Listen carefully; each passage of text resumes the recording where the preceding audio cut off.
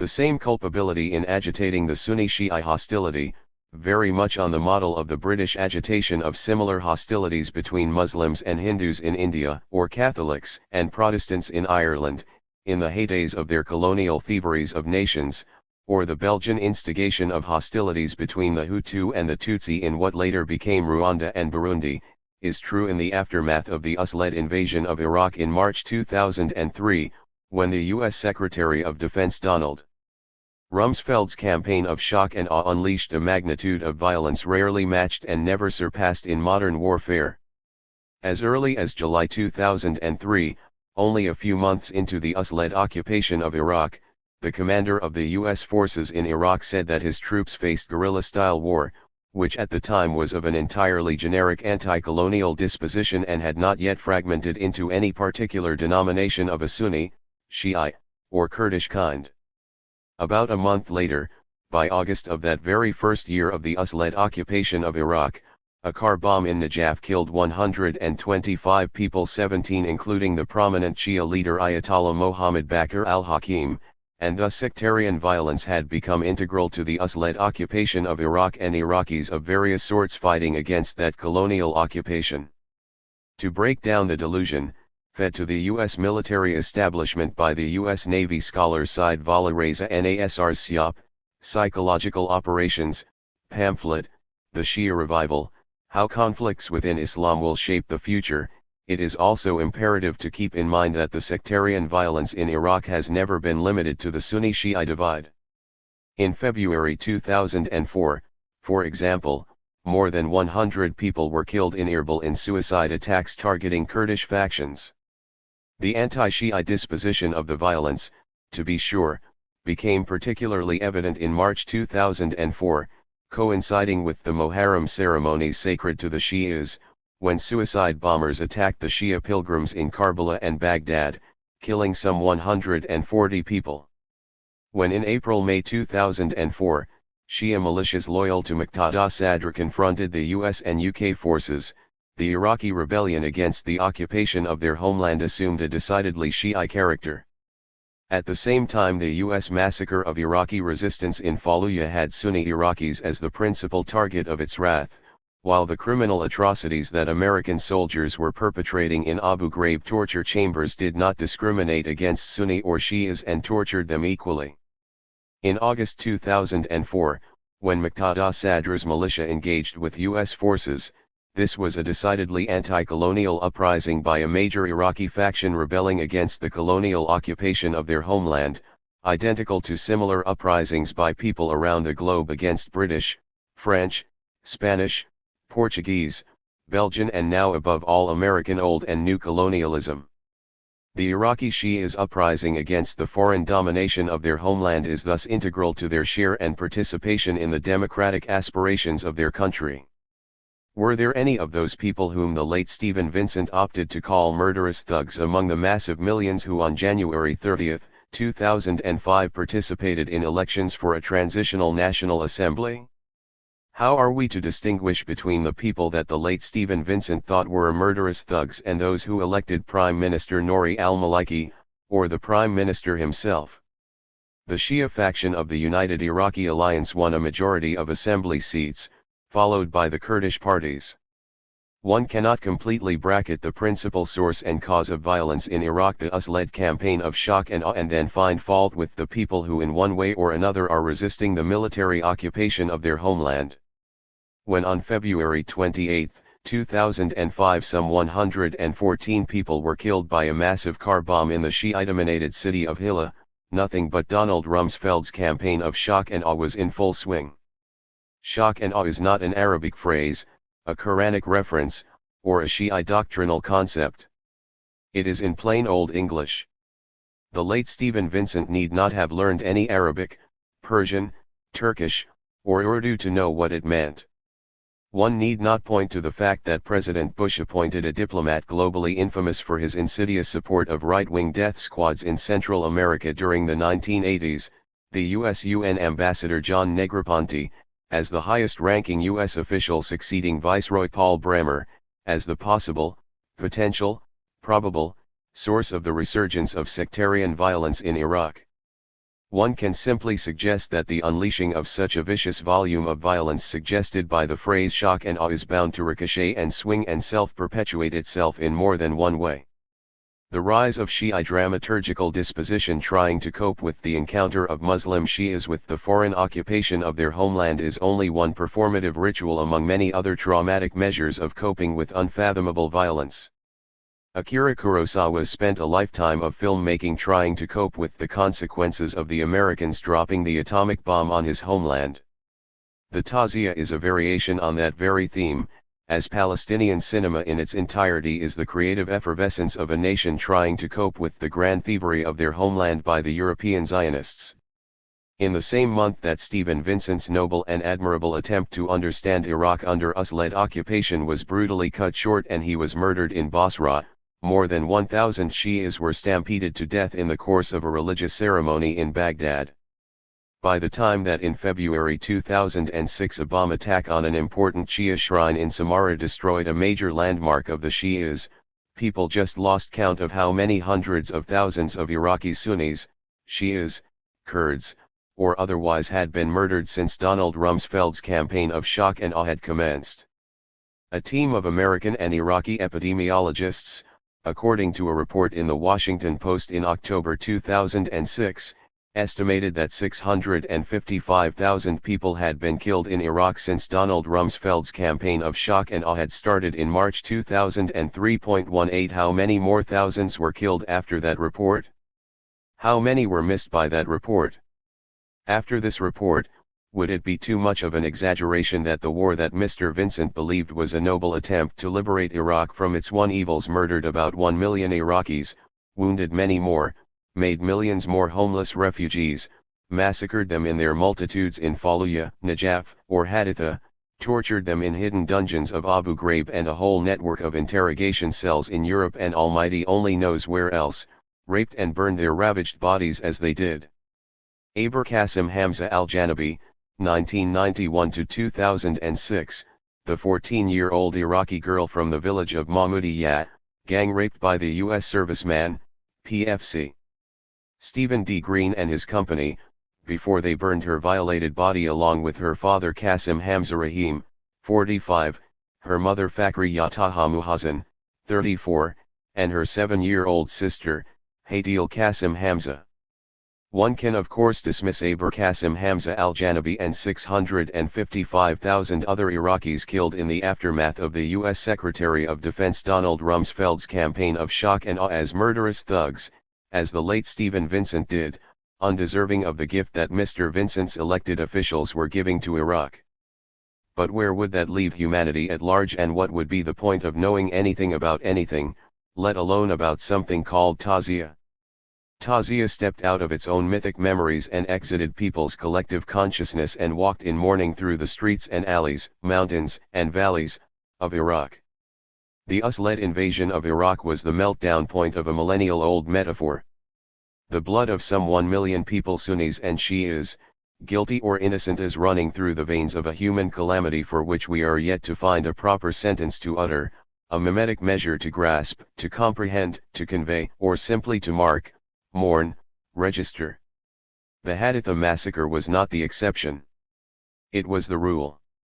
The Haditha massacre of November 2005, the Fallujah carnage of November 2004, and the Nasiriyah and Najaf slaughter of May 2004 were chief among a whole spectrum of atrocities that commenced with Donald Rumsfeld's campaign of shock and awe in March 2003 and defined the US-led invasion of Iraq for people at the receiving end of it. The Abu Ghraib torture chambers, where the U.S. soldiers systematically sexually and otherwise abused Iraqi inmates, were not the exception. They were the rule.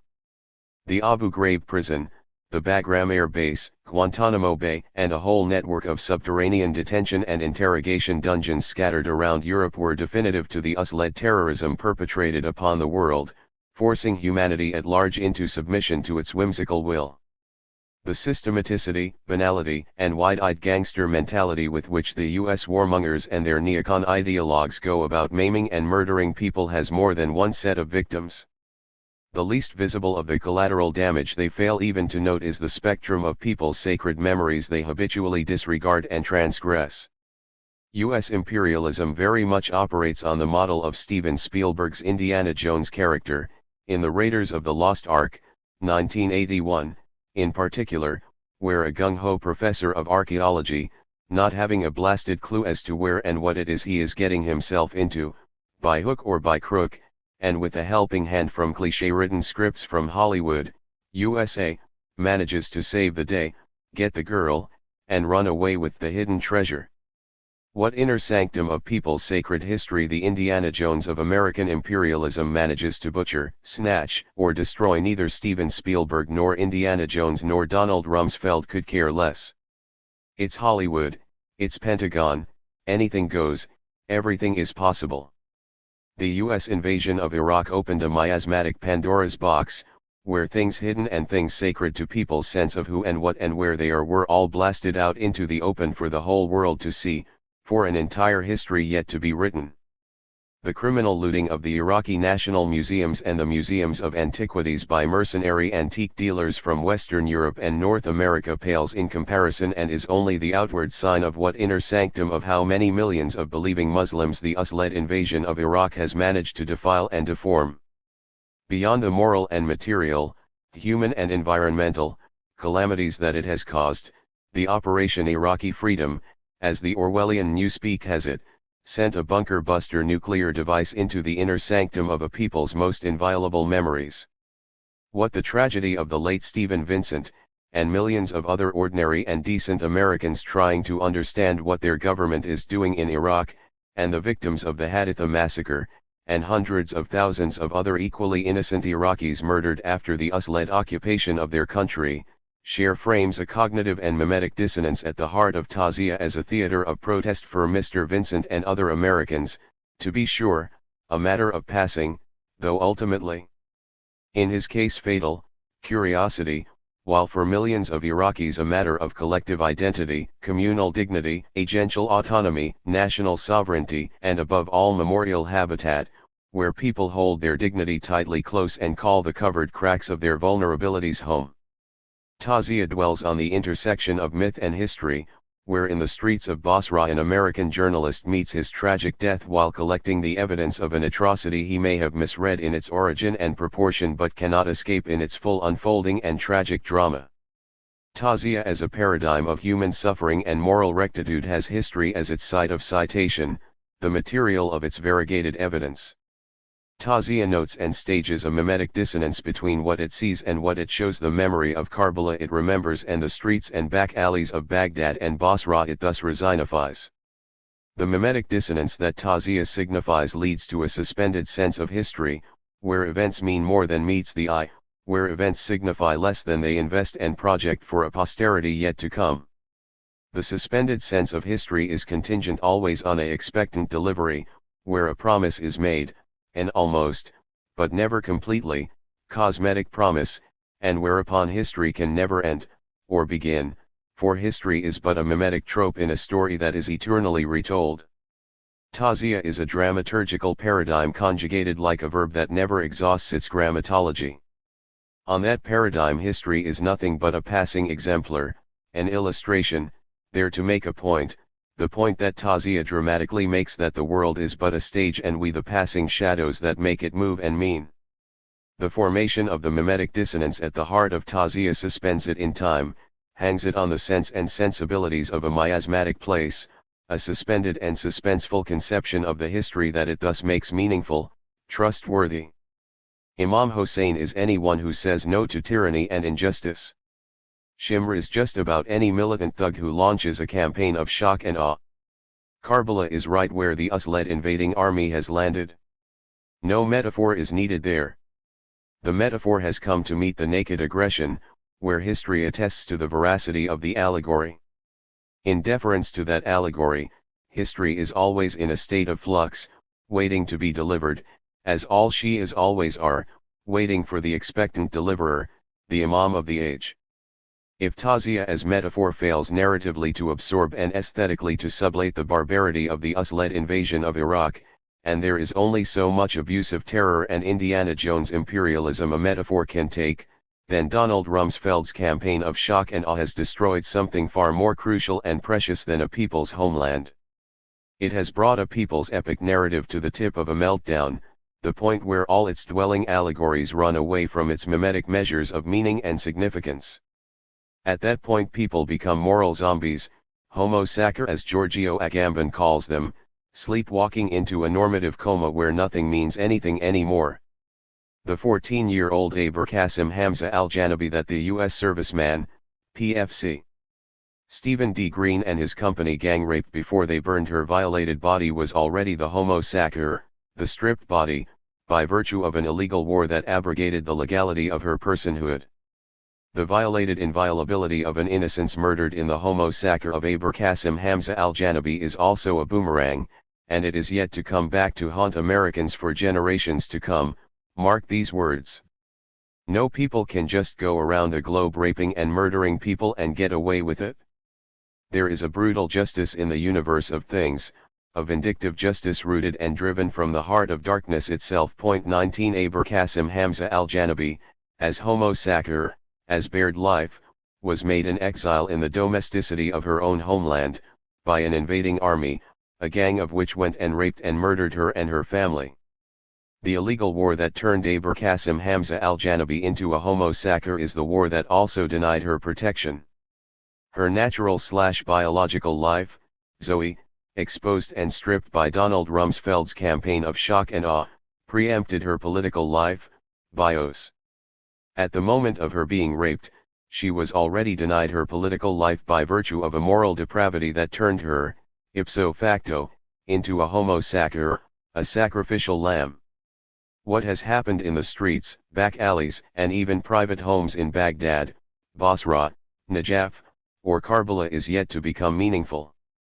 Will Tazia as a paradigm of suffering and redemption absorb the US-led invasion of Iraq into the bosom of its millennial history and make it mean and signify something by way of overcoming it when all the colonial officers of shock and awe have packed and left? Or will the US-led invasion overwhelm the Karbala metaphor and forever make it meaningless? 20 The calamity of Bush's Babylon is still meaningless. It has no point of reference. Statistics means nothing. They are good for epidemiologists, useless to propagandists who are thinking otherwise. Thomas Friedman and Charles Krauthammer, as everyone else, will sooner or later die and disappear, and the ignominies they have committed in publicly supporting the mass murder of a nation-state will degenerate into footnotes of a history no one will care to read or remember. The cosmic timing of Tazia is on a Sarmadai scale. Thomas Friedman and Charles Krauthammer cannot know and will not know what that means. They cannot Google it. Somewhere between pre and post-eternity, between Azal and Abad, the events of Iraq are yet to mean anything. Sold to the delusions of an empire, and yet drawn to the miasmatic labyrinth of a visual regime of suspended meaning, the late Stephen Vincent died, the art critic that he had originally, always, been, temporarily distracted by a politics he tragically failed to understand.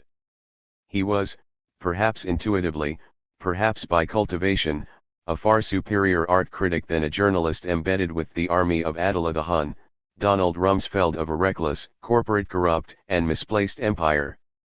The late Stephen Vincent's misreading of the Iraq War is infinitely superior in intelligence and nobler in honesty than the accuracy of Dick Cheney in anticipating the business windfalls of US-led invasion of an oil-rich nation.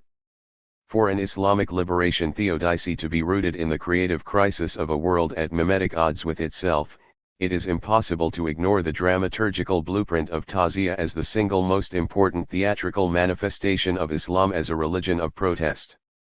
The specific conditions in which the decline and demise of legitimate and purposeful militant Islamism is both socially visible and doctrinally inevitable has now set the stage for a new liberation theology that will correspond and converse more specifically with the globalized condition of Muslims living in the shadow of an amorphous, postmodern empire and its colonial outpost, apartheid state, called Israel.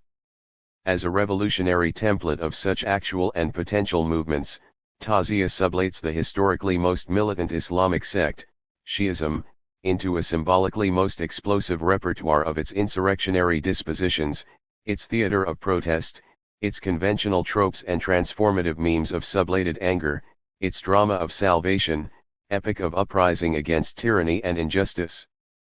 As the single most performative evidence of Islam as a religion of protest, a religion that can never lose its revolutionary disposition without at once contradicting and thus getting ready to redeem itself. Tazia is a theater of redemption and protest inundated with sustained revolutionary potentials.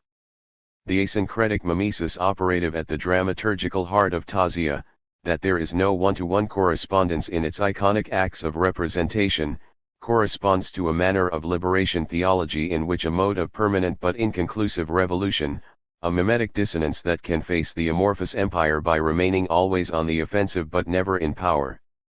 What had most probably brought the late Stephen Vincent to meet with me and discuss his Shi'i posters was a book that Peter Chelkowski and I had written on the iconic and dramaturgical dimensions of the Islamic Revolution in Iran.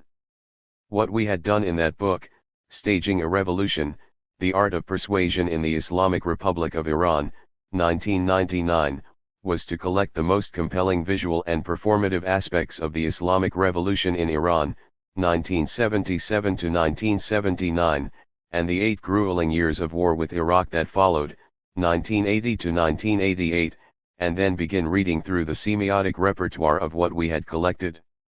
We thus narrated the course of the Islamic Revolution in Iran as if the dramatic unfolding of a Tazia performance, using the revolutionary occasion as the location of that unfolding.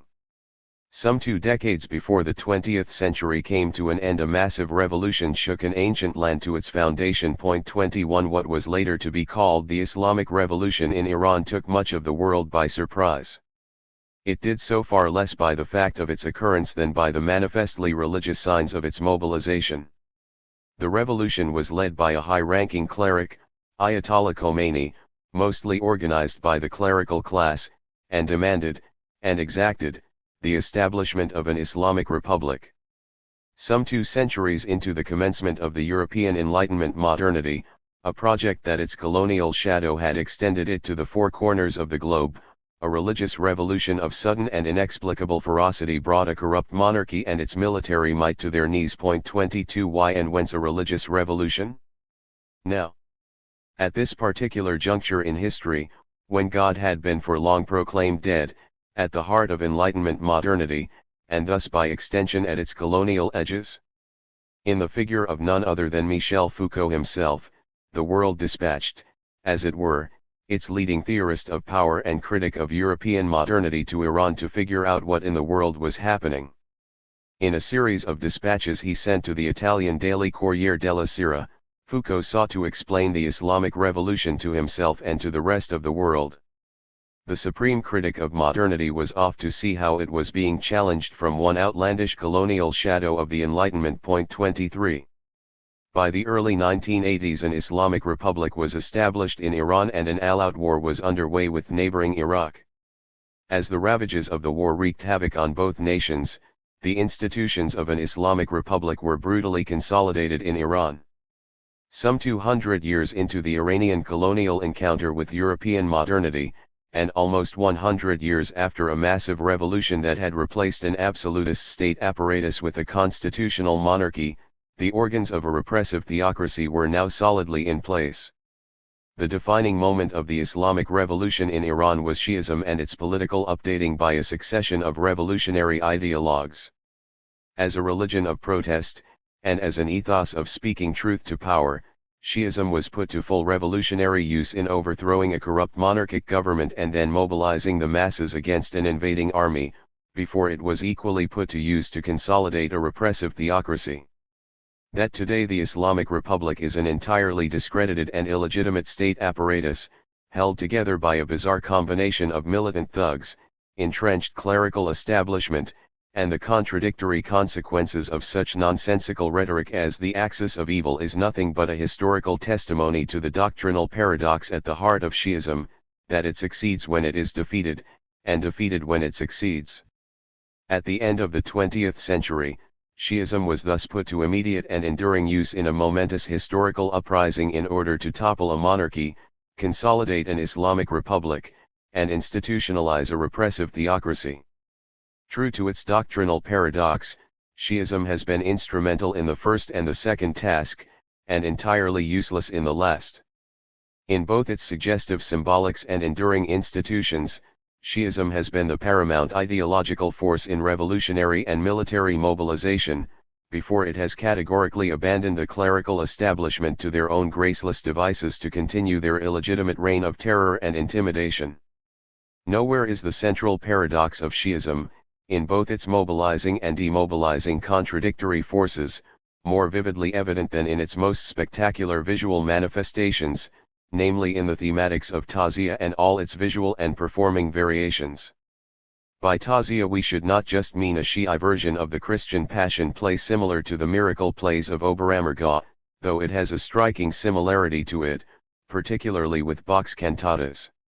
Tazia is more a thematic of mourning, as its name clearly indicates, that has historically spread over a whole constellation of dramatic and ritual performances.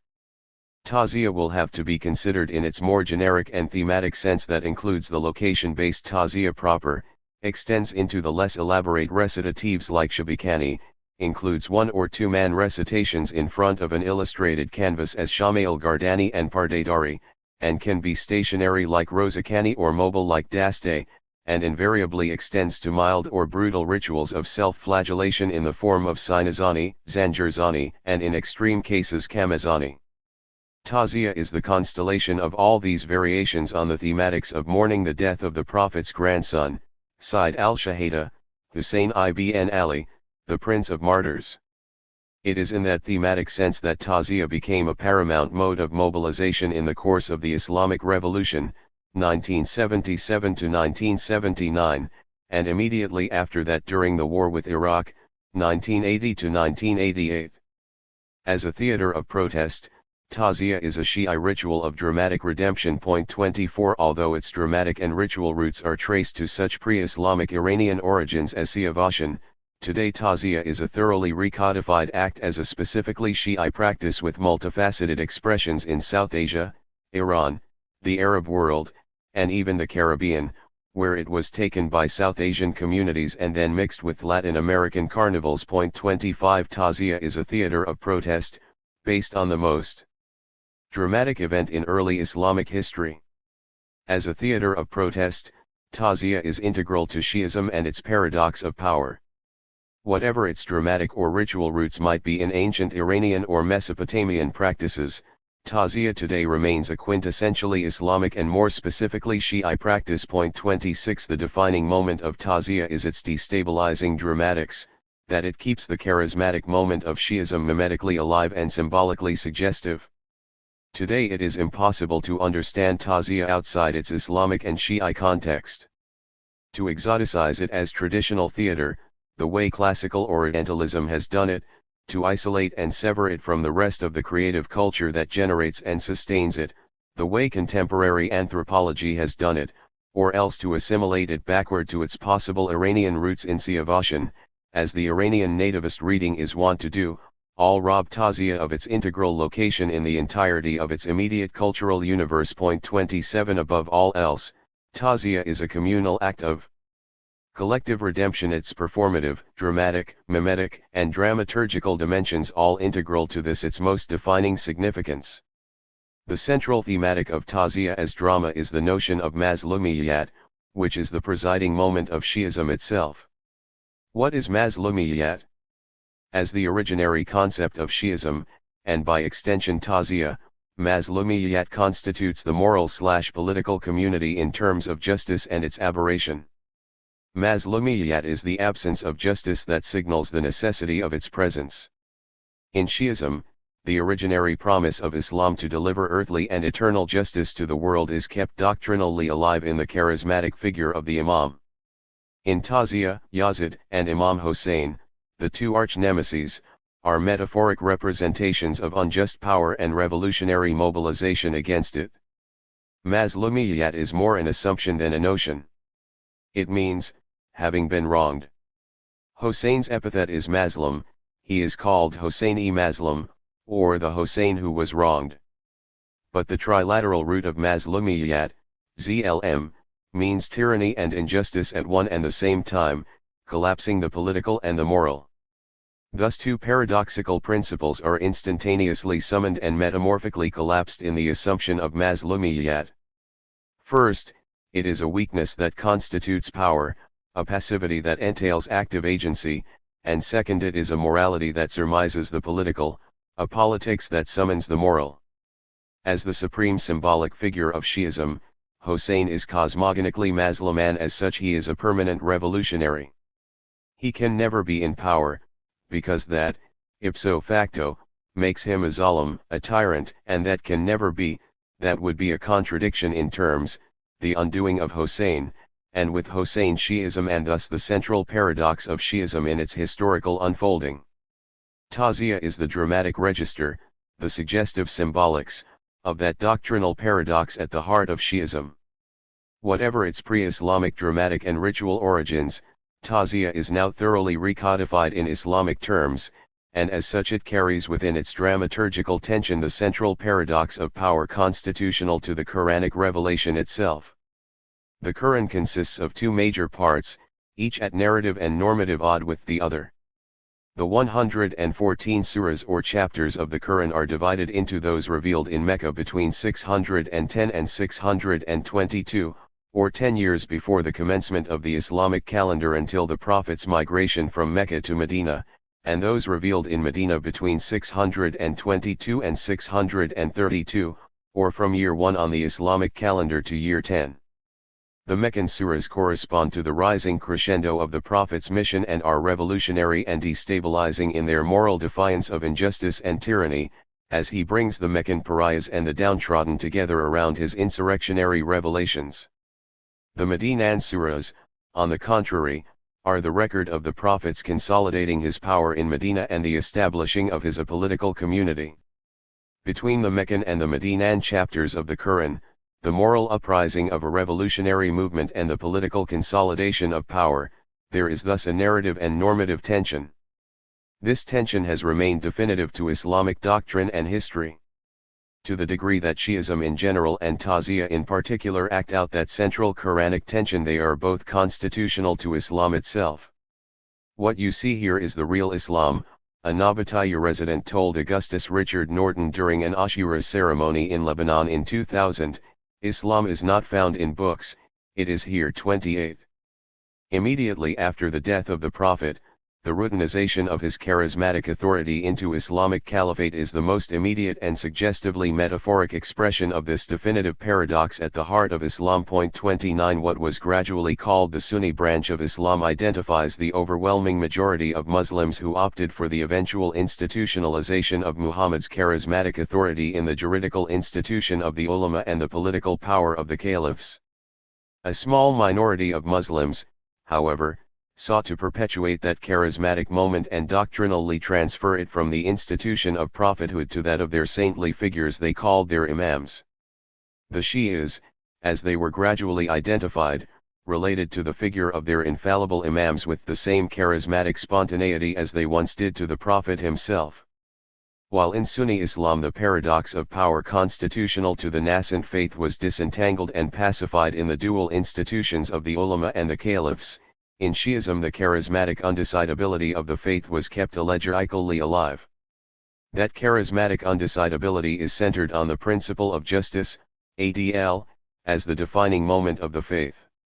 The charismatic figures of the Imam personifies the principle of speaking truth to power, upholding the Meccan spontaneity of the Quran over and against its Medinan propensity to institution building, transferring the Prophet's prophetic spontaneity to their imams over his political prowess in consolidation of power.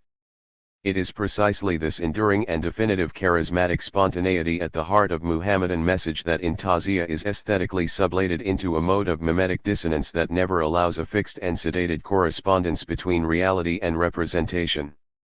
This preference of spontaneous charisma over enduring institutions of legitimate power has given Shi'ism a doctrinally paradoxical disposition reflective of the normative tension hidden in the very heart of Islam and constitutional to the Quranic narrative itself.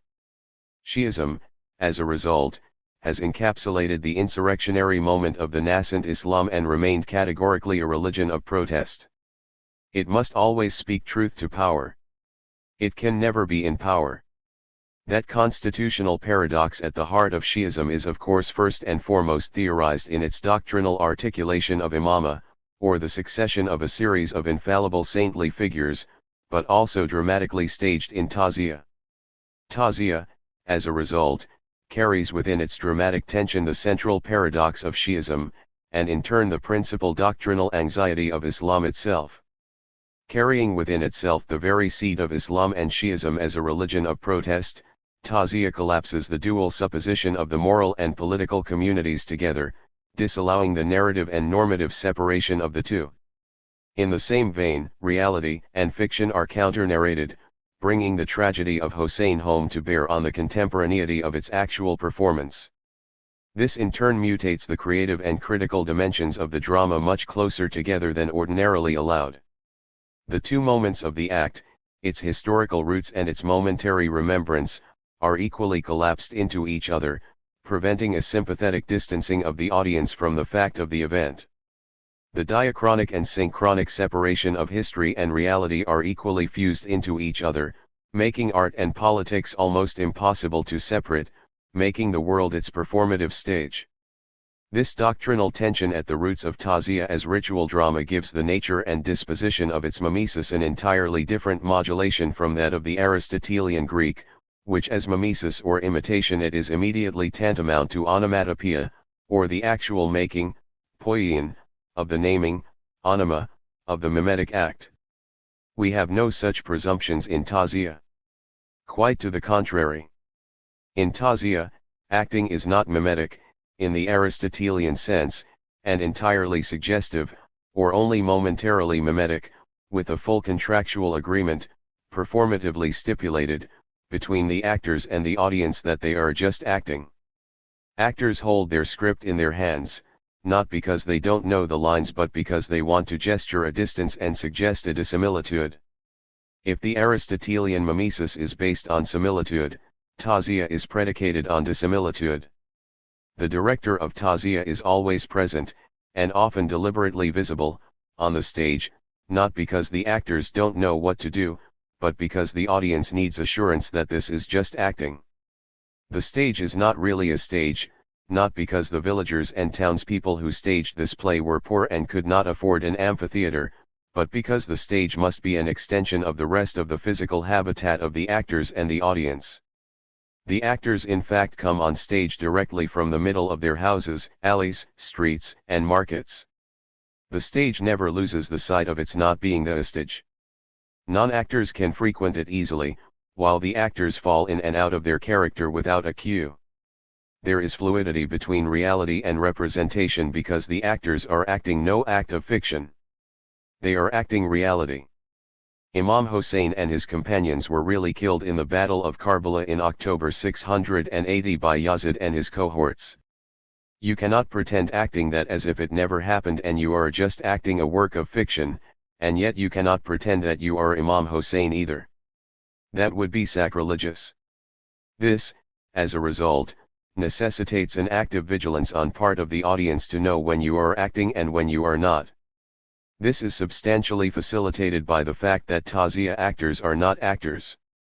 They ordinarily have other professions. They used to be greengrocers, butchers, carpenters, and now they may be dentists, lawyers, and teachers. If one sees a Taziyah with a built-in Aristotelian conception of mimesis, one is terribly disappointed. One has to understand how in a doctrinally charged collapse of the then and the now, the moral and the political, the real and the ideal, the charismatic paradox at the heart of Shi'ism informs the dramatic tension at the heart of Taziyah and all its suggestive symbolics of acting, staging, showing, representing. As a performative art, though, Taziyah is never totally under the control and authority of its own verbal memory. There is a verbal memory to Taziyah to which its performative drama is alluding but to which it is not totally obligated. This is the performative paradox at the heart of Taziyah, which is itself located within the memorial paradox of Shi'ism as a religion of protest, which itself is located within the narrative and normative paradox of the Quran, as the textual anamnesis of Muhammad's prophetic charisma. Taziyah is thus a theater of protest whose moral parameters break and intrude into the boundaries of the political. The result is the peculiar status of Taziyah, which is neither fictive theater nor stylized ritual, neither real nor unreal. It is located on a tertiary plane between the real and the representational, the factual and the fictive, from which both the evident and the imaginative sustain their relevance. Shi'ism and Tazia as religion and drama of protest reflect and replace each other. That Tazia as a universe of creative imagination should lend itself to political uses is immediately rooted in its originary character as a theater of protest, performing and visualizing the most dramatic moment, the very historical birth, of a religion of protest. As a theater of protest, Tazia is coterminous with Shi'ism, commemorating its very doctrinal disposition as a religion that was born at the death of its saintly figures of first and foremost Ali, the Prophet's son-in-law and one of his staunchest supporters, and then his son Hossein. Tazia remembers and reenacts a doomed battle between a small band of revolutionaries and an entrenched and deeply corrupt political power. There is a universality to the Battle of Karbala that can easily be extrapolated to implicate any small band of revolutionaries fighting against any entrenched political power. Tazia in effect provides the bands of revolutionaries across time and space with the opportunity to change the course of history, as it was unjustly determined in the Battle of Karbala. "We are not the people of Kufa," read some slogans during the revolutionary mobilization that invited Khomeini back to Iran, meaning that this time around, these Muslims were not going to betray their saintly leader Imam Hossein/Imam Khomeini by inviting him to Kufa/Tehran and then not helping him out fight against Yazid/Shah. The characters of Tazia drama are not just metaphorical. They are metamorphic. They easily mutate into contemporary historical figures. The transfiguration of Tazia characters is historically multi-metamorphic, from historical to metaphorical, and from metaphorical to historical. That multi-metamorphic aspect of Tazia characters makes them at once extremely potent allegories of cosmic significance and yet instantaneously accessible to contemporary remodulations. In the course of the Islamic Revolution, the figure of Khomeini was immediately identified with that of Hossein, or even more poignantly with the conflated figure of Muhammad, Ali, and Hossein, which is to say with the most competent saintly figures in the Islamic universe of creative imagination. With the same token, the late Shah was identified with Yazid, a usurper in power, corrupt, tyrannical, banal, and demonic. The configuration of the protagonist and the antagonist in this drama transformed the battle between Khomeini and the Shah into the simulacrum of the Battle of Karbala, in which this generation of Muslims could actually participate. We have to remember that Tazia is much more than a mere passion play commemorating the Battle of Karbala. There is a profound element of redemptive suffering involved in its multifaceted self-flagellation that can assume mild forms of sinazani, rhythmic beating of the chest, to very violent forms of kamazani, cutting your shaved head with a saber. There is a real sense of angry regret in Tazia that Muslims mourn their historical inability to have aided their Imam. The Tazia of Hor in fact is replete with potential participation in absentia, with which contemporary Shi'as vicariously identify. Every time forces of good and evil face each other, the extension of the Tazia thematics into real-time history provides the Shi'as with an opportunity in effect to participate in the Battle of Karbala and help their Imam Hossein win the battle against Yazid. There is a scene in the Battle of Karbala, when one of Imam Hossein's companions asks him why does he not solicit divine intervention in his fight against Yazid. He opens his proverbial fingers in a V shape in front of the interlocutor and asks him to look. Armies and armies of angelic and demonic forces are visible through the Imam's fingers, mounted on their celestial horses and ready at his command.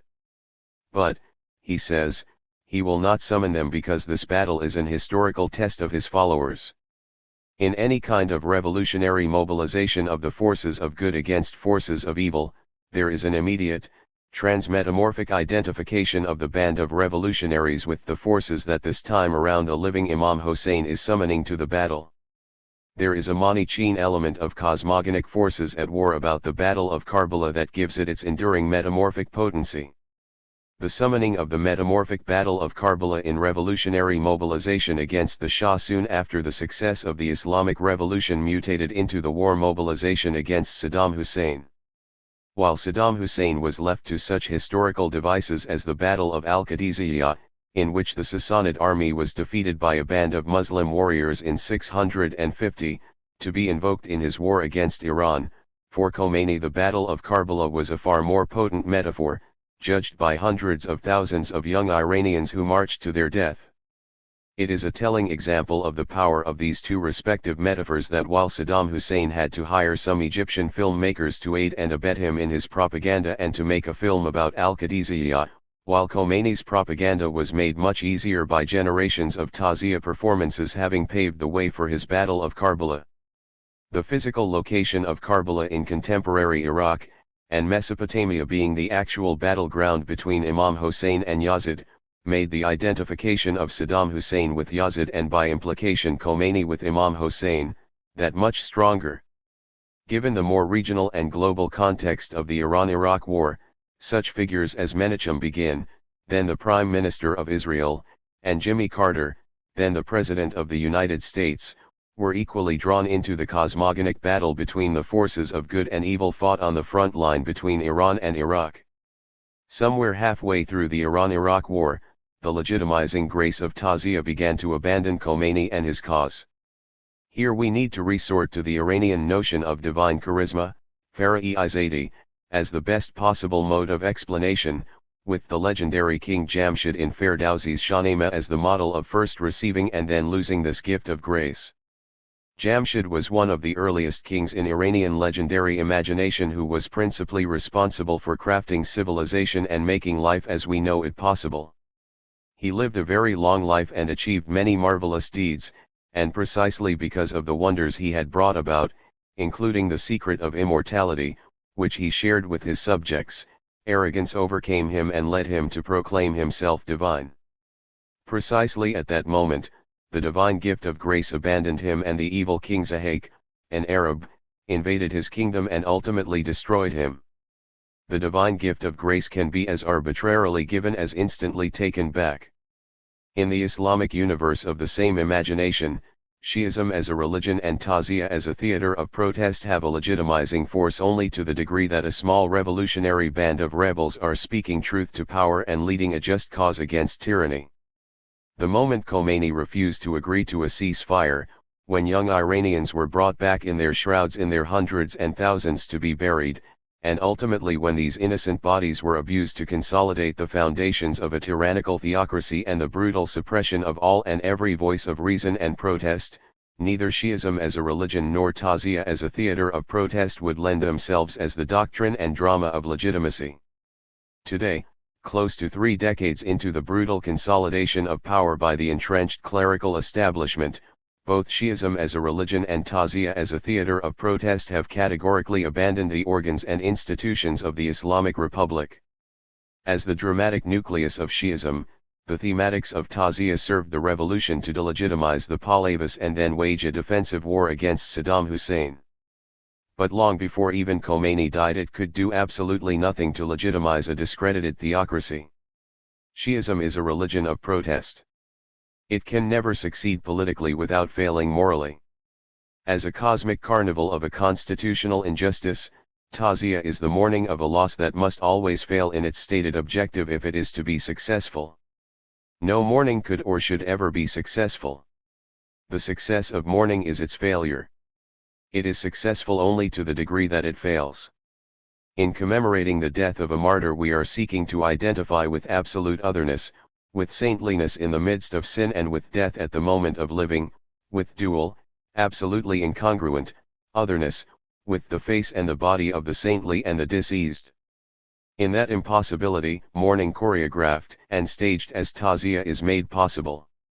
As Shi'ism as a religion of protest retreated from the streets of Iran and was secluded to the practice of private pieties, and as Tazia went for a tour of the Great Satan, as the U.S. used to be called 30, both Shi'ism and Tazia resumed their more potent relevance in the battlefields of Iraq, Palestine, and Lebanon.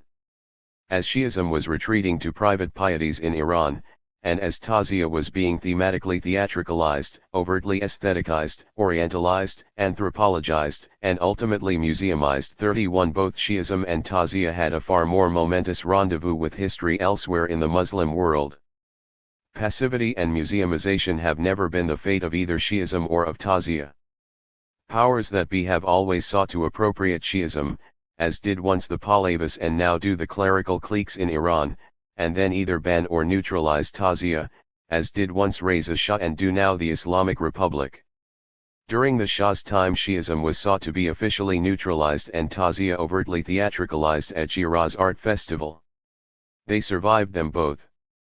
As Shi'ism retreated to private pieties in Iran, in exile Ayatollah Khomeini was taking it out for a massive political showdown.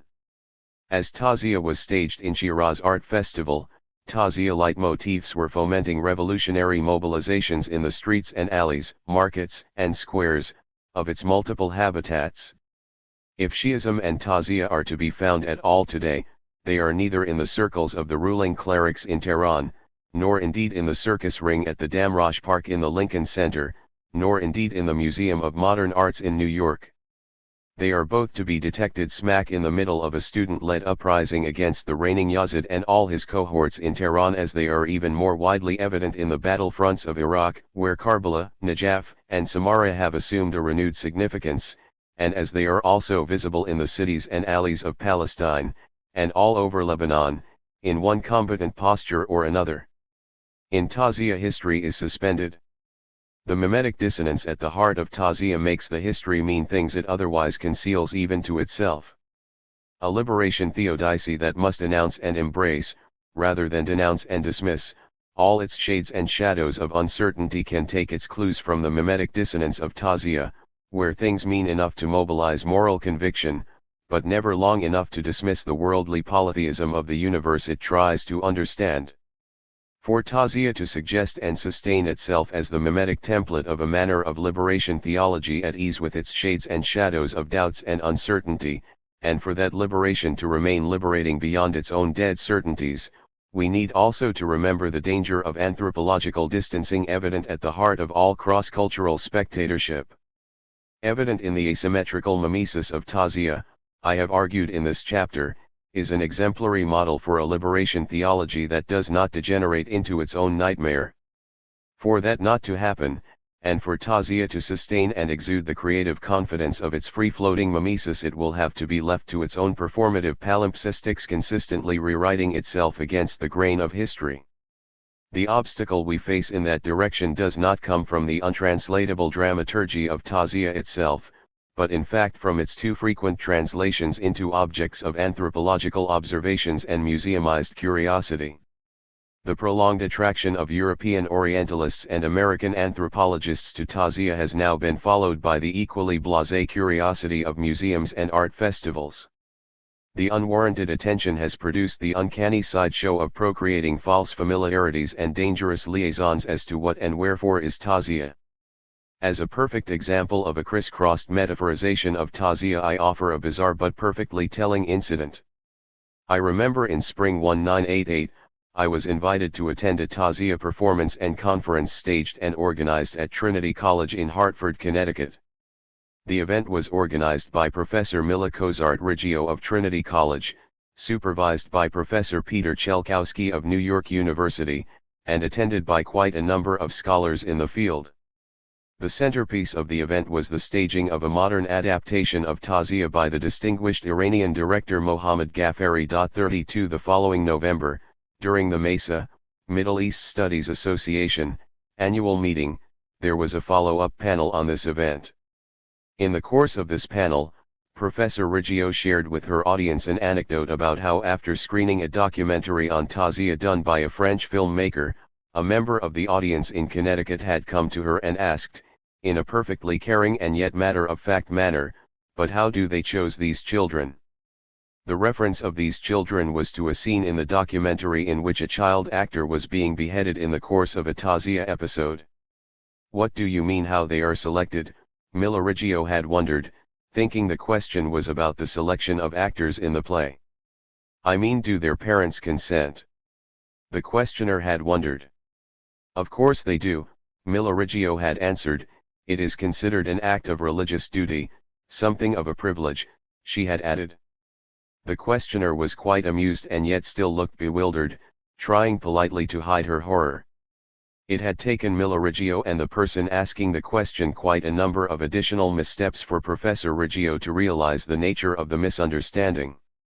The innocent American asking the question had thought that the head of the kid being beheaded in the play was actually cut off, and that this was a religious sacrifice of some sort, of young boys being offered as sacrifice to some deity of a sort. Professor Riggio was offering the anecdote by way of explaining the cultural distance between the staging of Tazia in the United States and an audience unfamiliar with its most basic facts, in this case simply the fact that Tazia is after all a play and no one is actually being killed on stage. These sorts of innocent misunderstandings that the staging of Tazia can and does generate have an added significance, which has to do with the assimilation of cultural oddities backward into familiar references. As to what spectacle was it that a theatrical performance of Tazia, anthropologized and taken out of its context, can generate, I may have to resort to a passage about lynching black people in the southern United States. Some lynchings, according to historians, occurred secretly at night, others were advertised in advance and attracted huge audiences of onlookers. In 1899, Sam Hose, a plantation laborer who killed his employer in self-defense, was brutally murdered near Newman, Georgia, before 2,000 onlookers, some of whom arrived on a special excursion train from Atlanta. The crowd watched as Hose's executioners cut off his ears, fingers, and genitals and burned him alive, and then fought over souvenirs, such as pieces of his bones. Law enforcement authorities made no effort to prevent the lynching or to bring the assailants to justice. Like many victims of lynchings, Hose was retrospectively accused of raping a white woman, a deed almost universally considered by white Southerners as justification for extra-legal vengeance. 33. 6. Liberation Theodicy. I had a jungle mind, I was living in a jungle. Malcolm X. My examination of Tazia as the mimetic template of a mode of liberation theology that ultimately does not degenerate into an absolutism of convictions and allows for the shades and shadows of its own doubts and uncertainties brings us down to the most fundamental failure of militant Islamism over the last 2 centuries. In combative conversation with the West, the code name for European colonialism that culminated in American imperialism, Islam was systematically mutated, more than by anyone else by Muslims themselves, into a singular site of ideological resistance to foreign domination in Muslim lands. The militant Islamism that ensued was obviously not the only mode of ideological resistance to attempts at global domination. Anti-colonial nationalism and revolutionary socialism, of pre-Soviet, Soviet, and post-Soviet sorts, were equally instrumental in mobilizing people against the barefaced robbery of their homeland and dignity. Constitutional to both sides of this binary, both European colonialism/US imperialism and the varied forms of ideological resistances to them, was a meta-narrative of absolutist certainty that in the case of militant Islamism meant a constitutional intolerance for opposing or alternative points of view sharing the very same struggle. The wholesale robbery of the Iranian Revolution of 1979 by the Islamist faction is perhaps the most blatant example of a militant Islamism that for 200 years had been a legitimate and integral component of anti-colonial mobilization, and yet upon the moment of its political victory it viciously eliminated all its ideological rivals and established a horrid theocracy. That theocracy notwithstanding, we cannot altogether ignore or dismiss the positive role of militant Islamism as a cogent and perfectly legitimate mode of resistance to global domination by Western Europeans and North Americans just over the last 200 years alone.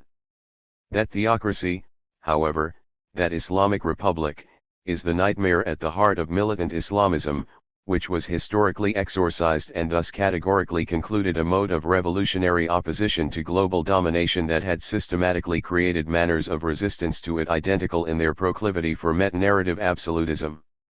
With the West having now finally exhausted its historical calamities and conceptually imploded, and with the rise of a mode of globalized empire with no particular center to any presumed periphery, the emerging cartography of global resistance to us-led military adventurism, and the calamities that it causes, requires a radically different mode of participation by Muslims in planetary resistance to this predatory empire. My reflections on a mode of liberation theodicy that accounts for the success and failures of militant Islamism over the last 200 years, and thinks through the possibility of a mode of resistance that itself does not degenerate into an absolutist term of metaphysical propositions, is geared towards this end. This new mode of liberation movement, which is better understood as a theodicy than a theology, is predicated on the necessity of a new strategy of resistance at a moment when Islam has spread into a new global configuration of its historical habitat.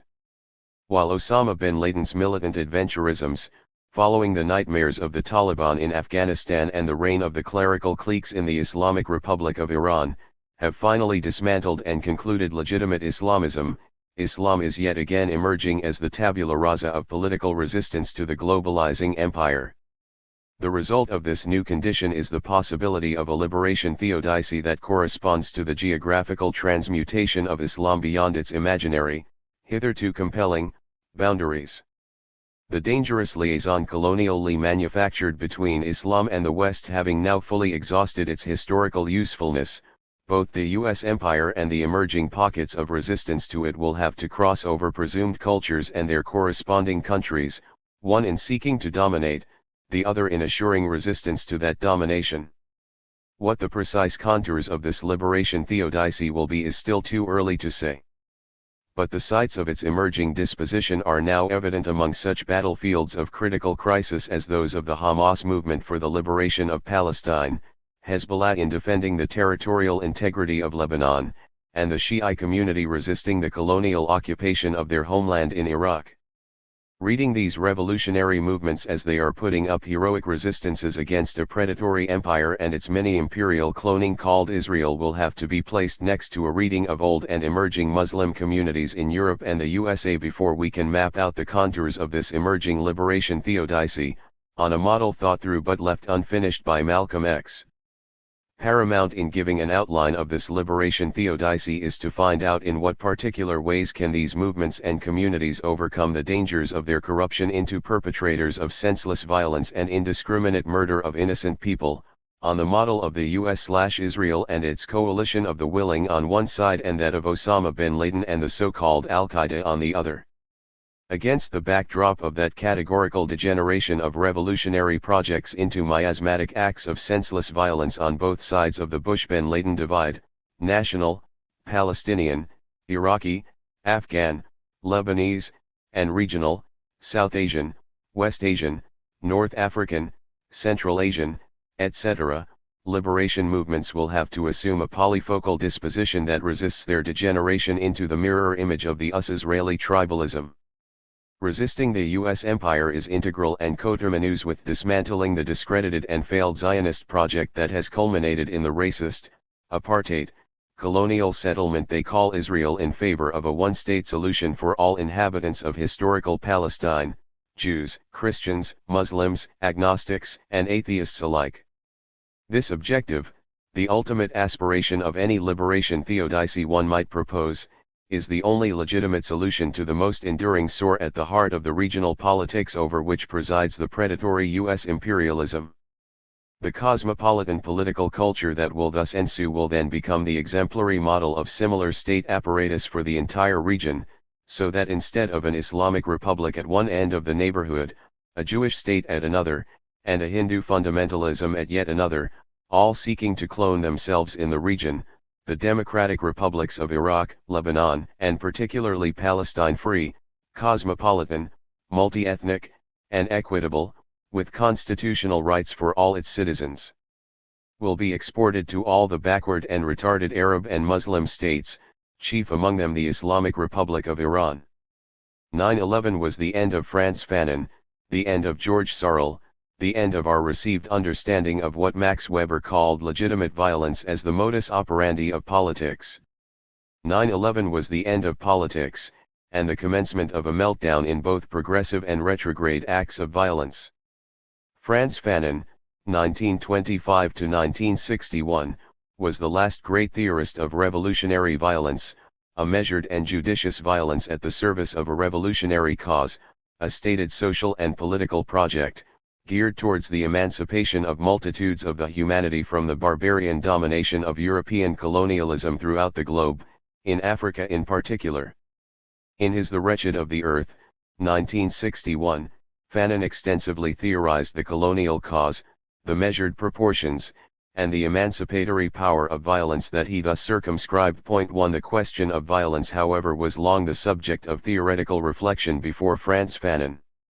In his Sociology of Authority, particularly in his groundbreaking essay, Politics as a Vocation, 1919, the prominent German sociologist Max Weber, 1864–1920, identified the defining moment of politics as a claim over the monopoly of the legitimate use of physical force, considering the state as a relation of men dominating men, a relation supported by means of legitimate, i.e. considered to be legitimate, violence. 2. Even before Max Weber, the French social philosopher Georges Sorel, 1847–1922, in his Reflections on Violence, 1908, militantly celebrated the creative power of proletarian violence and its ability to overcome the coercive economic force of capitalism. Point 3. Georges Sorel's celebration of violence of course goes back to Lenin, and before Lenin to Marx and their espousal of revolutionary violence, and even of the dictatorship of the proletariat. Between capitalist and communist society lies the period of the revolutionary transformation of the one into the other. There corresponds to this also a political transition period in which the state can be nothing but the revolutionary dictatorship of the proletariat. 4. From Karl Marx, through Georges Sorel and Max Weber, and down to Frantz Fanon, the legitimate, measured, and judicious use of violence has been integral to all revolutionary projects with a stated social and political program. For over 200 years from the active commencement of Russian, French, and British colonialism in Muslim lands, militant Islamism has opted to use a legitimate, i.e. considered to be legitimate, to keep Weber's parenthetical correction in mind, measure of violence in opposing the colonial domination of Muslim homelands. With the events of 9/11, militant Islamism, as we have known and understood it over the preceding 2 centuries, ceased to have any claim to measured and judicious use of revolutionary violence and degenerated into an absolutist, anarchist, nihilistic, and self-annihilating triumphalism with no legitimate claim to any principled project of revolutionary uprising. The degeneration of Islamism from a legitimate mode of revolutionary mobilization into a vile array of senseless and murderous violence corresponds to the decline and collapse of the binary opposition presumed between Islam and the West and the emergence of an amorphous mode of imperialism. Militant Islamism, like anti-colonial nationalism and revolutionary nationalism that were coterminous with it, drove its legitimate use of revolutionary violence, on the model suggested and theorized from Marx to Fanon, within the binary context of Islam and the West, which made such measured, judicious, and purposeful uses of violence legitimate, and meaningful. The collapse of such hitherto compelling binaries as those presumed between Islam and the West, as a particularly potent modus operandi of capitalist economy, colonial domination, imperialist tendencies, and, a fortiori, revolutionary resistances to them, has amounted to the categorical disappearance of the meaningful measures of such uses of violence. The demise of Islam and the West, as the modus operandi of colonial domination and revolutionary resistance to it, and thus the measure of what was legitimate and what illegitimate violence, however, does not mean that identical or alternative binaries are not manufactured to sustain the self-same relation of domination and thus, and there is the rub, perpetuate a mode of outrageous violence by both the U.S. imperial hubris and the militant adventurism of the Bin Laden variety that feigns to oppose, but in fact corroborates, it. The rhetorical use of the term crusades, for example, by both President Bush and Osama bin Laden, or the narration of a tale of women's emancipation by, for example, Azhar Nafizi, Ayan Hirsi Ali, Irshad Manji, Fuad Ajami, and Ibn Warraq, or the persistence of global polling, most recently by the BBC, asking Muslims and Westerners, as they call themselves, how they feel about each other, all come together to generate and sustain a phantom force field in which a binary opposition that has long since lost its generative disposition will go on manufacturing Manichean dualities where none exists. 5. The problem, however, is not limited to the manufacturing of a continued validity to the assumption of an Islam and the West binary. The problem is deeper. Perhaps the most pernicious mode of presumed binaries that are instrumental to sustaining the self-same relation of power between a small white, identified, minority and the rest of the humanity at large is the one manufactured between local communities that are thus divided in order to be ruled better. Reminiscent of the hostilities that the British, for example, manufactured between Muslims and Hindus in India, or the French did between the Tutsi and the Hutu in Rwanda and Burundi in Central Africa, or again the British did between the Catholics and Protestant in Ireland, or yet again the French did between Christians and Muslims in Lebanon, is the hostility fomented and inflamed between the Sunnis and the Shias in Iraq in the aftermath of the US-led invasion and occupation of Iraq. Perhaps the most pernicious template of these sorts of vicious manipulations by colonial powers is the one exercised by the British over the so-called Indian caste system. As Nicholas Dirks has aptly demonstrated, the Indian caste system was far more the result of British colonial rule than an intrinsic aspect of the land and culture they so savagely plundered. In his Castes of Mind, Nicholas Dirks demonstrates that the British colonial rule and administrative apparatus in India was very much contingent on an active manipulation of a caste system that was far more a ruse of their domination than an inherited class system. 6.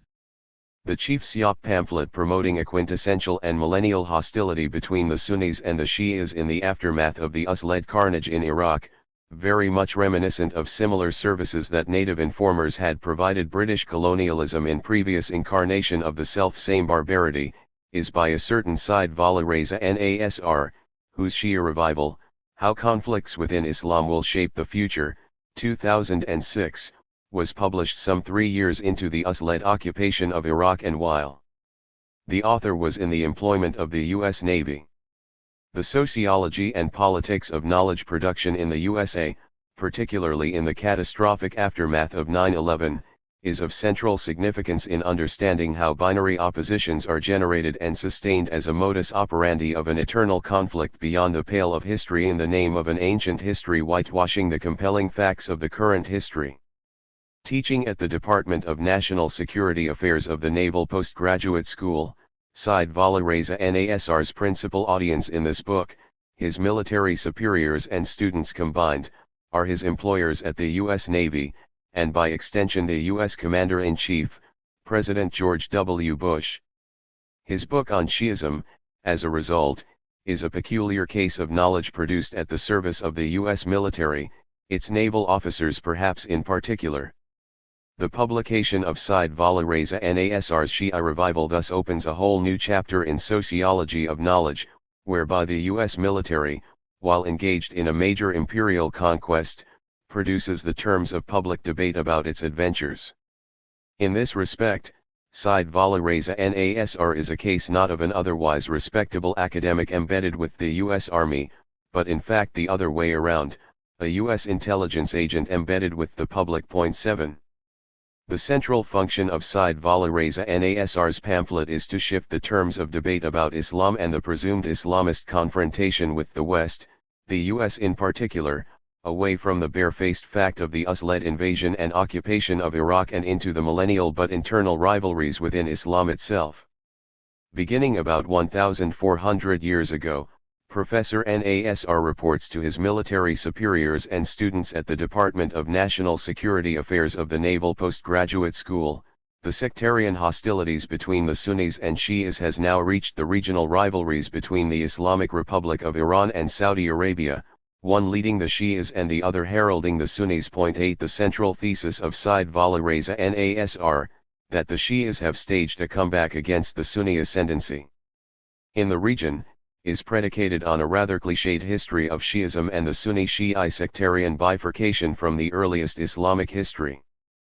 But everything in that forced narrative is geared towards the proposition that over the last 2 to 3 decades the Shi'i communities from Pakistan to Lebanon have assumed a militant posture against their Sunni rivals.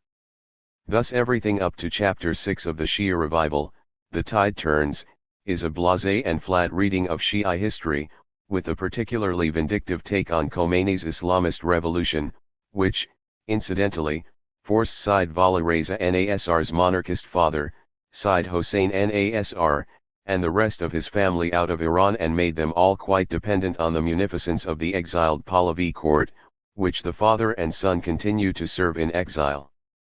Beginning with the US-led invasion of Iraq, which Said Vala Reza Nasr of the Department of National Security Affairs of the Naval Postgraduate School never ever identifies as an invasion, and whenever even synthetically is forced to use the term occupation he diligently places it inside a qualifying quotation mark. 9. The Shias have regained a prominence that both the Sunni states, thus identified, and Professor Said Vala Reza Nasr of the U.S. Navy sternly apprehend. Here is the gist of the fear they share. What Iran's revolution had failed to do, the Shia revival in post-Saddam Iraq was set to achieve.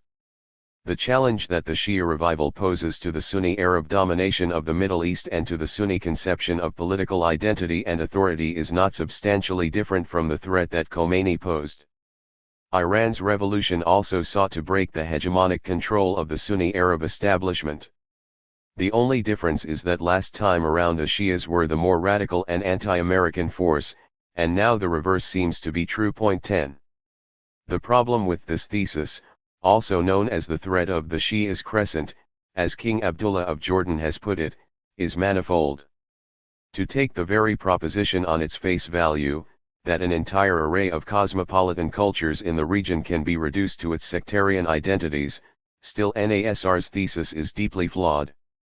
Suppose we take the people of this region as being nothing but actively and singularly Muslim, and those who are Sunni or Shias as nothing but Sunni and Shi'i. As a religion, Shi'ism in such diverse settings as in India, Pakistan, Afghanistan, Iran, Iraq, Bahrain, Saudi Arabia, Iraq, or Lebanon is cast upon vastly different social, political, and economic landscapes. In Iran, for example, they are the overwhelming majority, whereas everywhere else either a tiny minority, Saudi Arabia, or else integral to a mosaic of sectarian and ethnic pluralism, Lebanon and Iraq.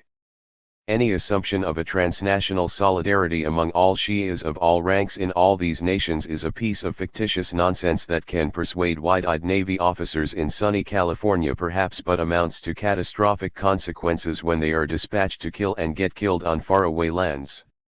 If the purpose of the U.S. Navy scholar is to create a smokescreen where people cannot see the principal culprit responsible for the carnage in Iraq, his employer, this may indeed buy the Bush administration some time to figure out how to drag itself out of the Iraq debacle. But if this is offered as a cogent intelligence of the geopolitics of the region, as a U.S. taxpayer one can only wish to have had the option of a money-back guarantee. What separates the Shias of this region is far more important than what holds them presumably together. The most important of these differences is that in Iran Shiism is the religion of the overwhelming majority, more than 90%, whereas in both Iraq and Lebanon the slight majority of the Shias has to contend with very powerful non-Shi'i forces with the Sunnis, Maronite, Druze, etc., in Lebanon, with the Sunnis and Kurds in Iraq. This does not mean sectarianism, this means cosmopolitanism. In other words, Said Vala Reza Nasr sees and casts the entire region in the image of Israel, a religiously fanatic state par excellence. The real threat to Israel and its religious polity is not Shiism, or Hezbollah. The real threat to Israel is the Lebanese political cosmopolitanism, civil society, economic prosperity, cultural pluralism, in short a deeply rooted civility in character and disposition that the colonial settlement itself constitutionally lacks, for at its roots is a tribalism of the most ancient disposition and cannot but see the world in the image of its own clan.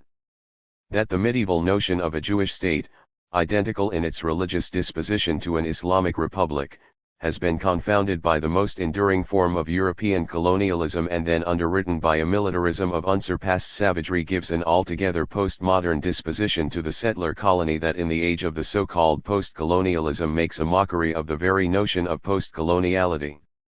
More than anything else, Said Vala Reza Nasr's is a diversionary tactic, shifting the point of emphasis away from where the real problem is and directing it towards a fictitious point of sectarian references. The point here is not that the Shi'i-Sunni hostilities are not domestic to Islamic sectarian history. The point here is how that history is incorporated into the US-led military occupation of Iraq, and how Said-Vala Reza Nasr is narrating that history in a manner conducive to American military and strategic interests. To demonstrate this point, we can put Said-Vala Reza Nasr's thesis to a very simple test: what are the three most dangerous sites of warfare in the region? Iraq, Palestine, and Lebanon. Let's take them one by one. In Iraq, everything that has happened since March 2003, including the rise in sectarian violence, is directly the result of the illegal and immoral military thuggery of the USA, about which criminal atrocity the US Navy professor remains entirely silent. To the degree that Iraqi Shias, as Shias and as nothing else, are politically engaged in Iraq, they are part and parcel of a national liberation movement against a predatory empire and its warmongering. Whether they are Sunnis or Shias, or even Kurds, the Iraqis are united in their reactions to the continued presence of an occupying force in their homeland. Only a propaganda officer committed to the cause of US imperialism can disregard this fact and send the public after the wild goose chase of Sunni-Shia rivalries. The next stop is Palestine, occupied brutally for decades now, and against all international law and acceptable norms, by the Jewish apartheid state of Israel, the military settler colony on which the US relies heavily for its regional domination, and about which in Said-Vala Reza Nasr's world the word is mum. The Shias have absolutely no indigenous presence in Palestine and are not part of the Palestinian National Liberation Movement. Said-Vala Reza Nasr of the US Navy has absolutely nothing to say about the Jewish settler colony or its criminal thuggeries for more than half a century in the region, nor does he have anything to offer about the Zionist robbery of Palestinians of their homeland in the broad daylight of history. Then we come to Lebanon, yet another theater of operation for the military adventurism of the Jewish state, repeatedly invading, occupying, fomenting civil war, or else destroying the economic infrastructure of an entire nation-state with total impunity. Here the Lebanese Shias have organized in order to defend themselves into such militant groups as Hezbollah and Amal, who have historically been as much against each other as against Israel. Be that as it may, both Hezbollah and Amal are integral to a Lebanese national liberation movement fighting against the Jewish colonial settlement to their southern borders. On none of these violent and critical sites has Shiism, or Islam for that matter, been the primary cause of violence, and in fact Shias, and Muslims, have been the principal target of a predatory violence launched either by the USA, in Afghanistan and Iraq, or its client settler colony Israel. The main argument of Said-Vala Reza Nasr, that what we are witnessing is a global rise of radical Shiism in the region, is equally flawed, but exceedingly timely in crafting a new bugbear from within Islam itself.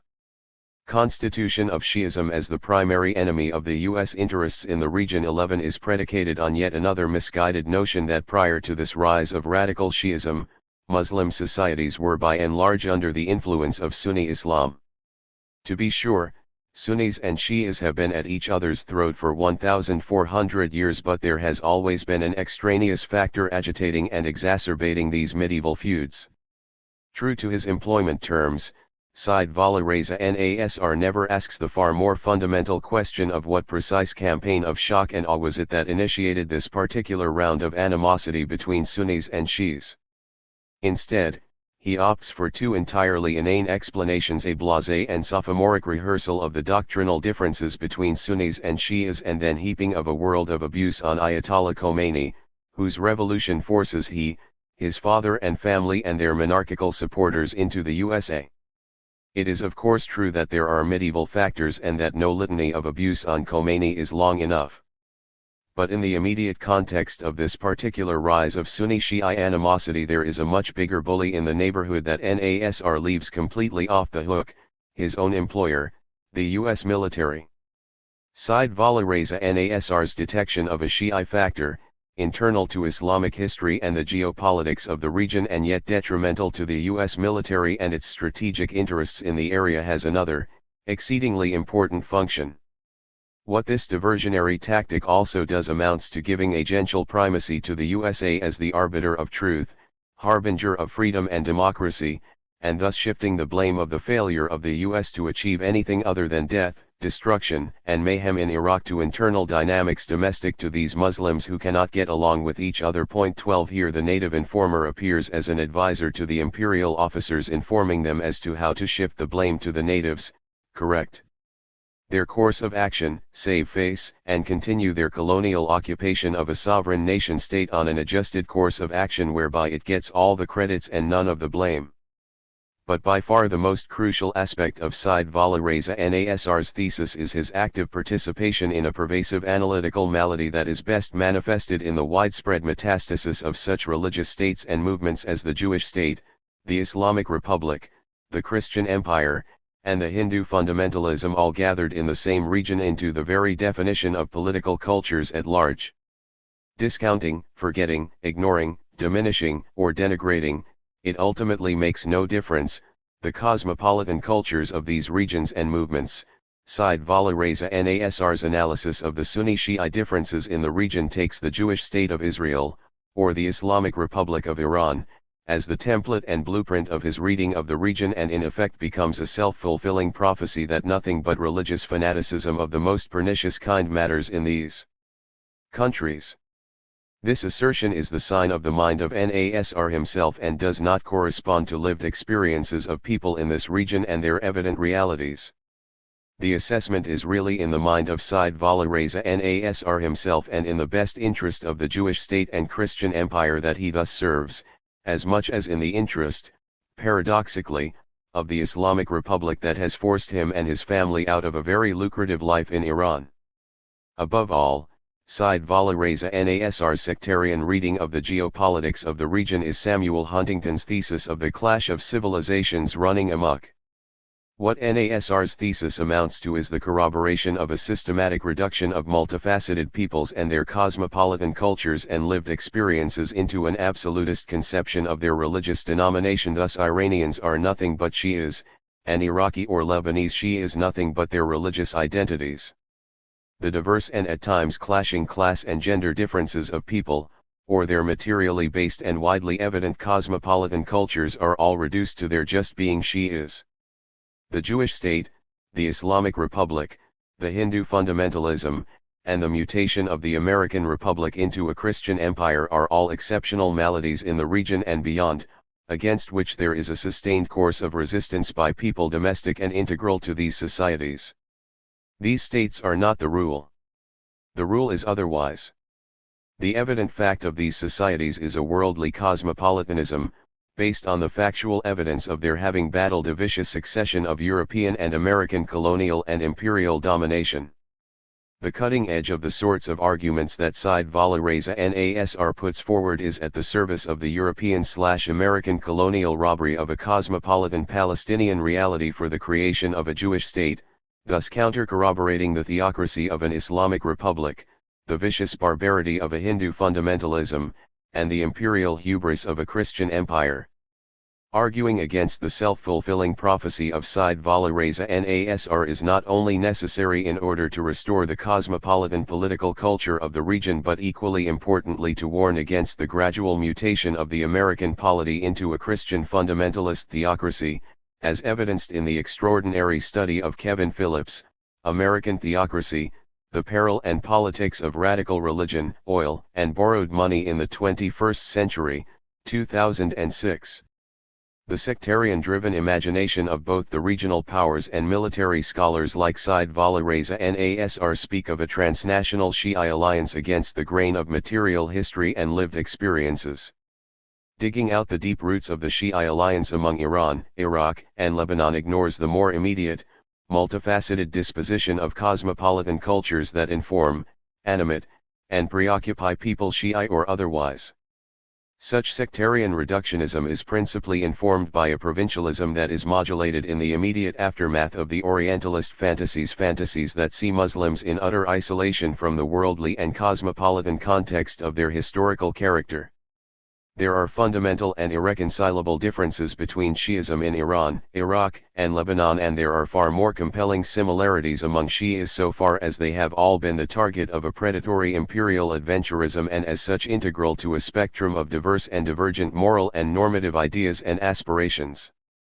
The ideological manufacturing of an everlasting divide within Islam, and as such independent of the U.S. imperial violence, ultimately fails to cover the state of exception, as Giorgio Agamben has theorized it, that now prevails upon the whole spectrum of the campaign of shock and awe that Donald Rumsfeld had unleashed. From Karl Marx, through Georges Sorel and Max Weber, and down to Franz Fanon, the judicious use of legitimate violence has been seen as integral to all state apparatuses and revolutionary projects alike. Perhaps the most perceptive theorist of violence after all was Max Weber, for having made no distinction between state-sponsored or insurrectionary violence and for having simply placed a parenthetical legitimate, i.e. considered to be legitimate, at the cutting edge of his theory of violence.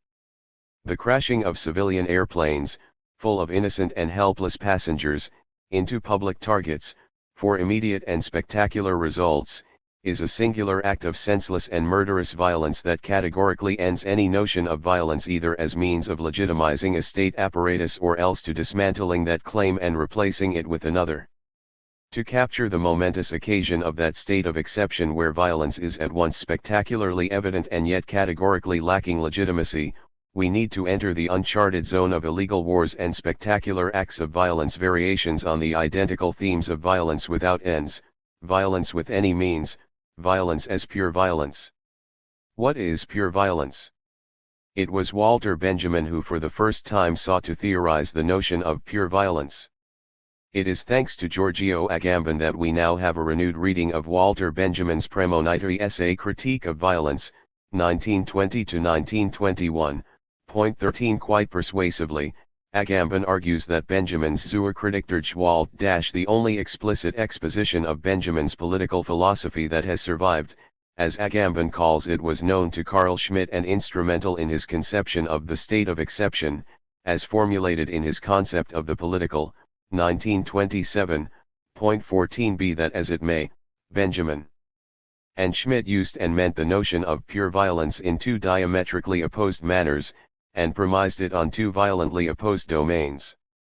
For Walter Benjamin, the idea of pure violence was a space where revolutionary use of violence goes beyond the two legal modes of violence, or what he called lawmaking and law-preserving violence.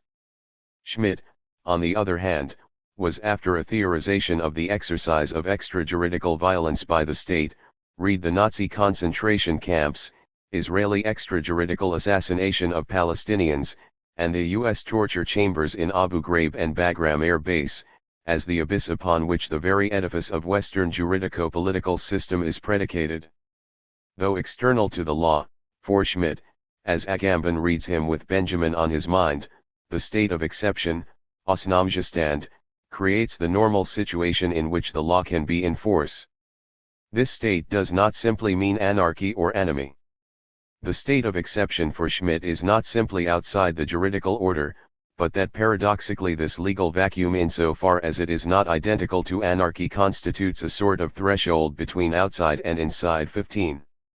For Benjamin, any critic of violence that does not recognize the distinction between the legitimate and illegitimate violence, or between the function of violence as lawmaking violence and law-preserving violence, amounts to a quite childish anarchism. 16. For Benjamin, violence was either lawmaking or law-preserving. If violence lays claim to neither of these predicates, it forfeits all validity. 17. The bifurcation between lawmaking and law-preserving violence very much limits the exercise of violence within the boundaries of a given law, either to make it or to preserve it. But if the existence of violence outside the law, Benjamin stipulates, as pure immediate violence, is assured, this furnishes proof that revolutionary violence, the highest manifestation of unalloyed violence by man, is possible. 18. Agamben's point in invoking Benjamin while reading Schmitt is to pinpoint the sense in which Schmitt's definition of sovereignty can be considered a response to Benjamin's Kritik der Gewalt. The state of exception is precisely the space in which Schmitt tries to capture and incorporate Benjamin's conception of pure violence that exists outside the law. 19. This capture and incorporation of Benjamin by Schmitt is a misappropriation, a theoretical shoplifting, abusing Benjamin precisely in the opposite direction of his point of departure. For Benjamin, the notion of pure violence went in revolutionary, or what he called mythic, or divine, directions, and certainly not as a domain where the state of exception suspends the law by way of preserving the status quo and safeguarding the interests of the privileged class. On the theoretical premise of pure violence, revolutionary outburst has a claim to legitimate violence. What Schmitt does in the concept of the political is misappropriating Benjamin's notion of revolutionary violence and makes it the cornerstone of his theory of the state of exception, a misappropriation that Carl Schmitt's subsequent interlocutor Leo Strauss in turn philosophizes, takes out of Schmitt's theological domain, and brings it as a gift to America and gives it to his neocon followers Paul Wolfowitz et al. 20. Agamben's take on Benjamin and Schmitt is more directed at proving the influence of the former on the latter. He is of course correct in proposing that just as in Zur Kritik pure violence could neither be recognized nor decided a priori, so too is the state of exception undecidable 21. But what Agamben leaves unattended is the fact that undecidability errs on the side of the revolutionaries for Benjamin and on the side of fascism for Schmitt. Agamben is far more accurate in his assessment that Benjamin seeks to ensure violence's existence outside the law, while Schmitt attempts to capture pure violence through the fiction of the state of exception 22. Agamben concludes with a very provocative question that he opts to leave unanswered: why does the Western juridico-political order constitute itself through a contention over a legal vacuum in exactly the same way as Western metaphysic presents itself as a struggle over pure being?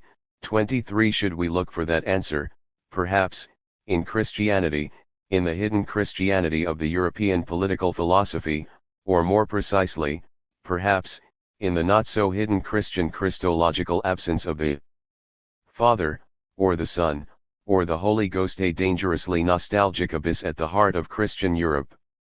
Instead of going in that speculative direction, Agamben is moved to make the following observation: what I find interesting here is that, like in the imperial Iustidium, a state of exception is appropriated and transformed into a ceremony, but while in the imperial Iustidium the feast was performed in the mournful form of military mobilization, here the state of exception is transformed into an unrestrained feast in which pure violence is exhibited and enjoyed as such. 24. Here in Agamben's a side comment dwells the spectacle of 9/11 violence and Donald Rumsfeld's campaign of shock and awe, like two identical cases of Benjaminian pure violence degenerating into two identical cases of Schmittian state of exception.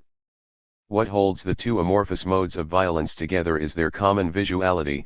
What Agamben fails to theorize, their lifting the exercise of violence out of the political state, out of the revolutionary project, and right into the realm of sheer pornographic voyeurism of spectacular acts of violence for Bush and bin Laden alike. The Schmitt-Agamben state of exception is thereby the rule, the state of the meltdown of enduring binaries, Islam and the West, the site of the emergence of strategic and ephemeral binaries, side vala Reza Nasr's bifurcation between the Sunnis and the Shias, where violence is no longer regulated either within the law or within a revolutionary project, and thus precisely where the falcon cannot hear the falconer / things fall apart, the center cannot hold / mere anarchy is loosed upon the world. In April 2000, the Heinrich Böll Foundation hosted a conference in Berlin to which were invited a number of prominent Iranian public intellectuals. They were asked to take advantage of this opportunity and away from the censorial policies of the Islamic Republic to reflect collectively on the predicament of democracy in their homeland. The conference was particularly poignant in the wake of the February 2002 parliamentary elections, which had resulted in a landslide victory for the reformist supporters of President Khatami. A wide spectrum of public intellectuals, both religious and secular, accepted the invitation of the Heinrich Böll Foundation, came to Berlin, and engaged in heated debates among themselves and with their cantankerous audience about the historical obstacles to democracy in their ancient land. In the course of the conference, a few women in the audience staged a protest by taking off articles of their clothing, among other more spectacular manifestations of their anger and frustration with the Islamic Republic, and disrupting the conference. When the meeting ended and its participants returned to Iran, they found out that a manipulated videotape of the incident had made it to their notorious national television. They were subsequently summoned to the Revolutionary Court, tried behind closed doors, and sentenced to various terms of imprisonment. I would like to offer this episode as one among many other signs of the climactic closure to the tumultuous history of the rise of Islamic ideology not just in Iran but in fact in the more global context of colonial modernity, and then upon that closure the commencement of a postmodern liberation theodicy. The end of Islamic ideology, as a modus operandi of nativist Islamism, anticipates the rise of a new mode of resistance that is yet to be articulated. What today we call Islam was invented across the colonial divide as a meta-narrative of resistance in order to oppose a meta-narrative of domination. As a religion of protest predicated on a paradox of power, Islam was politically agitated in its historical encounter with the colonial shadow of European modernity. As a world religion, Islam was categorically re-invented in the course of the 19th and the 20th centuries as a site of ideological resistance to colonial modernity. The gradual mutation of Islam, as the ancestral faith of a people, into Islamic ideology, or Islamism, as the site of political resistance to colonialism, corresponded to the two complementary projects of capitalist modernity and the European Enlightenment. Both these projects reached the farthest corners of the world, including the Muslim world, through their extended arm of colonialism. Colonialism was in turn conducive to the political production of the nation-state and of national economies and polities. Ethnic nationalism and religious nativism were the direct results of anti-colonial resistance to the aggressive encroachment of predatory capital. Whereas ethnic nationalism borrowed the exemplary model of its ideology from the centers of capitalist modernity and used it against colonialism, religious nativism recast the ancestral faith of the natives at large and sought similar ends. Nationalism was the ideological predicate of the political claim to the nation-state and as such corresponded with the modes of national economies best suited for both capitalizing and colonizing the world economic order. It was the substance, not the form, of nationalism that provided the colonial world with a site of resistance to colonialism. The mutation of Islam into a site of categorical resistance to colonialism was a specific episode in the contemporary history of its encounter with Enlightenment modernity. While the operation of transnational capital culturally constituted itself on the premise of what it called the West, the working of its colonial extension was geographically delegated to the realm of the rest, and in this particular case that of an Islam which was only there to other and thus authenticate the West, facilitating a new phase of civilizational thinking in modern social thought. 25 The rapid circularity of capital and labor, code-named globalization in its most recent spin, has finally exposed the fabricated ideology of domination constitutional to the binary opposition of Islam and the West, from which both illusions were made plausible. The dismantling of the presumed centrality of capital and its colonial periphery into one globalizing spiral of capital and labor chasing after each other has exposed the naked relation of power for long concealed under the smoke screen of civilizational divides and national cultures, all narrated around the fictive polarity of the West and the rest. The disappearance of the smoke screen of the ideology of domination codenamed the West has not just discredited the fiction of its civilizational authenticity. It has equally discredited the artificial distinction made between the horizontal, external, and vertical, internal, modes of colonialism.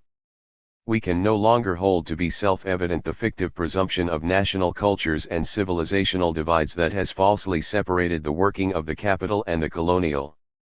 The event codenamed globalization has made that chronic disease transparent. Today the crisis of a post-Islamic ideology manifests itself in a variety of simultaneous symptomatics at once local and global, political and pathological. Counterintuitive as it may seem to speak of an end to Islamism in the phantasmagoric macabre carnival of the post-9/11 world scene, the fact remains that the ideological fervor and political power germane and constitutional to the making of Islamism, as we have known and documented it over the last 200 years, have long since lost their material ground and exhausted their political energy. Today we are at the threshold of a whole new mode of Islamic consciousness. What could some of its emerging thematics be is entirely contingent on a clear conception of the demise of Islamism as we have known it over its last 200 years of resistance, first to European colonialism and then to American imperialism. Although the rise of Islamism has been a collective site of resistance to colonialism in much of the Muslim world since the early 19th century, it was principally in Iran that it ultimately resulted in a theocracy, in an Islamic republic.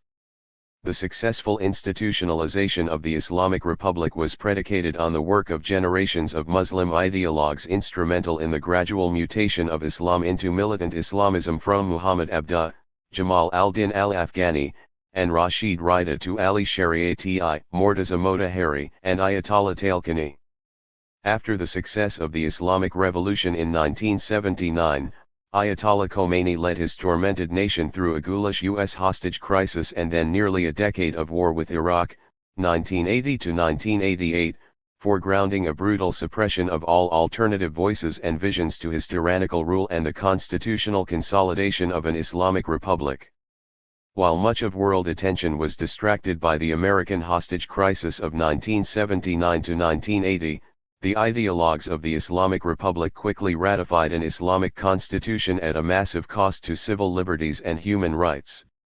Almost a decade later, and when the country was left to ruins after the Iran-Iraq War, again while the focus of the world media was distracted by the notorious Salman Rushdie affair, Ayatollah Khomeini engineered yet another constitutional coup and changed the terms of succession to his charismatic authority in a way that guaranteed the institutional continuity of the Islamic Republic, and the silencing of all its rival ideologies and movements. Soon after the death of Ayatollah Khomeini and the end of the Iran-Iraq War, the early 1990s witnessed a rapid dissolution of the terror of his charismatic memory and the rise of massive discontent with the medieval texture and totalitarian disposition of his legacy in the Islamic Republic. The presidential election of June 1998, the massive student uprising of July 1999, the parliamentary elections of February 2000, and again the presidential election of 2002 clearly and unequivocally demonstrated the catastrophic collapse of all claims to legitimacy of the Islamic Republic and even beyond that the categorical failure of Islamism as a legitimate revolutionary ideology. What has now been dubbed the Berlin Conference of April 2000 is chief among a succession of brutal crackdowns on freedom of expression that includes the serial murder of secular intellectuals traced to the highest-ranking officials of the Islamic Republic. The categorical failure of President Khatami to deliver on any of his twice-repeated campaign promises, a systematic suppression of the most basic civil rights by the Islamic judiciary, a wide range of brutal public tortures and executions, a severe crackdown on the press, official death sentences issued against the slightest suggestions of ideological disobedience, clandestine trials, and illegal incarceration of political activists, forcing millions of Iranians out of their homeland because of their religious and/or ideological affinities, and an official campaign of defamation and character assassination targeted against political dissidents are chief among a broad array of developments marking the definitive delegitimation of any claim to an Islamic Republic and the categorical failure of the very idea of an Islamic ideology. The overwhelming will of a nation to secure enduring institutions of democracy in their political culture is now brutally thwarted by a constellation of undemocratic institutions woven into the fabric of the Islamic Constitution, which include the Expediency Council, the Guardian Council, and ultimately the office and the doctrine of the Supreme Jurist, in and of itself an insult to the collective intelligence of an entire nation. A constitutional crisis of historical proportions has now split the will of a nation from its ruling oligarchy and its merciless despotism. The appeal of militant Islamism as a site of political resistance to colonialism has not been limited to the Islamic Republic, of course. Historically, a far more universal application has been contingent on this anti-colonial ideology. But the successive failures of this political reconstitution of Islam in critical confrontation with European colonialism once and with American imperialism now to result in any successful political revolution with a viable economic or cultural program has finally degenerated into what is now summarily codenamed Osama bin Laden or Al-Qaeda. The phenomenon, not just the person, of Osama bin Laden and Al-Qaeda emerged from the proxy war that the Wahhabis from Saudi Arabia and the Iranian revolutionaries were fighting initially in Afghanistan, sponsored at the time by the US government during the Soviet occupation, and subsequently waged throughout Central Asia. What is now called Al-Qaeda, or alternatively the Taliban, is of course a figment of Pentagon imagination, a blueprint of its own military designs for global control. But the person and phenomenon of Osama bin Laden and the guerrilla operations attributed to his so-called Al-Qaeda organization are the last desperate gasps of a once revolutionary movement that has now degenerated into militant but futile adventurism, lacking any grassroots popular support, economic agenda, political ideology, or social cohesion.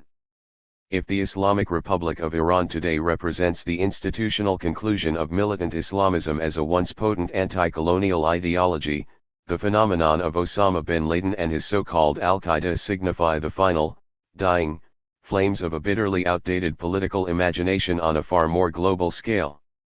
These two political indices of the end of militant Islamism are matched by the most important hermeneutic attempt to give it yet another lease on life.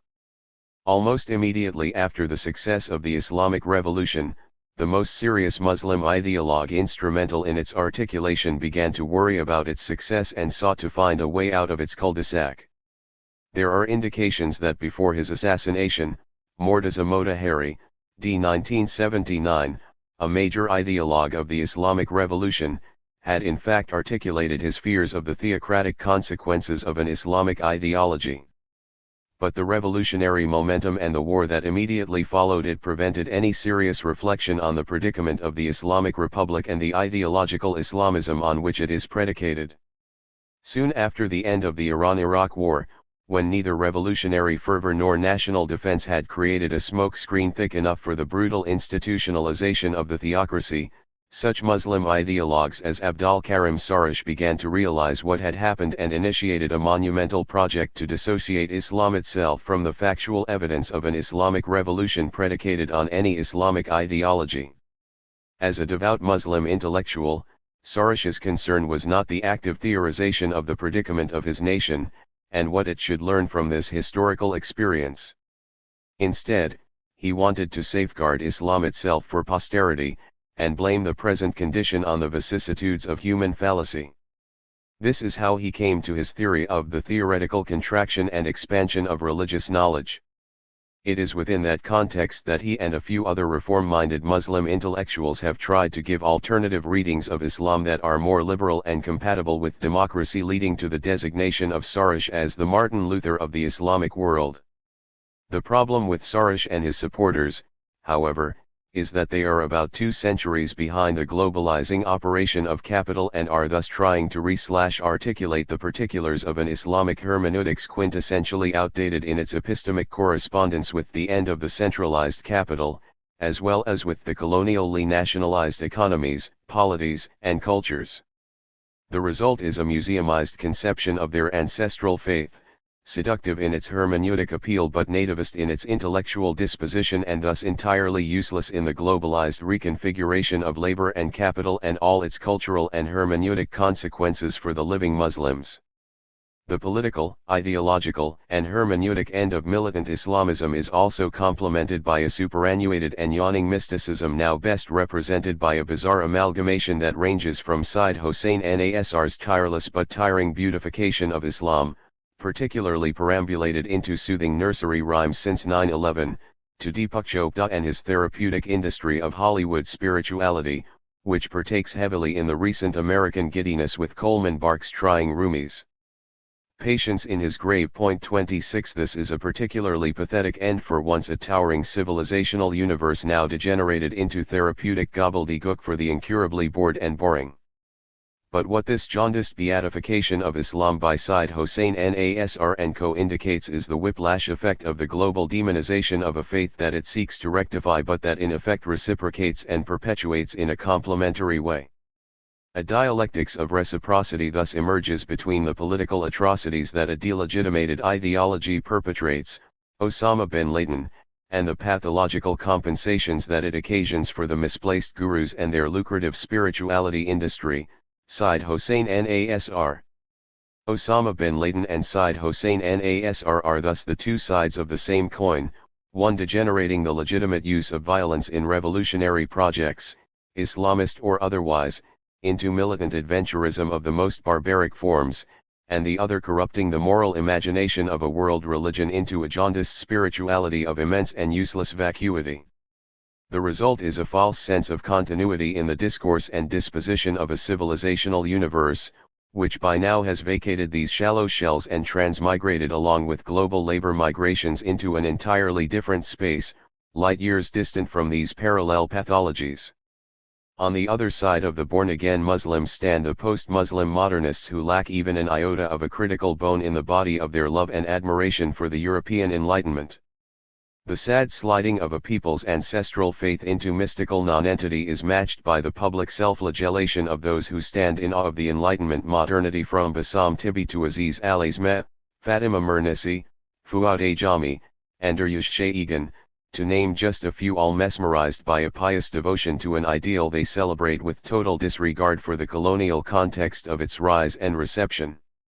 No account of the rise and demise of Islamic ideology is possible without a simultaneous critique of Enlightenment modernity and the colonial shadow of its extension and function in and within the non-European world.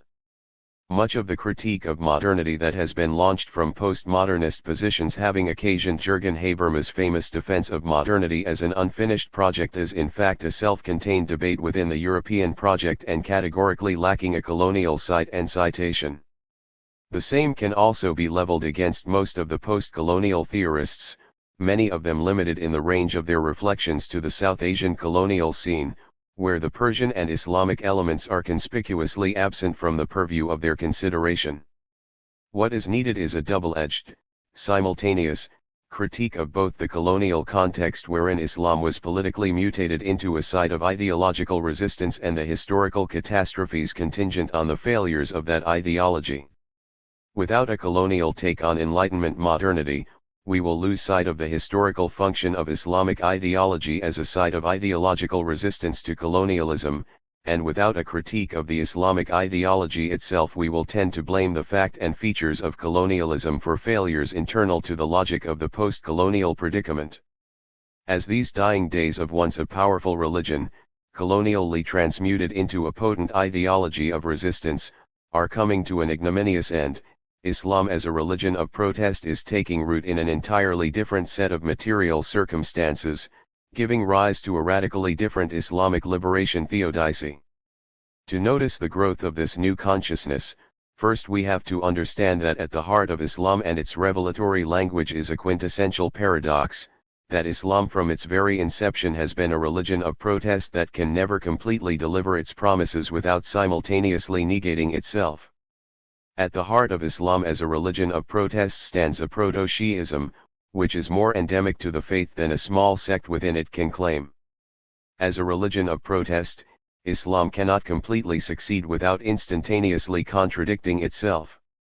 As the template of the revolutionary sentiments definitive to its doctrinal texture and history, Islam is triumphant at the moment of its insurrection, defeated at the moment of its success. This is a creative contradiction constitutional to the very text of the Quran and its schematic division between the Meccan, revolutionary, and Medinan, state-building, chapters. Because it has historically spoken the truth to power, it cannot be in power, for it then robs itself of speaking the truth to power. The defining moment of Shi'ism and with it Islam in general is the doctrinal sanctity of Mazlumiyat, of having been wronged, subjected to tyranny, a theory I have extensively outlined in my Authority in Islam, 1989. From the controversy over the succession of the Prophet, to the Caliphate of Ali, and ultimately to the Battle of Karbala, constitutional to the historical memory we call Shi'ism is the condition of its subalternity, its perpetual terms of disenchantment, its having been deprived and wronged. It ought to remain that way. The instant it succeeds in power it negates itself. Islam is thus either a religion of perpetual insurrectionary disposition or the very negation of itself. The exemplary cases of how Islam is finding its way back into the most vital political sites of struggle in contemporary history are the crucial instances of the Hamas in Palestine, the Hezbollah in Lebanon, and various Shi'i forces in Iraq. These insurrectionary cases have far-reaching implications beyond their immediate limitations. In all these cases, Islam is now integral to liberation movements, by definition polyvocal in their texture and multicultural in their disposition. In the case of the Hezbollah, the Shi'i faction of a national liberation movement has had to negotiate a politically viable position for itself in Lebanon. In this particular context, Shi'ism has had to articulate its political posture in ideological conversation with Sunni, Greek Orthodox, Roman Catholic, Protestant, and even patently Marxist variations of the same thematic resistance to that foreign occupation. In a similar vein, the Hamas contingency of the Palestinian National Liberation Movement has had to articulate its political stance in a similar ideological conversation with other both religious and non-religious components of the Palestinian liberation struggle. The same holds true for the Iraqi Shi'i forces that will have to negotiate a viable political position for themselves in peaceful or combative conversation with the Iraqi Sunni, Kurdish, Ba'athist, and nationalist forces. Other exemplary sites will have to be added to these to make a solid global case for the emergence of a new mode of Islamic consciousness. Another critical site, adding to the combative cases of Hezbollah, national, and Hamas, pre-national, respectively, is the Muslim population of the former Yugoslavia, now mainly in Bosnia and Herzegovina, where after the November 21, 1995 Dayton, Ohio, agreement, the 40% Muslim population is part of a post-national configuration that also includes more than 30% Orthodox, 15% Roman Catholic, and 4% Protestant Christians. Add to this factor the pending inclusion of Turkey in the EU and the sizable presence of European Muslims, considerably increased by the massive labor migration of South Asian Muslims to England, Turks to Germany, Algerian and other North Africans to France, and Moroccans to the Netherlands, all evidencing a picture of a considerable transnational Islamic presence in Europe. The same phenomenon is repeated, of course, in the USA and the rest of the Americas, including, for example, the largest community of Palestinians outside of Palestine residing in Chile, which results in a cross-national and transcontinental conception of the Islamic communities. Once we add the Muslims of South Asia to those of Central Asia, to the combatant Muslim communities of Chechnya, and from there to China, and then down to sub-Saharan Africa, we will have a geographical conception of the fact and phenomenon of Islam no longer limited to a definable geographical space extending from Morocco to Pakistan, historically identified with the so-called Islamic world or the so-called Dar al-Islam. The implications of this geographical expansion of Muslims into the four corners of the world, ranging from sizable minorities to a considerable majority, facilitated and factored in by massive labor migrations over the last half a century, are far above and beyond the European fear for their cultural identity and the American anxiety of the end of history and clash of civilizations. What this geographical reimagining of Muslims occasions is a re-emergence of Islam in correspondence with seismic changes and epistemic ruptures marking global transformations in the historical circumstances under which from early in the 19th century forward Islamic ideology emerged as a site of political resistance to colonialism. That Islamic ideology was by definition territorially exclusive to what was categorically called Islamic societies or Dar al-Islam. That territorial designation is no longer valid. This emerging conception of Islam in the world can no longer thus geographically delineate itself. Under colonial conditions, a pre-modern set of Islamic binaries Dar al-Islam and Dar al-Harb led credence to a modern colonial divide, the West and the rest, and resulted in the most fatal and distorting binary opposition in modern history, that between Islam and the West. The current, massive, dispersion of Muslims throughout the world occasioned by enormous labor migrations, territorial dispossession, and displacement of refugees has categorically confused the doctrinal division between Dar al-Islam and Dar al-Harb on one side and the West and the rest on the other. Right now the forces of rapid globalization have forced Muslims to live with non-Muslims in all parts of the world, whereas post-Muslims continue to live in their own homeland but are no longer identifiable in any meaningful way as Muslim. The categorical assumption of so-called Islamic societies can no longer conceal the globalizing formation of international civil societies and the dominant force of the constitutionally cosmopolitan middle class in much of the so-called Islamic world. The result is a categorical confusion that eats into the very core of the double binaries Dar al-Harb and Dar al-Islam and the West and the rest, liberating the factual evidence of people no longer limited by these outdated categories to redefine and relocate themselves differently. Point 27. What we are witnessing today is the end of Islamic ideology, as indeed the end of all liberation theologies formulated as sites of resistance to classical European colonialism, and the simultaneous rise of an Islamic liberation theodicy, ipso facto in creative conversation with other trans-regional and multicultural liberation movements. The difference between a liberation theology and a liberation theodicy is, very simply put, the difference between an emancipatory movement in categorical isolation from the rest of the world and one integral to the global collapse of all binary oppositions. Today all liberation theories will have to be formulated above and beyond all binary oppositions, first and foremost the one between the religious and the secular. Immediately contingent on that collapse is the recognition that no singular liberation theology can be speculated in a hermetic seal and categorical isolation from the rest of the world, and only in a fictive and combatant conversation with a West that simply no longer exists. The result is a liberation theodicy, in which the God terms of an emancipatory movement will have to account for the existence of worlds and ideas, modes of imagination and manners of being, entirely alien to their received limitations. It is in that sense that the Islamic liberation theodicy will be at once true to the material evidence of its revolutionary potentials, cognizant of the cultural heritage of its ancestral faith, and yet fully aware of the necessary negotiations it will have to make and incorporate into the making of its theodicy. In the case of the Islamic liberation theodicy, what will immediately have to be noted is the collapse of the binary assumption held between Islam and the West, or Dar al-Islam and Dar al-Harb, and the rise of a critical and creative consciousness in hermeneutic conversation with its presence in a polyvocal context and multicultural world, astonishingly reminiscent of its own pre-modern intellectual universe before it was robbed of its own innate polylocality and regimented into a singular, and necessarily authoritarian, side of ideological resistance to colonialism. In other words, Islamic liberation theodicy replaces Islam back where it was, in the world, cognizant and conversant with the world, Islam in the world. The real world, and not the fabricated binary between Islam and the West, will now again become the home of a cosmopolitan and worldly Islam, with its otherworldly claims on its adherents, matters of private piety and public tolerance. Today the predicaments of nations are no longer narrated and negotiated within their colonially constituted national boundaries.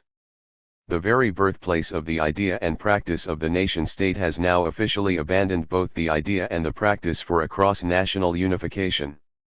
In both economic and political terms, the EU is emerging as the principal contender against US imperial designs for the world. With the euro a stronger currency than the dollar, and a market at its disposal as populated and lucrative as that of the USA, the EU is now a major economic force, mirroring and corroborating its political prowess. Meanwhile in the USA, the crowning achievement of Enlightenment modernity, labor migrations in the successive decades of the 1970s and 1980s have drastically altered the demographic disposition of the country, resulting in phantasmagoric theses about the end of history and the clash of civilizations, ostensibly targeted toward a global market but decidedly local to the American anxiety of the loss of their manifest destiny. Massive millions of laborers are moving around the globe in search of job opportunities. The economic logic of capitalism has long since overridden the political rhetoric of the nation-states. Within the larger body of the labor migrations, according to the latest UN report, there are more than 20 million refugees, asylum seekers, and others of concern around the globe. The US-led wars on the Muslim world have significantly added to this number and made Muslims a major component of these crucial statistics.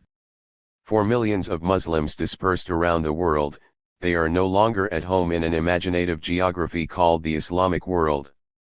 The most prominent public intellectuals of an Islamic republic come to the globalized space of a conference in Berlin where they argue and analyze the specifics of their no longer national destiny.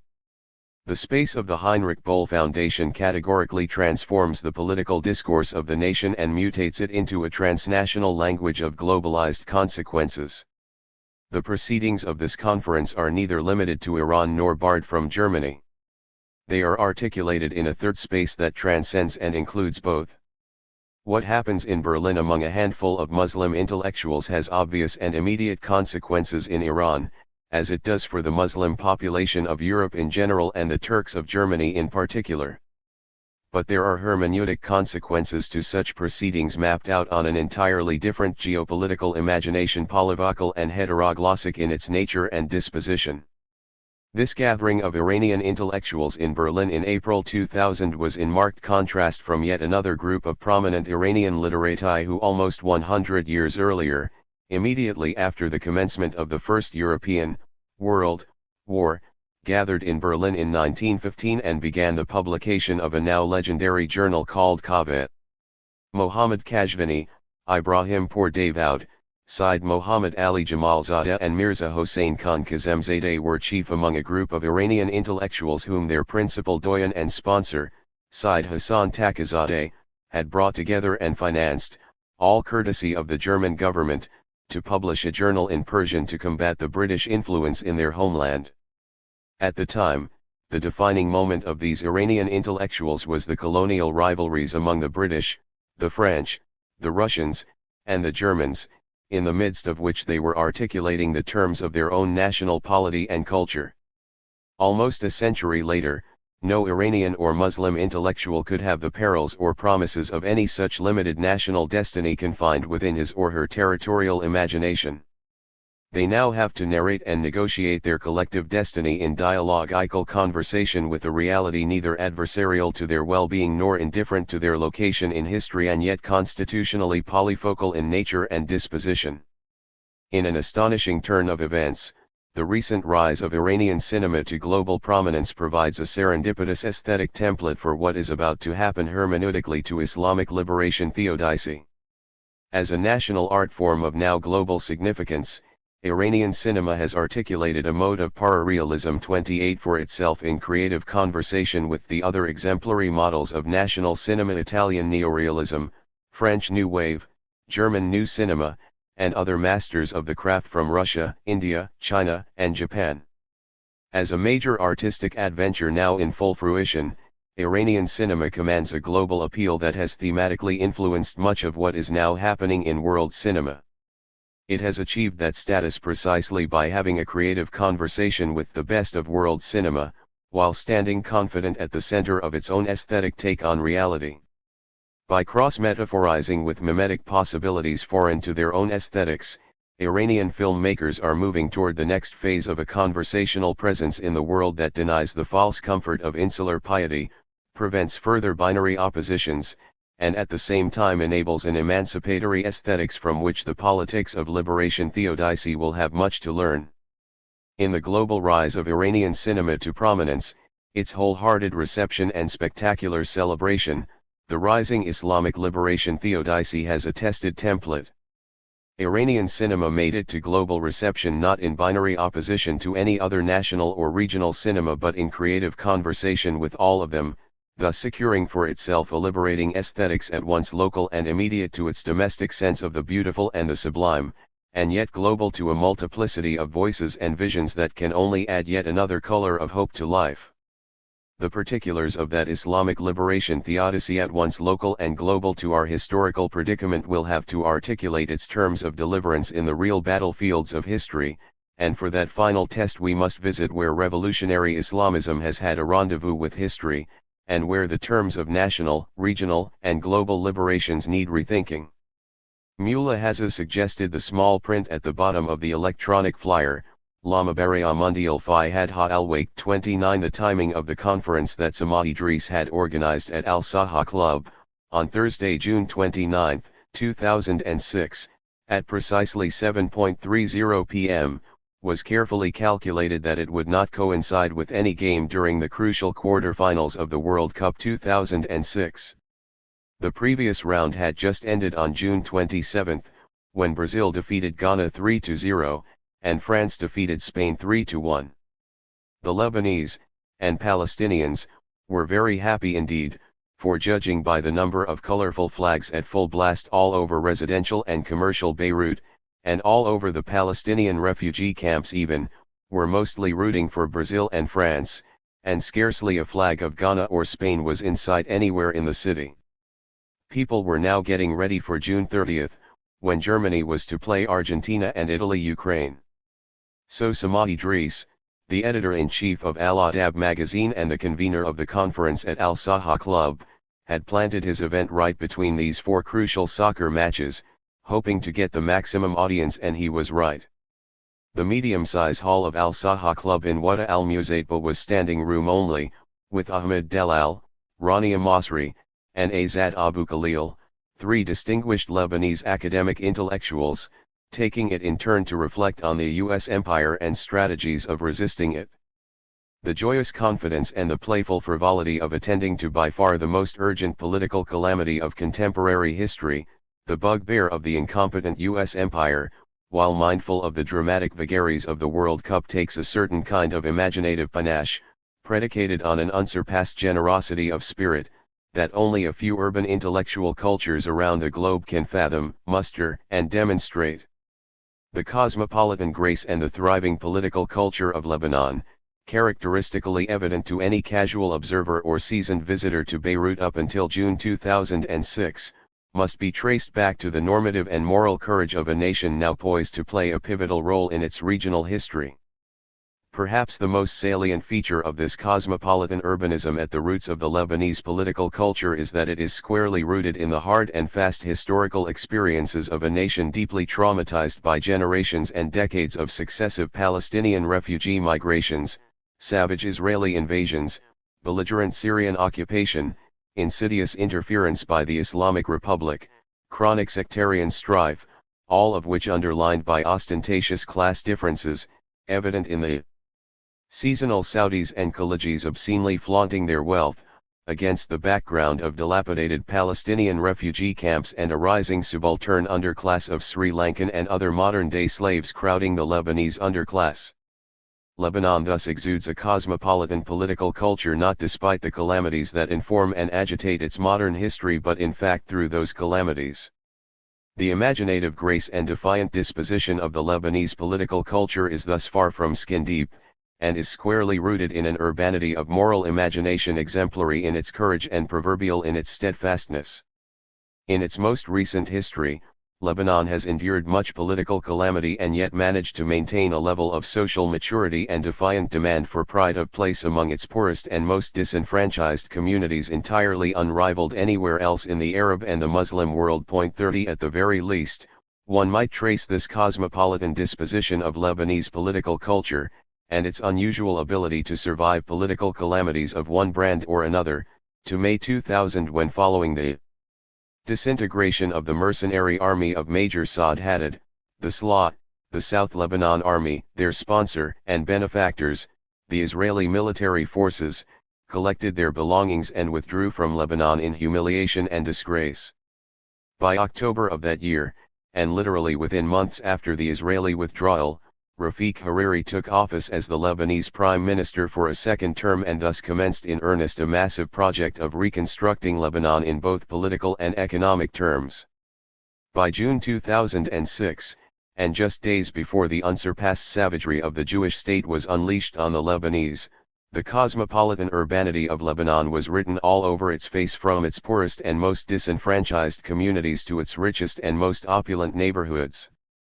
Over the course of some 6 years from the disgraceful defeat of the Israelis in southern Lebanon in 2000 until his assassination in 2006, Prime Minister Hariri had managed to bring in massive foreign investment, while the cosmopolitan disposition of the Lebanese political culture began to work its magic out and belligerent political factions began to work together toward a government of national reconciliation following a period of destructive civil war.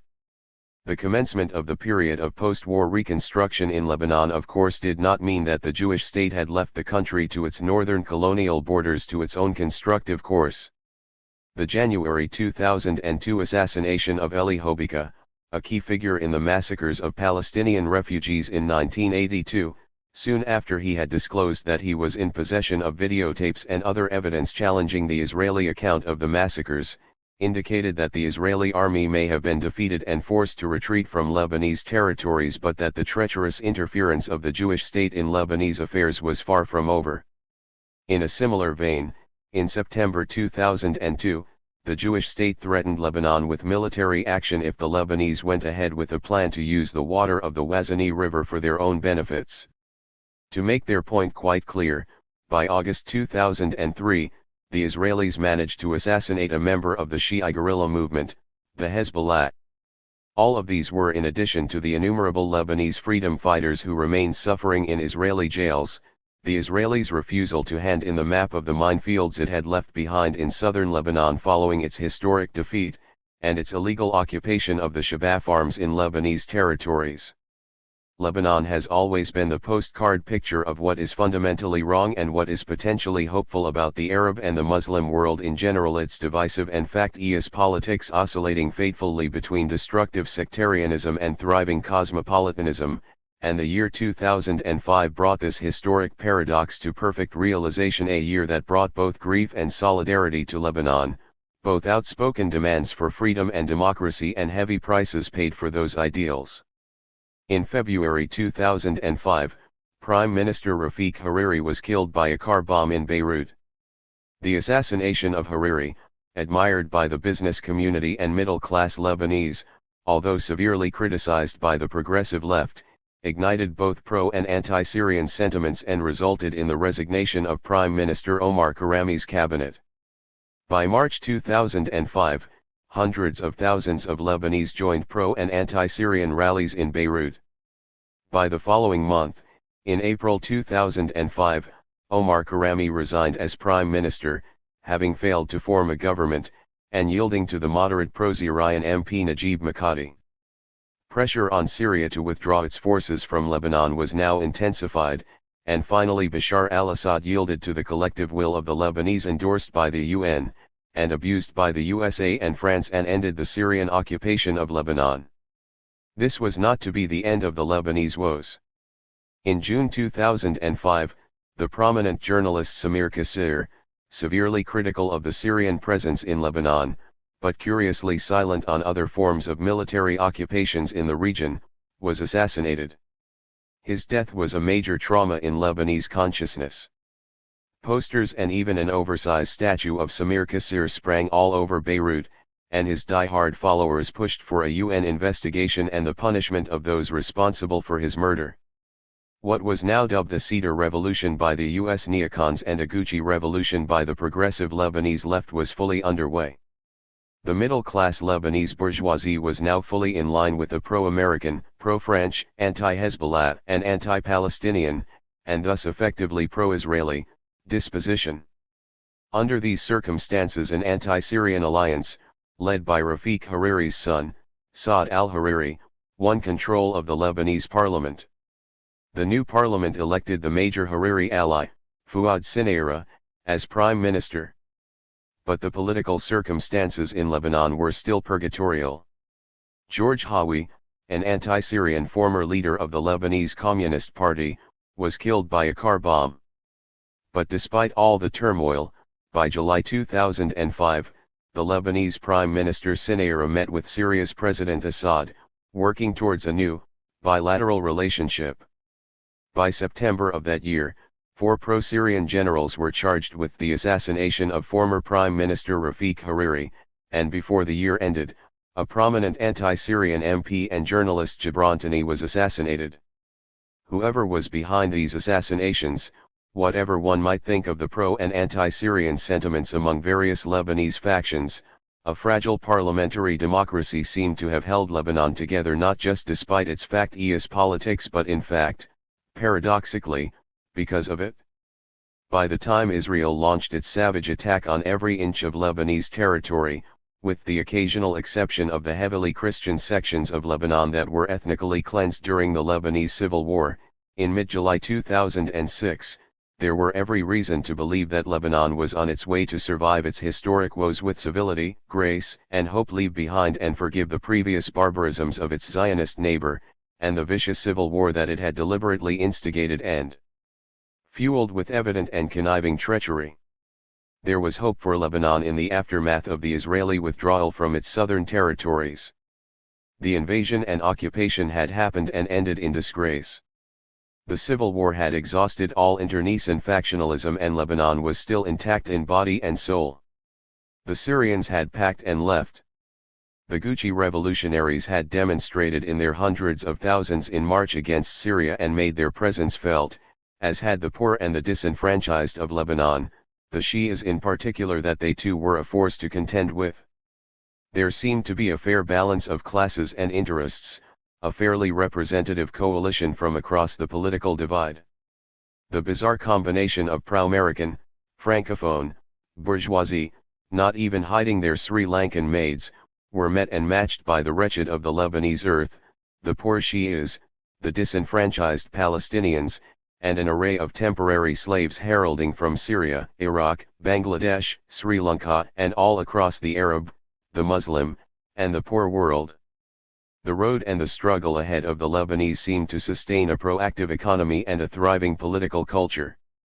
Whatever the late Prime Minister Hariri did or did not do, and however he did or did not do it, downtown Beirut looked and exuded an emerging confidence. Shops were full of goods and customers, fruit and vegetables were in full abundance, cultural activities, TV programs, the rambunctious press, the university campuses, the art scenes, the money that Ford and other American and European foundations were investing in the Lebanese creative imagination all indicated that there was not just hope but a trust in what was happening, and what was happening was good, promising, beautiful, hopeful.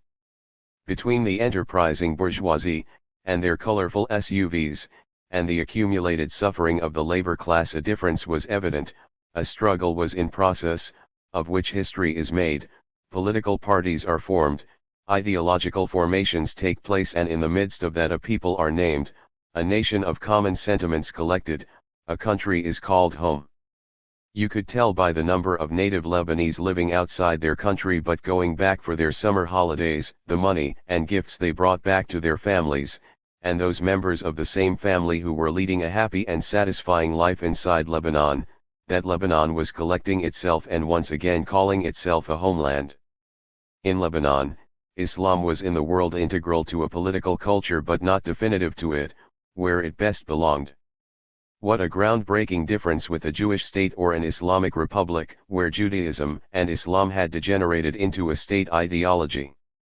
By April 2005, Syria was forced to collect its military and leave Lebanon. Pressure was mounting on Hezbollah to distance itself from the corrupting influence of the Islamic Republic and perhaps even to disarm, now that it was part of the post-Hariri government. Pressure was also evident for those huge posters of Khomeini and Khomeini in the Al-Dahiyah neighborhood of Beirut to come down, get packed, and go back where they came from and leave Lebanon alone. They were the nightmare of another nation and it was enough. No Islamic Republic of Lebanon, thank you very much. One Islamic Republic of Iran was enough in the neighborhood of the Jewish state, mirroring the Christian empire, echoing the Hindu fundamentalism. Lebanon had no sign that it would be party to such corrupt calamities. Quite to the contrary, it exuded the promises of a syncretic and cosmopolitan political culture that is precisely the opposite of such monolithic, ethically cleansed, theocratic nightmares. All indications came together in the summer of 2006 that there was hope for Lebanon. Syria was out, Hezbollah was part of the government, religious factions were regrouping, Gucci revolutionaries were adamant, the whitewashed bourgeoisie were visibly invisible, the progressive left was challenging the complicitous anti-Syrian, pro-American air of the older generation of Lebanese intellectuals, so all was well. Lebanon could have been a contender as a model of ecumenical balance, if not tolerance, ideological diversity, political pluralism, societal syncretism. The walk by the Mediterranean coast of Lebanon, on the Corniche between the Rawda restaurant and Gamal Abd al-Nasser's monument in Beirut, had as many veiled women as women in their bikinis, songs of Abd al-Halim Hafez and Faraz out loud, nargilas at full blast, huge TV screens on which people were watching the Algerian-French striker Zinedine Zidane headbutting the Italian defender Marco Materazzi. Lebanon was no hotbed of religious fanaticism, neither a Jewish state, nor an Islamic republic, nor indeed a Christian colony of the American Empire was evident in the graceful but balanced countenance of Lebanon. If this sounds a bit too innocent a reading of Lebanon before the savages descended upon it, then it is precisely that innocence that Israel is hellbound to murder. Things could have been different in the summer of 2006 even in Palestine, very much on the Lebanese model. Hamas had won a democratic election and was now part of the government. The USA and EU came together to punish Palestinians for the unforgivable crime of exercising their democratic rights by withdrawing their financial help, thus seeking to starve Palestinians into submission and acceptance of the Euro-American colonial settlement in their homeland. Disregarding this weapon of the rich, starving poor people to submission, Hamas representatives had been signatories to the so-called prison memorandum, thus implicitly accepting the existence of the Jewish state in their homeland. Hamas had initiated a unilateral ceasefire for almost 3 months, while Israelis continued to maim and murder Palestinians in both Gaza and the West Bank, busy as usual with their targeted assassinations, extrajuridical arrests, killing or kidnapping Palestinians activists, murdering at least 85 civilians in the process, including the members of a family whose only surviving child was captured in a picture screaming heavenward.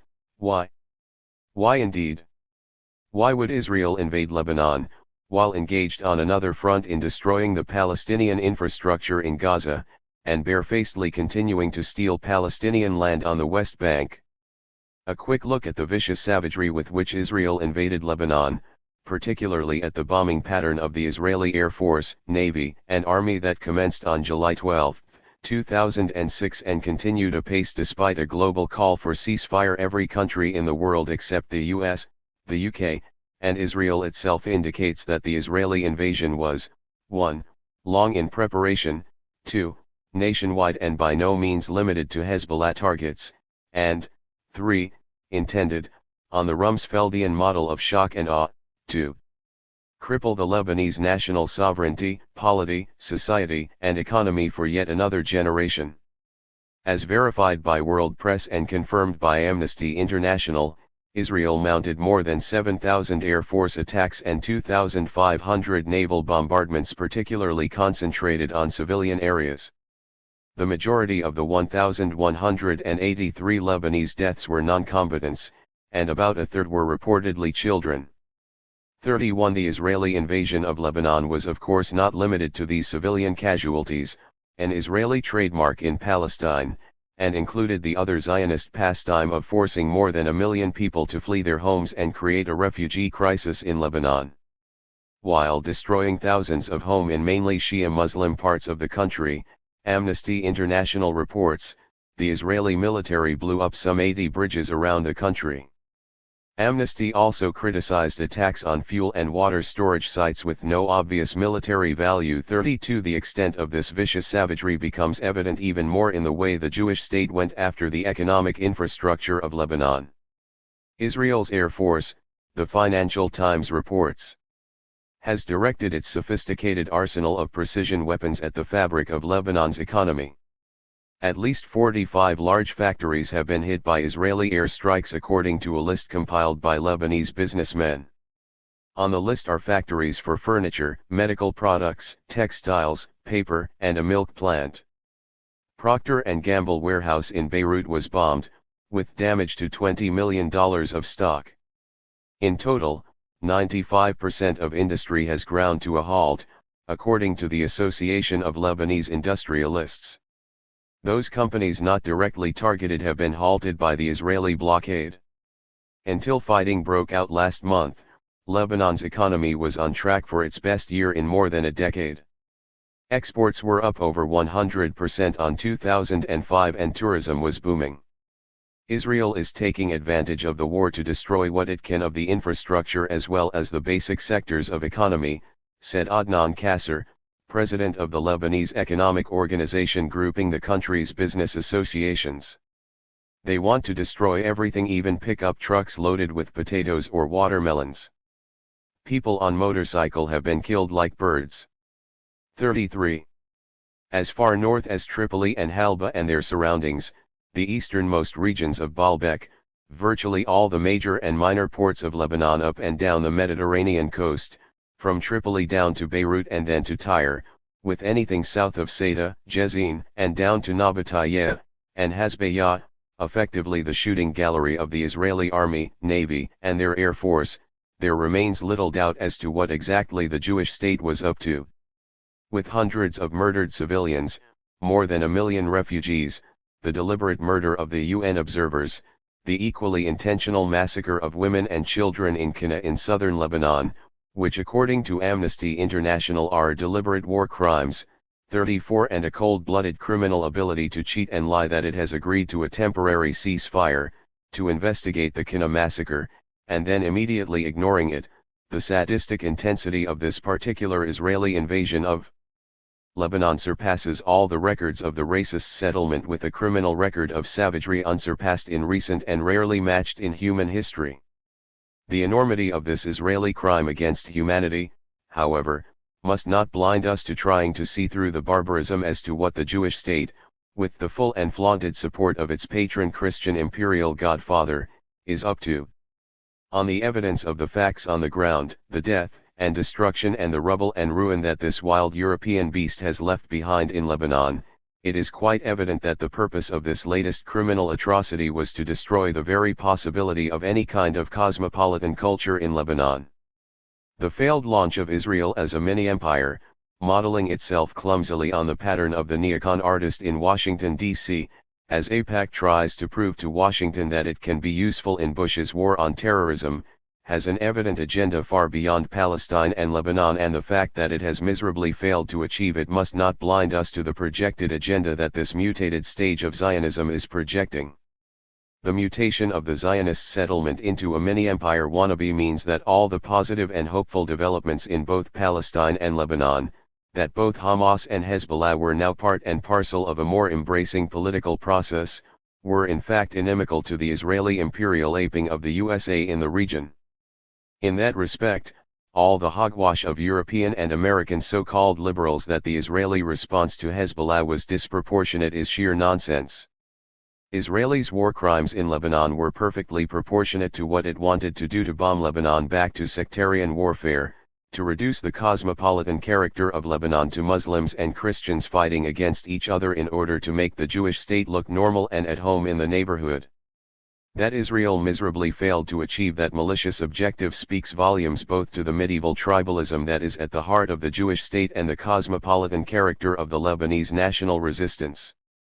The rapid incorporation of Hezbollah into Lebanese civil society and political culture, almost identical with a similar incorporation of Hamas into the Palestinian National Liberation Movement, will create a prototype of democratic pluralism that both the American neocon artists and their Zionist counterparts in Israel find frightening to their strategies of state terrorism and imperial hubris. The Lebanese and Palestinian model can very easily be emulated in Iraq and all its fabricated sectarian strife, generated and sustained in the aftermath of the US-led invasion, turned around towards the creation of a government of national reconciliation, which would be ipso facto against the very presence of the US-led occupying forces. 3 factors are against the possibility of such a constructive formation in Iraq: 1. The US and its European allies and Israeli partners; 2. The US-generated Afghan-based Al-Qaeda; and 3. The Islamic Republic, each one of them for their own respective reasons and degenerate interests. In the Islamic Republic itself, the fledgling reform movement can assume a renewed momentum if it were to be wedded to progressive national liberation movements in Lebanon, Palestine, and Iraq. The same holds true for the corrupt and retrograde patrimonial tribalism of the Ba'ath Party in Syria and the obscenely outdated autocracy of Bashar al-Assad. The legitimate anger of Syrian dissident intellectuals has so far degenerated into a pro-American stand that makes strange bedfellows of them with the US and Israeli neocons. But that legitimate dissent itself can be equally integral to a national uprising against the Syrian autocracy. In short, Lebanon and Palestine might very well export their grassroots, materially evident and historically tested cosmopolitan political culture to Iraq and Iran rather than the Islamic Republic, or the backward Syrian patrimonialism for that matter, exporting their tribalism and theocracy the other way around. But Israel, and by extension the USA, is the sworn enemy of any such cosmopolitan culture. Israel sees the world in its own tribal image. The Jewish state sees only Islamic republics in its vicinity and can only deal with theocratic dispositions akin to its own. The Jewish state thus protests too much against the Islamic Republic, and the Islamic Republic protests too much against the Jewish state. It is imperative for the rest of the world to distance itself from the delusional reading of the current condition and see how Israel and the Islamic Republic are in fact identical regimes, two sides of the same coin, and as such they need, require, and cross-essentialize each other. They want the world in their own image, patriarchal tribalisms writ large into a theocratic state apparatus. The USA and Israel, one a Christian empire and the other a Jewish state, are the global enemies of syncretic and cosmopolitan political cultures. They much rather have Al-Qaeda and Islamic republics about them, for they confirm their own medieval banalities, the us versus them mentality. The Jewish state confirms the necessity of not just an Islamic Republic of Iran but also, and if it has to, an Islamic Republic of Palestine and an Islamic Republic of Lebanon. The more Islamic republics in the neighborhood, the more the Jewish state will look normal and feel at home. The key question in drawing any enduring lesson from Lebanon in the aftermath of the July 2006 Israeli invasion is how do we read the phenomenon called Hezbollah?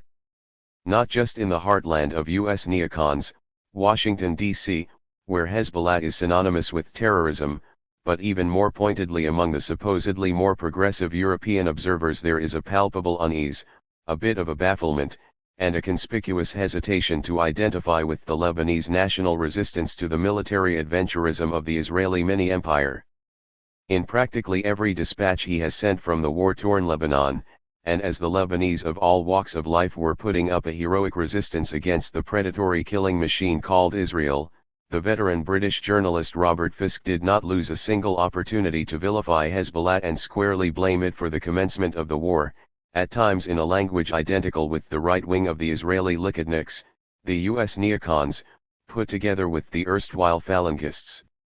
Unabashedly equating Hezbollah atrocities with Israeli atrocities, 35 insisting that it was Hezbollah which provoked this latest war, and warning that by invading Lebanon, Israelis are legitimizing Hezbollah, a ragtag army of guerrillas, 36 as if this ragtag army lacked such legitimacy before it represented and defended the dignity of an equally ragtag multitude of poor and disenfranchised Lebanese masses.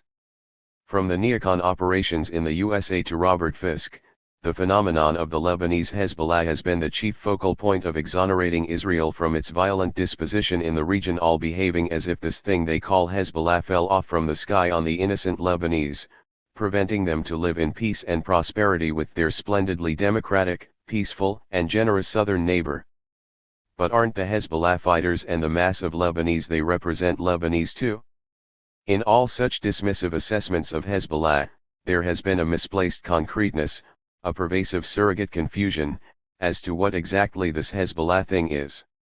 Hezbollah is not a band of Martians who have landed in Lebanon. Hezbollah in Lebanon is what Hamas is in Palestine, and what the Mahdi's army is in Iraq, the political manifestation of the historically denied and politically repressed subaltern components of three national liberation movements. Too much emphasis on Hezbollah, Hamas, and the Mahdi's army as three political organizations confuses a subaltern political reality, the poor and the disenfranchised in Lebanon, Palestine, and Iraq, with its accidental organizational manifestation. Israel can kill Hassan Nasrallah in Lebanon and Khalid Mashal in Palestine, as the USA might Muqtada Sadr in Iraq, tomorrow, if they only could, and 10 more Nasrallahs and Mashals and Muqtada Sadrs will emerge from the Dahiyah neighborhood in Beirut and from Gaza in Palestine and from Najaf in Iraq. Hezbollah and Hamas and the Mahdi's army are three accidental expressions of three deeply rooted political and demographic realities. The poor of southern Lebanon, who happen to be Shias, have historically been denied their fair share in Lebanese politics, as have the poor and the disenfranchised among the Palestinians, who happen to be Muslims, and the poor and the disenfranchised among the Iraqis, who too happen to be Shias. Hezbollah, Hamas, and the Mahdi's army are not manufactured banalities and militant adventurers like Al-Qaeda, created and crafted by the US-Pakistan-Saudi alliance to fight the Russians and prevent the spread of the Iranian Islamic Revolution eastward. Hezbollah, Hamas, and the Mahdi's army are grassroots movements, the shame of the national liberation movements in Lebanon, Palestine, and Iraq that had historically failed to include the most disenfranchised subaltern communities in their emancipatory projects. As for Hezbollah specifically in Lebanon, the second that the Israelis dropped the very first bomb on their Lebanese targets, Hezbollah sublated from a fact-is Shi'i guerrilla movement into an army of national liberation. This fundamental fact, missed miserably as much by the US and Israeli neocons as by the so-called European left, rests on the miasmatic disposition of all national liberation movements, all guerrilla organizations that fade in and out of their national and subaltern dispositions. From Vietnam to Africa to Latin America, the history of all national liberation movements testify to this fact. They can degenerate into violent malignancies or else sublate into emancipatory national liberation movements, all depending on the circumstances of their historical unfolding, and nothing can help a guerrilla operation assume national leadership than a military invasion by a colonial or imperial power. Pol Pot's Khmer Rouge in Cambodia as opposed to Ho Chi Minh's Revolutionary Army in Vietnam are prime examples here. Consider the fact that halfway through the Israeli bombardment of Lebanon, in an interview with Jon Snow of the British television station Channel 4 on August 3, 2006, the Lebanese Prime Minister Fuad Sinaira, a Hariri ally, stated clearly and categorically that Hezbollah's demands for the condition of its disarming itself, namely, the return of the Lebanese freedom fighters incarcerated in the Israeli prisons, the return of the Shabab arms, and the map of the minefields Israel has left behind after its withdrawal from southern Lebanon in 2000 were indeed his own government's terms for a comprehensive treaty with the Jewish state. The Zionist propaganda machinery commenced this war by insisting that Hezbollah had miscalculated the Israeli response, that it did not know what terror the Jewish state would unleash on an entire nation. As always, such propaganda clichés take the historical fact and by simply turning it around thinks it suppressed.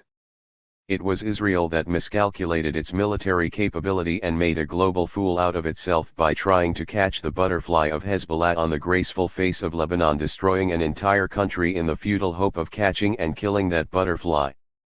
At the end, Israel liberated Lebanon exactly the same way that its Christian imperial sponsor, the USA, was liberating Iraq and Afghanistan, except neither Hamas is Taliban, nor Hezbollah is Saddam Hussein. There is a fundamental difference here, a difference not between the identical savageries of the USA in Afghanistan and Iraq and Israel in Palestine and Lebanon, but between the natures of the enemy they purport to fight. Both Saddam Hussein and the Taliban were the handmade creatures of the USA, whereas Hezbollah and Hamas are grassroots national liberation movements integral, but not definitive, to Palestine and Lebanon. The U.S. manufacturing of the Taliban and Saddam Hussein in Afghanistan and Iraq, respectively, and by way of curtailing the political appeal of the initial stages of the Iranian Revolution of 1979, had corrupted the miasmatic nature of two legitimate national liberation movements into a senseless, pointless, and globalized violence called Al-Qaeda that in its adventurous pursuit of spectacular violence mirrors and reflects the vacuous disposition of its chief nemesis, the U.S. empire, while the Israeli savagery against Palestinian and Lebanese will make Hamas and Hezbollah even more integral to their respective national liberation movements. The USA and Israel and their European and Arab allies are thus dead wrong that Syria and Iran are the main culprits and the principal villains and those who have in fact instigated Hamas and Hezbollah to act. There is no doubt that the Syrian military would love to come back and occupy Lebanon, and the Islamic Republic would be only too happy to clone itself and see an Islamic Republic in Lebanon or even in Palestine. But Syria is a corrupt, degenerate, and impotent bureaucracy hardly capable of holding its own illegitimate reign together, while the Islamic Republic is an equally bankrupt, incompetent, and degenerate regime hardly capable of saving its own skin should push come to shove, except through medieval measures of repression, torture, human rights violations, gender apartheid, and scores of other criminal activities. assimilating the Lebanese Hezbollah and the Palestinian Hamas to the corrupt and corrupting Syrian and Iranian model is in fact a self-fulfilling prophecy for the USA and Israel. US/Israel would in fact be the proper name for this twin tower of calamity let loose upon the world, who wish nothing more than cloning their own Jewish and Christian fanaticism in their Islamic versions. The real struggle, the real resistance, and thus the battlefield of the exemplary national liberation movements are currently neither in Iraq, nor in the Islamic Republic, nor in Afghanistan, one degenerated into sectarian violence, to the US neocon's heart's desire, the other in the tight grips of a medieval theocracy, and the last having collapsed back to a narcotic stronghold for drug dealers, highway bandits, and US and UK sponsored mercenary private contractors. The real battlefield is now in Lebanon and in Palestine, in Beirut and in Gaza, where Islam is in the world, forced to negotiate its emancipatory terms in conversation with non-Islamic terms. For here is where two grassroots Islamist movements have had to come to terms with the multifaceted and cosmopolitan fact and disposition of the national liberation movement of which they are but one component. The lead role here is with Palestine, and in particular in the historic signatures of Marwan Barghouti, the leader of Fatah in the West Bank, Sheikh Abd al-Khaliq al-Natshi, a Hamas leader, as well as the signatures of the leaders of Islamic Jihad and the Popular Front and the Democratic Front for the Liberation of Palestine on the so-called Prison Accord. The formation of a cross-section of Palestinian national liberation movement is unprecedented in its history. By virtue of this document, Hamas has achieved something far more important than an implicit recognition of a colonial settlement on Palestinian homeland. With this document, Hamas has joined the formation of a historical balance between all the factions and forces integral to the national liberation of Palestine, and as such has learned the art of political compromise for a larger and more significant goal. The conditions in Lebanon were not half as ready and were just in the embryonic stage and a contingent process of fermentation when the Israelis made the monumental stupidity of invading Lebanon hoping to destroy Hezbollah.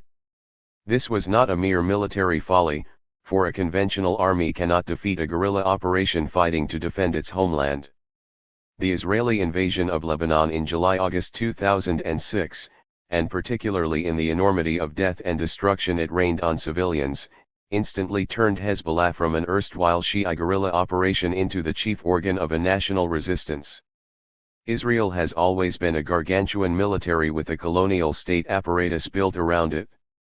But this time around it committed the monumental stupidity of thinking that with military thuggery it could impose its will on the region, not just in Palestine and Lebanon, but through the evident logic of US/Israel, the degeneration of two-state apparatus, one imperial, the other colonial, into one imperial design in Iraq and Afghanistan, and by design in Iran and Syria. They cannot. The US/Israel has just expedited the sublation of Hezbollah into a national resistance in Lebanon, and as such a model of syncretic and cosmopolitan revolutionary uprising in the region. In the realm of political possibilities there is of course nothing impossible.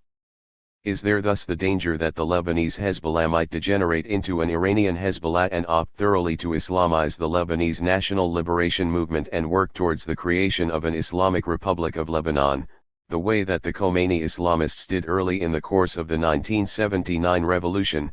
Or, extending the same argument, could Hamas equally Islamize the Palestinian national liberation movement and degenerate into demanding and exacting an Islamic Republic of Palestine?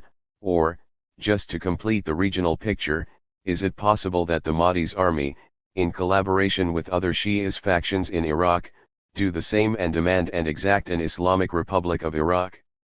Nothing will make Israel and its US supporters happier than such a nightmare, and they will do anything in their power to achieve precisely that, the self-fulfilling prophecy of degenerating syncretic and cosmopolitan national liberation movements into tyrannical religious fanaticism that ipso facto justify the existence of a Jewish state in their vicinity and the Christian fundamentalism that informs US imperialism in the region.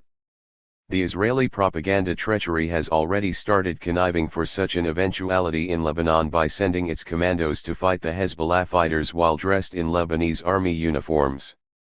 But one fundamental fact articulated in three diverse settings speaks against such a possibility and promises the creation of three pluralist and cosmopolitan political cultures that would be the identical nightmare of the Jewish state, the Islamic Republic, and their Christian imperial arbiter. That single abiding fact is the demographic disposition of Lebanon, Palestine, and Iraq. In Lebanon and in Iraq the Shias are a slight majority with a significant minority complex, and in Palestine Hamas is but one of four major political factions.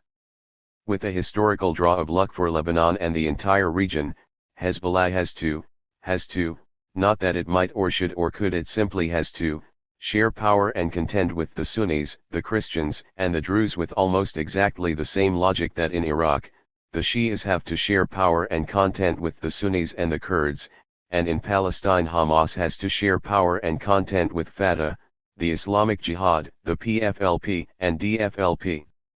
In this respect, the Islamists in Lebanon, Palestine, and Iraq are exactly the opposite of the Islamists in the Islamic Republic of Iran, where the Shias constitute the overwhelming majority of the population.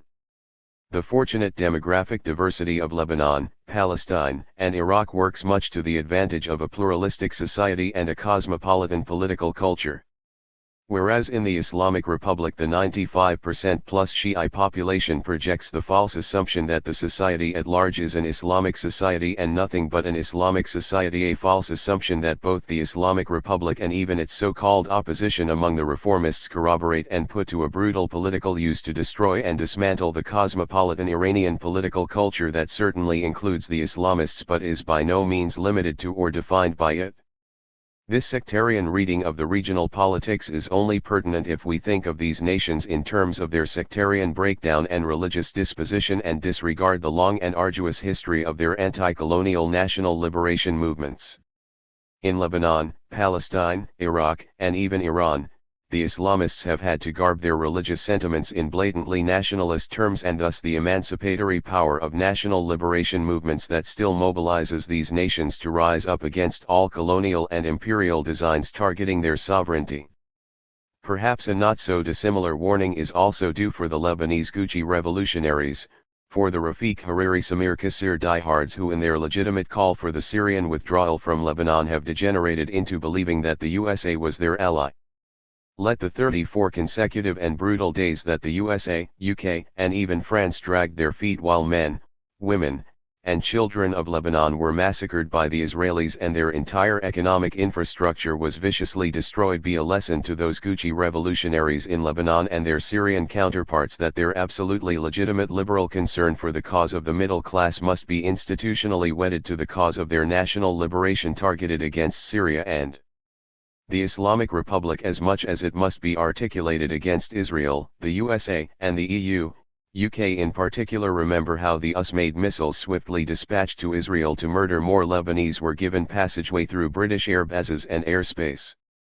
These neocon artists, American, Israeli, or of the Tony Blair variety, are no friends of any national liberation movement, middle class or otherwise. Those huge posters of Rafiq Hariri and that oversized statue of Samir Kassir in downtown Beirut are in dire need of revisiting by a grassroots, progressive, overarching and cosmopolitan national liberation movement in Lebanon, a movement to which Hezbollah must always remain integral but never definitive. The single most important lesson from the latest military thuggery of Israel in Lebanon is the fact that the Jewish state wants to see the region in its own traumatized image, Jewish tribalism running amok. For in effect the legitimacy of the Jewish state is entirely contingent not just on one but preferably on a multitude of Islamic republics in the region, so that with the Christian empire that presides over them all and the Hindu fundamentalism that lurks in its background, the European Zionist colonial settlement finds itself in a natural habitat and is thus ipso facto legitimized, and so that with a Jewish state, a Christian empire, an Islamic republic, and a Hindu fundamentalism the whole world can go to hell in a handbasket. With the same logic that the US neocons manufactured Al-Qaeda in their own tribalist image, Israel wishes to project the Lebanese Hezbollah and the Palestinian Hamas as its own mirror reflection. The problem for Israel, however, as it clumsily tries to ape the USA and become a mini-empire in the region, is that neither Hezbollah nor Hamas is Al-Qaeda, the figment of an over-militarized imagination of a miasmatic empire that needs an equally amorphous nemesis. Hezbollah and Hamas are and will remain two grassroots movements integral to two national liberation movements, syncretic, pluralist, and cosmopolitan in their quintessential nature and disposition, and it is precisely that cosmopolitanism which is the nightmare of the medieval tribalism of the Jewish state, and that is precisely the reason that the Israeli warlords unleashed their unsurpassed military savagery on Lebanon with such vicious vengeance. To defeat Israel in terms emancipatory not just to the entirety of the region but in terms that in fact includes the 6 million plus inhabitants of Israel itself, and thus liberate them from the claws of their own tribal fanaticism, nothing can be more effective than generating and sustaining a multitude of pluralist civil societies and cosmopolitan political cultures in which grassroots Islamist movements like Hamas and Hezbollah will always be integral but never definitive. Islam thus in the world will mirror and reflect other religions in the world, so that Judaism, Christianity, Islam, Hinduism, Buddhism, etc., will no longer be world religions, as we have habitually known them, but religions in the world. Any other worldly claim these religions may have on their followers is ultimately tested by this worldliness. 7. Malcolm X as a Muslim revolutionary. The shadow of a mighty Negro past flits through the tale of Ethiopia and of the Egypt the Sphinx. Throughout history, the powers of single blacks flash like falling stars, and die sometimes before the world has rightly gauged their brightness. W.E.B. Du Bois. I write this chapter under the bright light of a single shining star, the memory of Malcolm X and his dazzling flash of memorial insight into our collective predicament, not just as Muslims, or Americans, but for the historically disenfranchised and the defiantly determined peoples around the globe, and all of that from a decidedly Muslim perspective. To pave my way to this point, my principal concern in the previous chapter was for us to see through the false binaries such as the Sunni-Shia divide that have succeeded that of Islam and the West and continue to maim and mark the terms of a new revolutionary dispensation in which Islam, reimagined, will have a positive role to play. Today Islam in its global public perceptions has been effectively degenerated into a whimsical plaything between Bush and Bin Laden, Blair and Berlusconi, Hirsi Ali and Azhar Nafizi, Irshad Manji and Ibn Warwick, defining the terms of an ancient civilization and the pieties that define millions of human beings around the globe. Islam, though, at the very same time is also a freed and emancipated signifier, a moment that we should happily embrace and celebrate, waiting to be renamed, reclaimed, resignified, placed squarely at the service of a legitimate resistance to an illegitimate imperial disposition that uses and abuses native informers and their white supremacist employers alike. Today, Islam has been narratively placed outside the world, in the contested rhetorical domain of the American neoconservatives and their terrorist cohorts. Bernard Lewis and Ayatollah Mesbah Yazdi are the mirror image of each other, as are Osama bin Laden and Hirsi Ali. Islam, though, at the very same time is also the emerging sign of a Muslim participation in a global struggle from Asia to Africa to Latin America to the very heart of the US and Europe that will have to abandon all its absolute and absolutist terms of self-righteous assertions if it is to reach for a more open-ended and cosmopolitan conception of itself, of the very foundation of any religion, any culture, any claim to worldly reason and social justice. In the previous chapter I wanted to dwell on the climactic closure of Islam and the West, for the simple reason that the Islam that the West had colonially crafted by forceful interlocution has now ended, as has that West that occasioned it. Under conditions codenamed globalization, the rise of a renewed Islamic liberation theology, or an Islamic liberation theodicy, to be more exact, I wanted to argue, will have to be worked out from the ground zero of the most vital battlefields of our contemporary history in Afghanistan, Iraq, Palestine, and Lebanon in particular. A realistic dream for Islam to have a positive and emancipatory role to play in these adjacent and interrelated regions will have to be integral to a cosmopolitan political culture in which Islam will remain integral but never definitive, as in the catastrophic case of the Islamic Republic of Iran, to the entirety of a political culture. This is one crucial lesson that Afghanistan, Iraq, Palestine, and Lebanon can learn from the criminal takeover of power by the Islamists in Iran against all other alternatives to their theocratic reign, and thus seeking to dismantle an entire cosmopolitan political culture.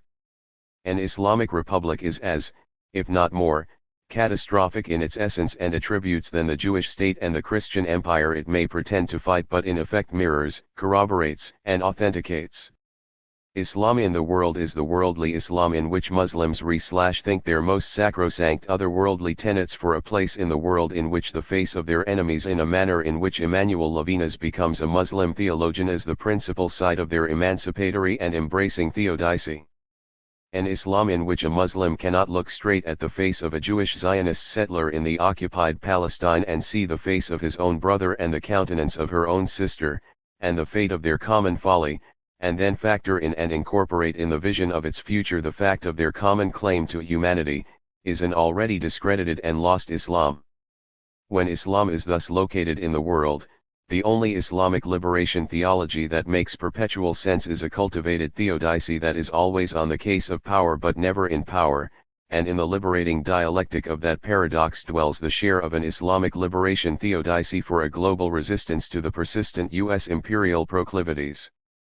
For Islam once again to become a theology of liberation, it first had to be liberated from the paralyzing binary of Islam and the West. As a dialogical dyad, Islam and the West has ended, the West has imploded, and Islam is now a free and floating signifier in search of its own meaning and significance with a much maligned countenance and in a much troubled world. Bush and Bin Laden are two ephemeral historical nuisances to define anything, let alone the economy of meaning in the enormity of an ahistorical claim on history, for which purpose we need to pull back and look at one occasion when the fate of Islam and the fact of a visionary Muslim became one and the same. How would have Malcolm X read the current world condition and explained it to an African American soldier serving in the U.S. military and stationed somewhere in Iraq? This simple exercise is not too hard to imagine or too futile to undertake. Resurrecting the defiant soul and the probing intellect of Malcolm X as a Muslim revolutionary, the problems that the word faces today have increasingly assumed an Islamic disposition, though they are not all of an Islamic provenance. The presence of the US-led forces in Iraq and Afghanistan, and the predominance of the Israeli military adventurism in the very same region spell out the modes of resistance to both in precisely Islamic terms. The persistence of a Jewish state, the vagaries of a Christian empire, and the belligerence of a Hindu fundamentalism cannot but color any mode of resistance to any and all of these adventures as Islamic. The systematic transmutation of American civil liberties, the overwhelming presence of African American and members of other disenfranchised communities in the U.S. Army, the evident racism at the root of American poverty, as best evident in the course of the Hurricane Katrina in August 2005, would have been the principal point of contact and conversation between Malcolm X and any African American soldier now serving in the U.S. military. First and foremost, there is no face-saving scenario for the USA or its European allies to pack and leave Iraq, the Baker-Hamilton report of the Iraq Study Group notwithstanding, and while the astounding accumulation of lies and deception at the commencement of this war are staring glaringly at any casual observer. The potential US/Israel invasion of Iran or Syria, and the continued Israeli occupation of Palestine and its warring posture against Lebanon are bound to exacerbate the state of war. The US-led invasion of Afghanistan was equally wrong and targeted the wrong people for the atrocities of 9/11, the perpetrators of which had all perished along with their victims. Premised on that ill-fated invasion, in Afghanistan, the US/NATO/ISAF forces are entirely useless, except for periodically managing to kill scores of Afghan civilians, one and may indeed be forced to accept elements of the regrouped Taliban back inside the Afghan government, yet another exercise in futility, thousands of Afghan lives and millions of refugees in surrounding countries and around the globe later. As George W. Bush's long war against Islamofascism, a term the powerful Zionist contingency of the U.S. neocons has successfully sold him, 2 moves on from one disastrous year to another, the attention span of Americans is subdivided into an Osama bin Laden for their breakfast cereal, a Saddam Hussein for their sandwich at lunch, and an Ahmadinejad for their dinner table. In Iraq, the USA might in fact opt to side with the Shia faction led by Abd al-Aziz al-Hakim, the head of the Supreme Council for the Islamic Revolution in Iraq, in order to oppose the rabble-rousing threats of Muqtada Sadr, in an ill-fated attempt to face the Sunni side of the anti-American insurrection and thus effectively give birth to an Islamic Republic of Iraq, right next to the Islamic Republic of Iran. This is of course in case the Saudi government, along with those of Egypt and Jordan, will abandon the Sunnis of Iraq to their own devices, a quite unlikely scenario, and thus the catastrophic prospect of the Iraqi civil war. The US-led departure from Iraq will certainly diminish the anti-colonial insurgency of the Iraqi resistance, but it is bound to procure even more sectarian violence, looming large on the horizon of an Islamic Republic of Iraq. What did the Bush administration achieve in Iraq? Malcolm X would have likely asked and wondered. A megabillion-dollar military adventurism indefinitely casting the whole world into a perilous disposition for which the world is infinitely less safe and Americans, innocent or guilty, infinitely more despised.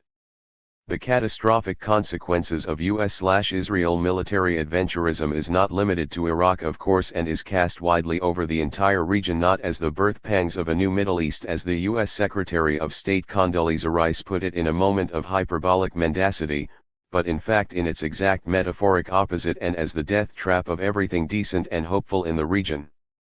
The uncharted and miasmatic violence that the US-led invasion and occupation of Iraq has caused, conditioned, and sustained is in danger of spreading widely in the region. Afghanistan is still simmering with the violence that the US-led invasion in October 2001 had generated, sustained, and prolonged.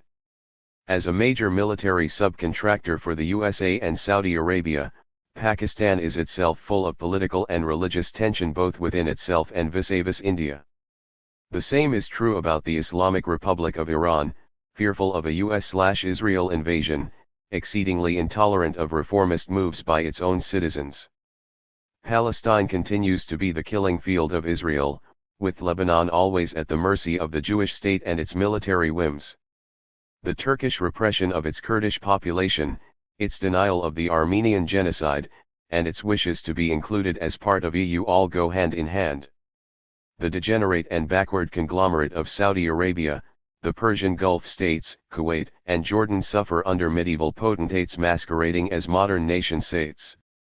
The rest of the Arab and North African scene continues to defy the will of its progressive and cosmopolitan cultures under one form of authoritarian regime that the US fully endorses, Egypt and Morocco, or another that it does not, Syria, Sudan, or Libya. Thus the war in Afghanistan is organically connected to the war in Iraq, each exacerbating the other, most probably dragging Iran into the quagmire, with Israel, Saudi Arabia, and all other illegitimate state apparatus like them as the sole beneficiaries of any scenario of conflict and mayhem. The theater of warfare may well extend into Africa, with Somalia, Ethiopia, Eritrea, Sudan, and Chad as the most obvious sites of confrontation between a senseless and miasmatic Islamist adventurism and the US-led war of terrorism that in fact generates and exacerbates that very Islamism it claims to oppose. The legacy of the Bush administration in the region, all articulated, theorized, and executed with the intellectually bankrupt and morally degenerate ideologies of the US neoconservative movement, is going to wreak havoc, and the USA and its European and regional allies are singularly responsible for the calamity. Starting from the East, nobody is now holding successive American administrations responsible for, along with the Saudis, funding, arming, and managing the anti-Soviet Afghan Mujahideen, including Osama bin Laden, in Afghanistan in the 1980s. The Pakistani intelligence was chiefly responsible for the creation of the Taliban. Despite its long and proud anti-colonial history and widely held cosmopolitan culture, Pakistan is reduced to a military client state of the USA, performing military duties and getting paid for it. The same ignoble record is the history of the USA in Afghanistan, where the US-manufactured Taliban and Al-Qaeda are now poised to stage a comeback and put their perfected tactics in Iraq to effective use in ousting the ridiculous puppet regime of Hamid Karzai, the mayor of Kabul. The woes of Afghanistan meanwhile have intensified, poor, desolate, riddled with tribal factionalism of the most retrograde and criminal sort, all endemic to a colonially manufactured state and yet all radically intensified in the aftermath of the first Soviet and now the US-led invasion, with the civilian population the principal victim of all these varied forms of military thuggery.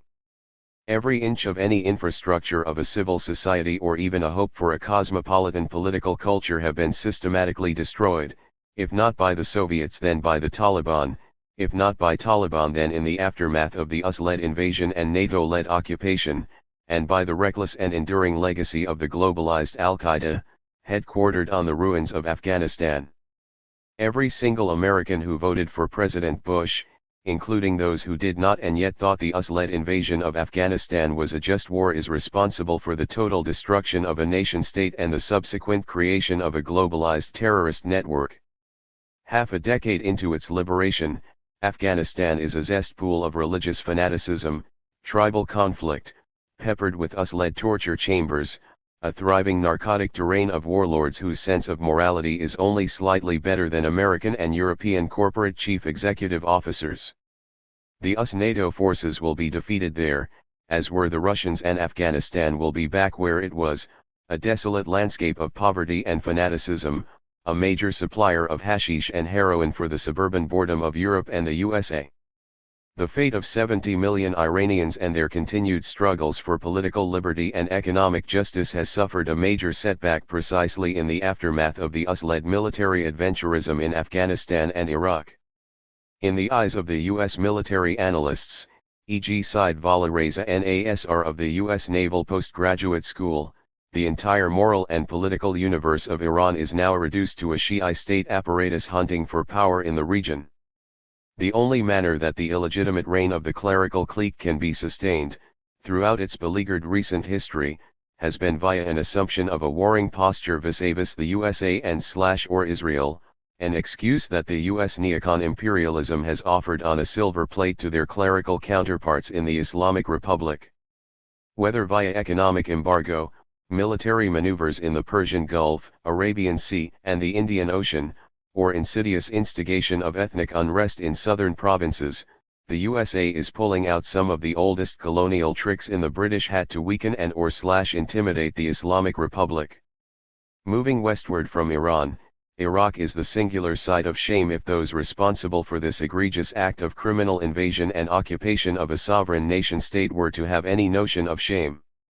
Malcolm X would have had no difficulty demonstrating to an African American soldier serving in Iraq that Iraq is now reduced to nothing more than a constellation of U.S. military bases guarding the flow of oil to provide gas to the alleviation of its bored suburban population getting into their SUVs and going for a ride. First Afghanistan and now Iraq, the region is one sovereign nation-state at a time being reduced to a shooting gallery for the enduring entertainment of Zack Snyder's generation of computer-generated imagery, CGI, infested militarized imagination. Meanwhile, Palestine remains the killing field of a racist, supremacist, apartheid Jewish state systematically stealing, occupying, and appropriating the homeland of another people. The principal partner of U.S. imperialism in the region and beyond, the European colonial settlement wants to reduce the entire region into medieval sectarian division on its own fanatic image: Islamic republics, a Christian empire, and a Hindu fundamentalism that makes the Jewish state feel at home in its neighborhood. Extending its thuggish operation beyond Palestine and into Lebanon, Syria, and possibly even Iran, the historical calamity called Israel is now completely divorced even from its own original Zionist ideals and degenerated into the military extension of the USA's imperial operations in the region. The circle of misery that the US-led militarism in the region has drawn, Malcolm X would explain, is not limited to what Bernard Lewis has taught them to call the Middle East. The USA is now actively aiding the corrupt leadership of Ethiopia, the Pakistan of North Africa, so that it does its dirty work in Somalia, the Afghanistan of North Africa. The result is simple and obvious: more battle zones, more overt and covert US operations in North Africa, more civilian deaths, more millions of refugees on yet another front in the war on terrorism. What about Europe, the cradle of civilization? How would Malcolm X see Europe today? The blatantly racist policies of the EU, exacerbated by massive labor migrations into its aging population, and its unfailing support for, and hidden rivalries with and within, the US-led invasions of Afghanistan and Iraq have made it a solid accomplice in warmongering, and thus in part explains the attraction of the disenfranchised, enemy-ridden youth of the immigrant communities to Al-Qaeda-like cells.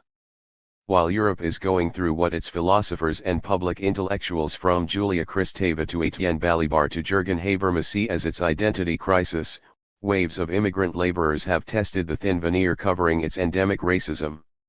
Steadily falling birth rates, unsustainable welfare systems, major waves of labor migration, consistently resurfacing European racism, once against Jews and now against Muslims, and a contingency of Islamist militancy are now fast upon Europe.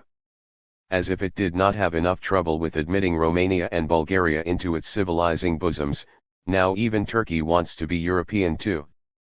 Meanwhile, even the European nation-states are themselves in danger of disintegration, from the Scots in the United Kingdom to the Flemish nationalists in Belgium.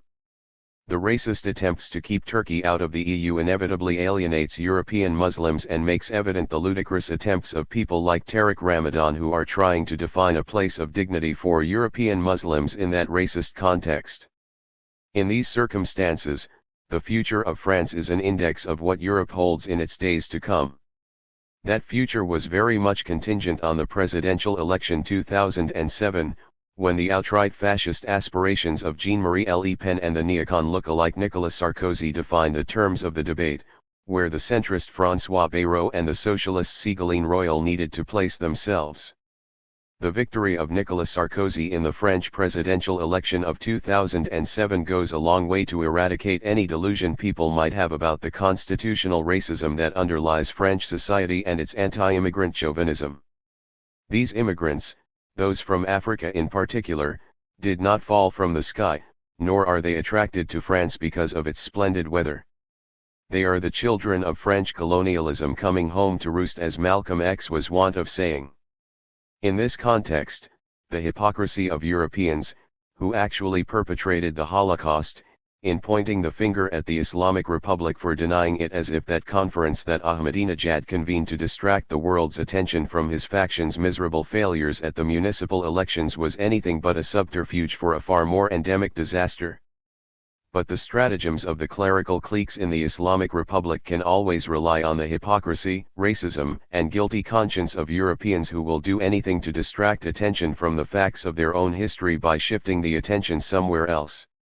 Inside the USA proper, Malcolm X would further add, the catastrophic consequences of the neoconservative project are yet to be mapped out and thoroughly assayed.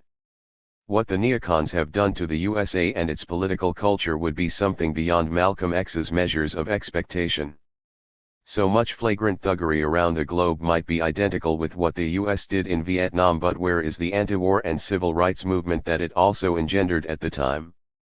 With what imperial audacity and self-righteous hubris did this band of militant fanatics take over the democratic institutions of a nation-state and allow themselves the mendacity of preemptive war, changing regimes, ending states, moral and intellectual parochialism running amok, a global gangster mentality standing for international diplomacy, and promoting neoliberal thievery of the poor world for the benefit of the rich?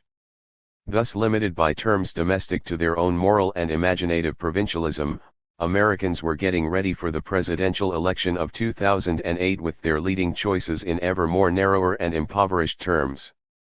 The Democratic victory in the 2007 midterm elections amounted to absolutely nothing when it came to the congressional allocation of yet another gargantuan military budget, $100 billion, to President Bush to do as he pleases in / to the utterly annihilated Iraq. The picture of the world at large framing the state of affairs befits its crooked timber. A desperate and disparate population almost the size of the USA's is now roaming the earth as migrant laborers. As many Indians live in desperate poverty in what advertises itself as the greatest democracy in the world. The overwhelming majority of Indian Muslims living in rural areas are in fact landless laborers, while more than half of the urban Muslims in India lives under the poverty line. The influx of African and Asian migrant laborers into Europe has caused massive manifestations of European racism, while the flow of Asians and Latinos into the USA has already given rise to such racist vigilante groups as the Minutemen. That influx of migrant workers around the globe is the gateway of potential troubles on both sides of any border they cross, with catastrophic global consequences far beyond the ability or willingness of the World Bank or the IMF to address. Thus a mobile army of homeless laborers, war and terrorism in the Middle East, hunger and AIDS in Africa, imperialist hubris and religious fanaticism in the USA, belligerent military thuggery of Israel, rampant racism in Europe are the most compelling signs of the new century. Add to these the fact that according to the most recent scientific reports, February 2007, there is now incontrovertible evidence that the Arctic is irrevocably melting away, and by the year 2040 global summers will be entirely ice-free. Instead of waiting for doomsday, the logic of capitalism is already thinking of how to bank on this thing called climate change and turn it into a business proposition.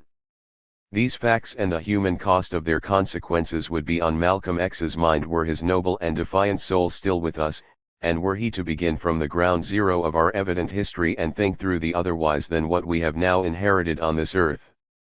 In 1948, a young Egyptian intellectual named Sayyid Qutb, 1906 to 1966, came to the USA for his higher education and went to Greeley, Colorado, where he enrolled at Colorado State Teachers College, now the University of Northern Colorado. By the time he received his degree in education and went back to Egypt in 1951, Sayyid Qutb was convinced that American society was fundamentally corrupt, decadent, and irredeemable. In part because of this American sojourn and his hasty conclusions, as soon as Sayyid Qutb arrived in his homeland he joined a thriving Islamist organization called Muslim Brotherhood. For the rest of his life, Sayyid Qutb had a lasting influence on the rise of militant Islamism in the Arab and the Muslim world. 3. As historical fate would have it, and by way of a strange historical coincidence, precisely in the same year that Sayyid Qutb came to the USA, a young delinquent African American who would later be known as Malcolm X, 1925 to 1965, was introduced to and converted to Islam while serving time at Concord Reformatory in Massachusetts on charges of grand larceny and breaking and entering. Almost exactly at the same time that Sayyid Qutb was a student in the USA, 1948 to 1951, Malcolm X was in various U.S. jails, 1946 to 1952. And there is the paradox. Sayyid Qutb came to the USA and there in complete freedom became increasingly incarcerated inside a tunnel vision of his own faith, while imprisoned inside a jail at the very same time, Malcolm X discovered an emancipatory vision of Islam far more liberating and entirely outside the limits of the great Egyptian Islamists' horizon. A year after Sayyid Qutb returned to Egypt and joined the Muslim Brotherhood, Malcolm X was freed from prison and joined the Nation of Islam as a devout Muslim and began a valiant, however brutally short, career as a revolutionary vanguard of increasingly more global horizons. One can look forward to the future of Islam in the 21st century by a comparison and contrast between these two Muslim revolutionaries. 1. Sayyid Qutb, an Egyptian militant Islamist who came to the USA and his encounter with America led him and the brand of Islamism he represented to an entrapment of his faith in a self-defeating ideology, and the other, Malcolm X, an African-American Muslim who increasingly left the USA for the world, and his liberating reading of Islam led to an emancipation of his faith in a progressively revolutionary direction. 4. Revisiting the extraordinary life and the short career of Malcolm X as a Muslim revolutionary is important not despite his flaws and missteps, but in fact precisely because of them. From the heart of his and his people's entrapment in misery, Malcolm X resurrected hope and cultivated a vision of the world at once fully cognizant of its factual flaws and yet charged with a determination to set it right. Malcolm X was both a victim of racism and had to overcome his own reverse racism to reach the moment of liberation for Muslims at large. In many ways, Muslims around the world today are where Malcolm X was just before his historic Hajj pilgrimage, and as historical fate would have it, Muslims too, in their millions seem to be in need of not just a regular and habitual Hajj pilgrimage, but a pilgrimage that cleanses their own soul of much malady that has afflicted them, and if they are to face the abuse of power by warmongers outside and descending upon them, they will have to first and foremost face their own innate enduring fallacies and endemic faults. In a long and arduous conversation with the barbaric European colonialism that ravaged the earth, Muslims effectively turned their own faith into the split image of the ideologies of their enemies: intolerant, abusive, fanatical, single-minded. As Sayyid Qutb abandoned his earlier literary career and commenced his life as a Muslim revolutionary, he was instrumental in leading Islam of his time, with the best of intentions, into the cul-de-sac of a militant politics trapped inside a binary opposition with its arch-nemesis, the West. Exactly in the opposite direction, Malcolm X shed one revolutionary skin after another, reaching out for nothing but a consistently emancipatory project, seeing in Islam not a matter of identity politics but a manner of liberating promises. His was the zeal of a new convert and the vision of a world revolutionary in tune with the spirit of his time. The more Sayyid Qutb vilified the USA blindly, including some of his racist comments about African Americans and about jazz, from which he understood absolutely nothing and from whose democratic spirit he could have learned much, the more he was trapped into a blindfold celebration of an intolerant, belligerent, and combative Islam. Islam for Malcolm X was an equally combative occasion, but as an infinitely more liberating, progressive, alive, and living organism. In more than 200 years of encounter with colonial modernity, and literary hundreds of radical Muslim thinkers, no Muslim revolutionary comes even close to Malcolm X in the liberating, global, and visionary grasp of his faith and its place in facing the barefaced barbarity of economic and military world domination. Perhaps because he emerged from the heart of that barbarity, perhaps because he was the direct target of its most racist ideas and practices, Malcolm X personified the life of a Muslim revolutionary for generations after Islam and the West had exhausted its historical calamities. There is much need of soul-searching in and about Islam. If a religion at its current stage has managed at one and the same time to produce a Mullah Omar and a Hirsi Ali, an Osama bin Laden and an Ibn Warraq, an Ayman al-Zawahiri and a Fuad Ajami, an Ayatollah Khomeini and an Azhar Nafizi, identical fanaticism in different buckets, that religion then is indeed in dire need of soul-searching. Beginning with juridically stipulated gender apartheid constitutional to Islamic law, Muslims today face a range of moral and political dilemmas at the root of the systematic mutation of their collective faith into a singular site of political resistance to imperialism at the heavy and unacceptable price of leveling their own religion to the ground of the imperial assault against Muslims. The nomocentricity of Islamic law has historically been checked and balanced by the logocentricity of its philosophy and the anthropocentricity of its mysticism, and all of that by the literary humanism definitive to Arabic, Persian, Turkish, and Urdu languages. All the polyfocality of voices with which Islam has historically spoken has over the last 200 years been systematically muted and silenced by the aggressive formation of a singularly juridical fanaticism, hitherto justified by virtue of an all-out war against a predatory European colonialism and American imperialism, with the Jewish state of Israel linking the heritage of one to the calamities of the other. What Muslims need is not a reformation, for which neoliberal European and American journalism have created a few would-be Muslim Martin Luthers, but in fact a restoration of the classical polyfocality of their worldly religion, before it was aggressively mutated into a singular site of contestation against colonialism. The unconditional equality of men and women in all matters of legal, social, economic, and political domains is not something that needs to await a modernization or reformation of Islamic societies, but a matter soundly at the root of the democratic polyfocality of Islamic intellectual history.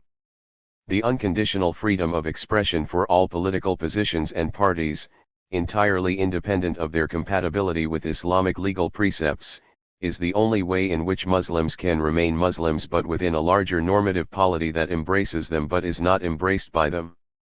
Reaching for a complete acknowledgement of the ideological and normative variations at the root of contemporary societies is not inimical but in fact entirely normative to Islamic intellectual history. The moral autonomy of the creative soul, at the widest spectrum of its worldly presence, is constitutional to the lived experiences of Muslims the world over, lost all but entirely through the vapid ideologization of Islam by Muslim thinkers themselves. A historic return to their own worldly and cosmopolitan cultures, in liberating plurals, is the swiftest manner in which Muslims can remember and reenact the polyfocality of their own faith. Muslims have always had this cosmopolitanism but never seen it in toto because they have seen it through the lenses of extreme close-ups of their own angle on reality. What they need today is a long take/long distance shot of their own cosmopolitan culture, a frame that remembers and embraces all their historical differences, without eradicating them, their philosophers, mystics, jurists, and literary humanists standing at large and in adjacent proximity of their enduring differences. At the threshold of that recognition is where Malcolm X has left us, and it is at the threshold of his unfinished project and that universal conception of Islam that we need to pick up our senses and come up with a mode of liberation theodicy that does not dismiss but in fact wholeheartedly embraces and lovingly welcomes all the shades and shadows of its differences. What Islam needs, in short, is a Lebanesian phenomenology wedded to the unfinished revolutionary project of Malcolm X as a Muslim revolutionary. Retrieving the legacy of Malcolm X as a Muslim revolutionary in the heart of the globalizing empire shows how in his character and culture he represents a radical epistemic shift in the manufactured opposition between Islam and the West. No globally minded liberation movement will have any legitimacy without categorically including the disenfranchised communities within the USA, or within the so-called West, in the very heart of the globalizing empire. Contrary to what Sayyid Qutb perceived, and exactly as Malcolm X realized, the USA is a microcosm of the world at large. There is already a third world in that part of the first world. They are the poor and the disinherited among the Native Americans, African Americans, Latino Americans, Asian Americans, and then among a rainbow of new legal and illegal immigrants from around the globe. If Islam does not have anything to say or to offer to these disenfranchised communities, the legal and illegal immigrants at the mercy of Minutemen sharpshooters without asking them to convert to Islam, then it is nothing but the fatuous faith of the Khilji, Kuwaiti, and Saudi sheiks having difficulty bending over their overfed bellies when pretending to prostrate to pray, or else the rambling gibberish of Osama bin Laden and Mullah Omar when replicating the American neocons in their advocacy of terror. There is another Islam unknown to those crooked bodies, the Islam of South Asian migrant laborers in the United Arab Emirates, the Islam of Malcolm X, the Islam that knows how to speak to those multitudes of misery without asking them first to believe in Allah, for they already do, in their own mind and manner. In his revolutionary character and iconoclastic legacy, Malcolm X links any global conception of an Islamic liberation movement to the heart of the most progressive uprising of the wretched of this earth. As such, Malcolm X is a singularly important rebellious character whose conversion to Islam and the massive epistemic shift that it occasioned in the course of his revolutionary career is yet to be properly understood and thoroughly theorized. In the revolutionary character of Malcolm X is gathered the most critical link necessary between the alienated colonial corners of capitalist modernity and the disenfranchised communities within its metropolitan center. The significance of Malcolm X is that he rises from the heart of the metropolitan disenfranchised poor and moves out to reach one of the most massively manufactured civilizational others of the West in the Islamic world. In his revolutionary legacy, as a result, we already have a radical bridge connecting the center and periphery of a globe that is no longer thus divided. Retrieving his critical character as a Muslim revolutionary is thus quintessential to any assessment of an Islamic liberation project. The most pernicious achievement of Orientalism was not that it was a discourse of domination but that it was a discourse of alienation. Through the generation of a false consciousness in the form of civilizational divides, Orientalism has been instrumental in alienating the colonial corners of capitalist modernity from their integral connection to the vicious cycle of capital.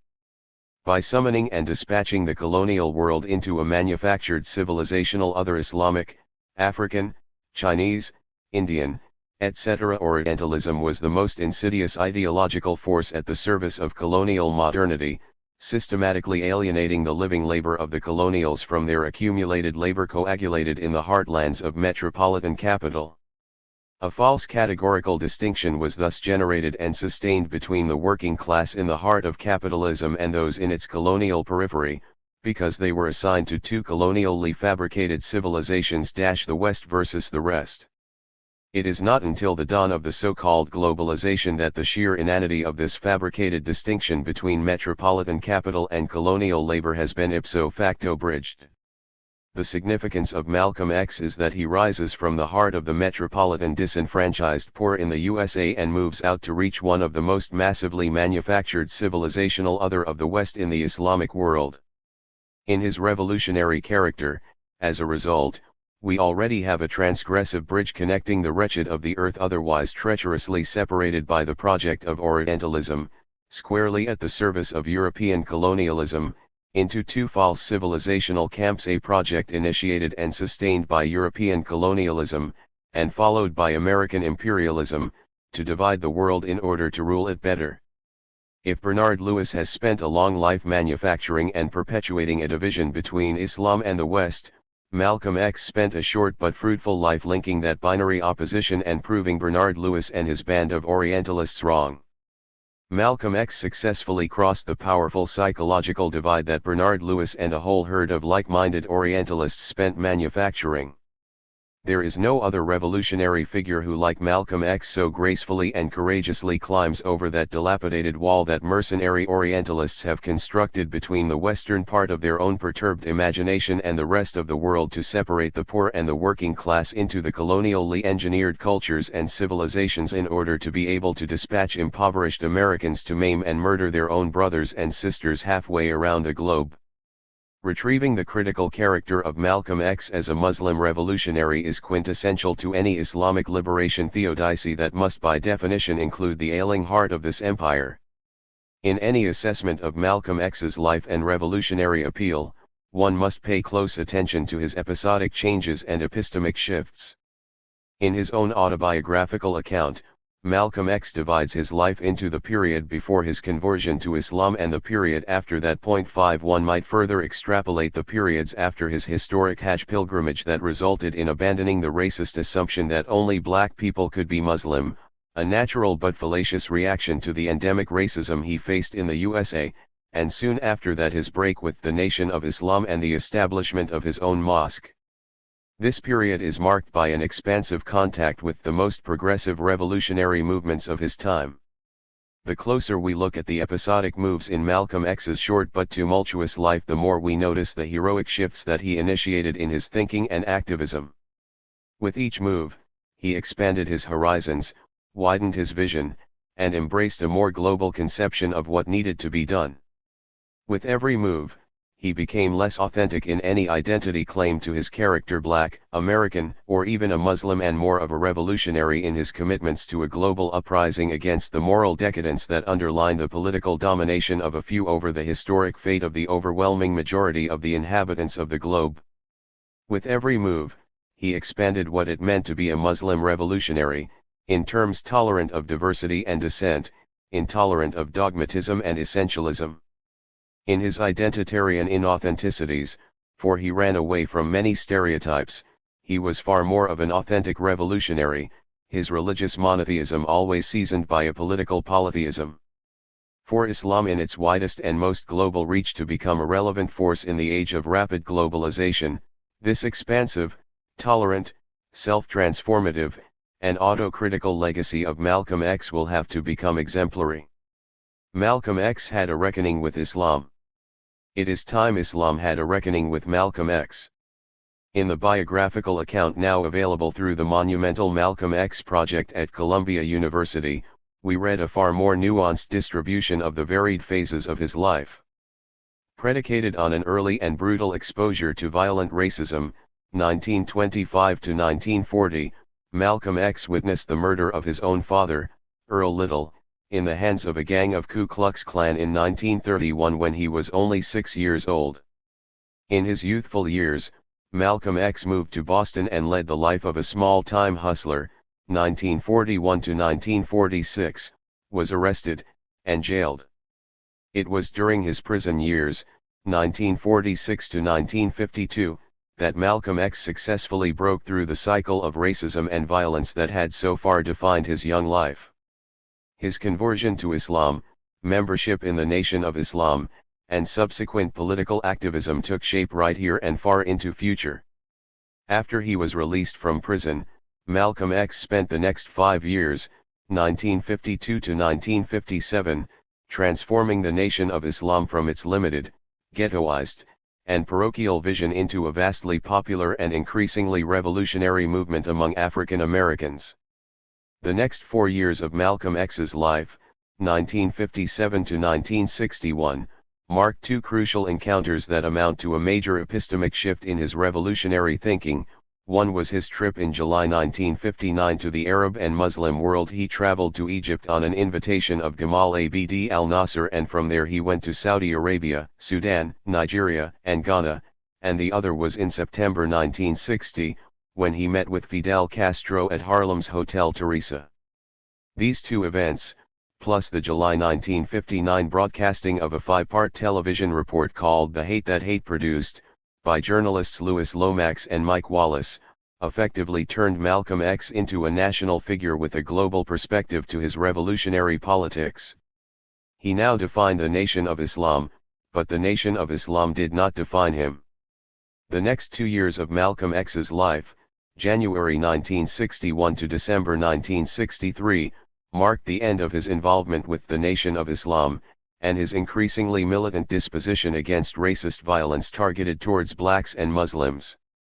The assassination of President Kennedy on Friday, November 22, 1963, and Malcolm X's dismissal of the national tragedy as chickens coming home to roost, resulted in his eventual banishment and his own subsequent official resignation from the Nation of Islam on March 8, 1964. The period between March and June 1964 marked the most important emancipatory move of Malcolm X away from the limited provincialism of the Nation of Islam and toward the articulation of a more global revolutionary agenda, all occasioned by his historic Hajj pilgrimage. His break from the Nation of Islam and his Hajj pilgrimage point to the expansion of a far wider circle of revolutionary commitments that certainly embrace but are not limited by the suffocating parochialism that forced him out of his debilitating entanglements with his American Muslim brothers. He was already, by the time he left the Nation of Islam, looking at a revolutionary prospect far wider and more radical than what the American version of Muslim Brotherhood could possibly sustain or even imagine or represent. This larger and more global vision, and certainly not merely his disillusion with Elijah Muhammad, was at stake when he finally broke away from the Nation of Islam. After he performed his Hajj pilgrimage, Malcolm X's life yet again assumes an expansive horizon towards a larger frame of revolutionary references. He went on a whirlwind tour in April and May 1964, traveling all the way from New York to Beirut, and from there to Cairo, and then to Lagos, Nigeria, and from there to Ghana, Liberia, Senegal, Morocco, Algeria, etc. Everywhere he went he was widely received by the most progressive forces in the Arab and Muslim world, as well as in Africa. It was after this trip and in the following summer, in June 1964, that Malcolm X announced the establishment of the Organization of Afro-American Unity, OAAU, an organization that was no longer limited to Muslims or Americans in the range of its ambitious projects, linking, in effect, the freedom of African Americans to those of Africans at large. He formulated a wide-ranging social and political agenda for OAAU, and established its branches in Asia, Africa, and Europe. When by January 1965, he was forced by the Nation of Islam to leave his home in East Elmhurst, he no longer needed a home. The world was his home. What was he doing on these trips, navigating one political clime and country after another? Without abandoning his base as a Muslim revolutionary, he used these trips to expand the moral domain of his concern to even larger global perspectives. By the time that in December 1964 Malcolm X spoke before 500 people alongside the Tanzanian revolutionary Abdul Rahman Mohammed Babu and read a message to the audience from none other than Che Guevara, who had been invited but could not attend, his stature and message as a global revolutionary had reached a far more embracing horizon than any Muslim revolutionary of his, or any other, Time. By the time that in February 1965 he took his revolutionary message to Europe, he spoke for the universality of a global uprising on par with anyone, ranging from Lenin and Trotsky to Frantz Fanon and Che Guevara. He was and he remained a Muslim, but the Islam of Sayyid Qutb and that of generations of other Muslim revolutionaries trapped inside a binary opposition between two false consciousness, Islam and the West, no longer limited, defined, or confined him. He globalized the revolutionary quintessence of Islam long before globalization became a fashionable catchword. When early in February 1965 Malcolm X turned his attention to domestic American issues and went to Alabama for a series of lectures, he was no longer a mere national figure. His global vision had already wedded domestic American issues to larger revolutionary projects. His trip later that month to London and Birmingham and his denial of entry into Paris were the further indices of his global stature. The more this revolutionary message becomes global, the less Malcolm X has a claim even to a home for his family in New York. Soon after his return from Europe, early in the morning of February 14, 1965, his home, with his entire family in it, was firebombed. Soon after this bombing, the title of his talk at Colgate Rochester Divinity School on February 16, 1965, "Not just an American problem, but a world problem," pretty much sums up his state of mind at this point. When in the afternoon of February 18, 1965 he delivered a lecture to about 1,500 Barnard and Columbia students, he may have had no clue that this was the last speech he was to give, but he knew full well of his global significance. Is it then accidental, or merely symbolic, that he spent the last night of his life on February 19, 1965 homeless and in a hotel room? On February 21, 1965 Malcolm X's earthly life was abruptly ended and he became a legend. 6. Paramount in my conception of Islam in its encounter with colonial modernity is a dialogical reading of any world religion in active conversation with its location in history. The Islam of the last 200 years was the result of a combative conversation between Muslims and their European colonial occupiers. At the threshold of the 21st century, when this particular Islam has ended by virtue of both its own internal contradictions, radically mutating its own multifaceted visions of reality into a singular site of absolutist ideological resistance to colonial modernity, and also because the West, as its principal interlocutor that had teased out of Muslims a particularly combative reading of their own faith, has ended. That Islam has come to an end because the Western modernity, with which it was in a prolonged, combative, and collective conversation has self-imploded, ended under the pressure of its own contradictions as outlined, argued, and demonstrated by European philosophers all the way from Nietzsche and Kierkegaard to Adorno and Horkheimer and down to Deleuze and Guattari. The dialogical disposition of Islam, or any other world religion for that matter, is not manifested only in its encounter with colonial modernity. Throughout its long and languid history, Islam has always been the dialectical outcome of a creative encounter between the Quranic revelation and Hadith narratives on one side and the social, intellectual, moral, and political powers that have come to face, challenge, augment, or else to contradict it. From Greek philosophy to the Persian Empire, from Jewish theology to Christian monasticism, from Chinese astronomy to Indian mathematics, historically a succession of intellectual and political forces have been formative in negotiating out of Muslims particular readings of their own collective faith. The same is true with the European colonial modernity over the last 200 years, both in terms of the brute colonial power that dispatched Europeans around the world to plunder, maim, and murder people, and their Enlightenment project that commenced, coincided, and concurred with these globe-trotting adventures, putting an inordinate amount of pressure on Christianity to hurry up, revise its medieval doctrines, dogmas, and practices and prove more useful to European colonialism. Thus began the Muslim dialogical encounters with Western modernity. This dialogical disposition extended from a combative conversation with the West, a figment of imagination that this particular Islam epistemically corroborated by being its mirror image, to an equally belligerent dialogue with rival ideologies, competing for the strategic alliances of classes and masses for political resistance to colonialism. Islamism thus joined nationalism and socialism and formed the three most dominant political ideologies of the 19th and 20th century in Muslim lands.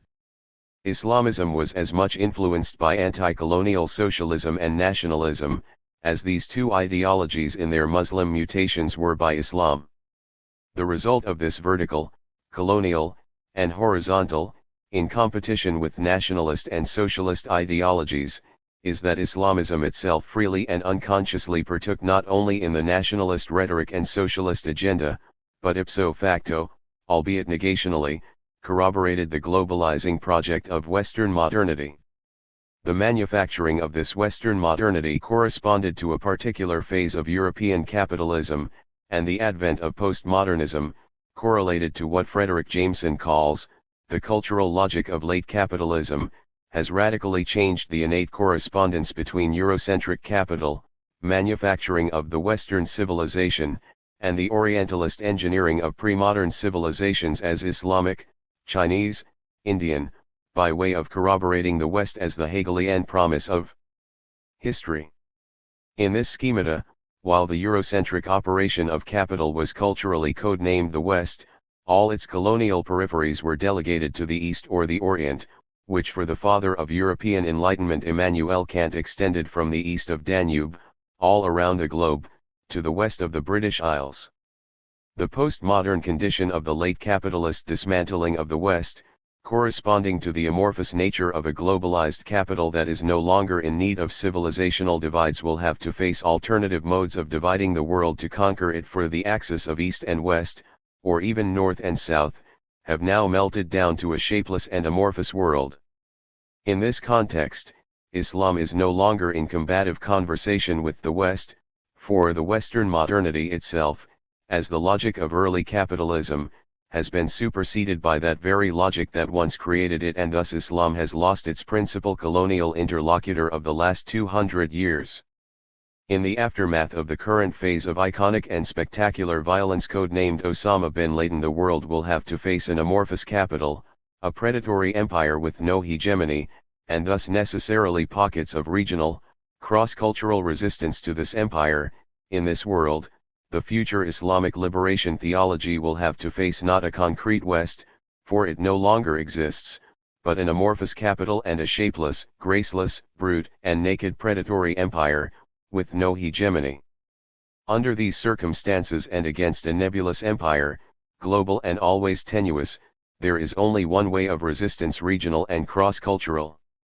Islamic liberation theology must learn from Christian liberation theology, and vice versa. 7. And they must account for the existence of what in the language of political tolerance will have to be named alternative ideologies of resistance, with which any liberation theology, Islamic or otherwise, must come into coalition and conversation, not combative rivalry.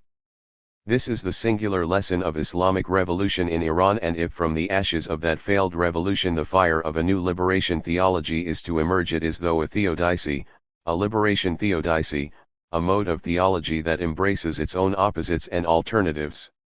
Examples in our contemporary world abound. Hamas in Palestine cannot be a legitimate component of the Palestinian national liberation movement unless and until it learns the art of compromise with its Fatah rivals. The Hezbollah in Lebanon cannot be a bona fide force in the emergence of Lebanon as an enduring nation-state unless and until it accepts the legitimate presence of non-Shi'i and particularly non-Islamic and non-religious forces in the Lebanese polity. The same is true of the Shi'as in Iraq, who will have to, when the occupiers of Iraq have collected their belonging and left, enter into negotiation with non-Shi'i, non-Islamic, and non-religious factions and forces in Iraq. In this respect, the increasing presence of Muslims in Europe is equally crucial for the rise of a mode of resistance to the predatory powers of empires, American or European, in denomination that is not reducible to one religious or ideological denomination or another. By way of correcting their own blind spots and becoming part of not just national but also regional and cross-cultural liberation movements, no liberation movement can any longer afford tribalism of the sort that the Islamic Republic of Iran, the Jewish State of Israel, and the Christian Empire of the USA now collectively espouse, despite their outward protestations. Both the US empire and the emerging pockets of resistance to it will have to cross over presumed cultures and their corresponding countries. With the massive presence of Muslim migrant laborers throughout the globe, Islam is now irreversibly globalized, as is its very sacred language, spoken with a solidly American English intonation and with neologisms on Al Jazeera. The globalized empire has arisen from the same material forces that have occasioned the globalization of Muslim migrant laborers and thus the emerging Islam itself. The beneficiaries of globalized capital are no longer, if they ever were, some fictitious white Euro-Americans, nor indeed are those disenfranchised by it are all Muslims, Orientals, or colored. The Saudi and Khulji sheikhs are as much the beneficiaries of globalized capital as more than 35 million US citizens who live under the poverty line are disenfranchised by it. The color line is no longer the defining moment of the 21st century, even if it were in the 20th. An Islamic liberation theology that still divides the world into an East-West, or Muslim-non-Muslim, believer-non-believer, practicing-non-practicing will mean nothing in the troubled years ahead. The inanity of Christopher Kitchens writing a book and calling it God is Not Great, 2007, mocking the Muslim creedal concept the God is great, may indeed entertain some in Washington, D.C., but is of no consequence to the fate of millions of believing and non-believing Muslims and non-Muslims roaming the earth in search of sober decency. The only liberation movement against the terror of a globalizing empire that will be meaningful and mobilizing will have to be cross-cultural and global, precisely in the same way that the empire it must oppose and the capital it must curtail are global. That liberation movement will have to account for the existence and accommodate the inclusion of the non-Islamic, and as a result be more than a liberation theology but a liberation theodicy that at once recognizes and celebrates diversity. The only way that the innate paradox at the heart of Islam can be put to work for a permanent good is for Islam no longer to be triumphalist but tolerant, and in that tolerance not just to resist the abuse of power but also the temptation of power. The massive globalization of Islam by Muslim labor migrations throughout the world now provides for the former, its liberation theodicy for the latter. No globally minded liberation movement will have a speck of legitimacy without categorically including the disenfranchised communities within the USA in the very heart of the empire. The fat beneficiaries of globalized capital in the USA cannot and must not be allowed to appropriate its revolutionary history. The anti-colonial history of the USA needs to be retrieved in the name and for the cause of its poor, sick, homeless, unemployed, uninsured, illegal immigrants, and other massively impoverished communities. The revolutionary disposition at those colonies that once fought the British Empire is not a distant and forgotten memory. It has a glorious paragon of hope, and his name is Malcolm X. In his defiant character and revolutionary legacy, Malcolm X can link any global Islamic liberation movement to the heart of the most progressive uprising of the wretched of this earth against their obscene oppressors. But that Islam is not the Islam of a pathological mass murderer like Osama bin Laden or Saddam Hussein. That Islam has the resolute history of an American Muslim revolutionary written all over its future countenance. The campaign of shock and awe that announced the commencement of the U.S. war against Iraq in spring 2003, combined with the mind-numbing theft and destruction of world cultural heritage in Mesopotamia that it occasioned, have indeed frightened us all out of our wits. Artifacts that were testaments to the very alphabets of our humanity and had survived from Chenghis Khan to Attila the Hun, from Tamerlane to Hitler, finally collapsed at the foot of Donald Rumsfeld. The whole world is indeed in a state of shock and awe at the sheer enormity of this unforgivable crime against humanity, with hundreds of thousands of innocent Iraqi lives perished and millions more maimed for life or dispatched into the indignity of exile. Today more than ever, voices of reason and visions of sanity must prevail. We are no longer safe in the serenity of our professional careers. We must speak truth to power in a clear and concise language. Reading the history of our vanishing present is now more than ever the guiding light of our future. I have written this book as a sustained moment of pause to reflect against the grain of that speed with which our historical memory is being corroded. How and why did militant Islam begin to converse with colonial modernity? When and why did it run out of ideological energy? And ultimately, what are the emerging forces of discontent that seek and must liberate Muslims from their own local tyranny in face of the predatory global empire in terms domestic to their hopes, loyal to the best in their character and culture? Posing these questions and seeking to answer them is no longer limited to Muslims or non-Muslims. We are all trapped. The cycle of violence benefits the worst among us and destroys the best. We must be put on reverse gear to maneuver out of this nasty spot and then move on. Conclusion. Prolegomena to a future liberation theodicy. The theology of liberation attempts to reflect on the experience and meaning of the faith based on the commitment to abolish injustice and to build a new society. This theology must be verified by the practice of that commitment, by active, effective participation in the struggle which the exploited social classes have undertaken against their oppressors. Liberation from every form of exploitation, the possibility of a more human and dignified life, the creation of a new humankind all pass through this struggle. Gustavo Gutierrez. Definitive to Islamic theology, Kalam, is the irreducible otherness of God Almighty, Allah, that in turn and in theological self-projection becomes the irreducible ipseity of existence, wujud. In various Islamic philosophical schools, there is a theocentric ontology, or a theoontology, to be more exact, that in its last theoretical articulations, say in the theocentric philosophy of Mullah Sadr Shirazi, 1571–1640, aspires to an absolutist ontology that in effect comes as a prelude to his speculative theology constituting the world in a condition of hudath, or creative/chaotic createdness, predicated upon the primacy of God as Kedem, or everlasting. The absolute otherness of God thus translates, in human terms, into the stated principiality of existence, its matter-of-factness, which in turn gives a moral immediacy to the most abstract dimension of Islamic speculative theology. At the thither end of Islamic intellectual history, at a moment when the dialogical synergy among various Islamic discourses has been overshadowed by the immediacy of bare political events, it would be good to remember that existential anxiety at the heart of Muslim theologians when they put pen to paper to write about the essence, dat, and attributes, sifat, of God, not knowing they were in fact writing out loud the intemperate temporality of their own historical whereabouts. At the threshold of the 21st Christian century, Islam has only a dim scholastic memory of its long and illustrious intellectual history. All the major and minor Islamic theological, philosophical, and mystical discourses have long since categorically exhausted their epistemic synergy and have scarce anything left to say to each other, or, a fortiori, about and to the world. The same holds true for the fabricated opposition between Islam and the West, a binary banality that effectively overshadowed all epistemic modes of knowledge production in and about Islam and quintessentially posited its polyfocal reality against the principal ipseity of an abstraction called the West. Islam is thus, once again, up for its own metaphysical grabs.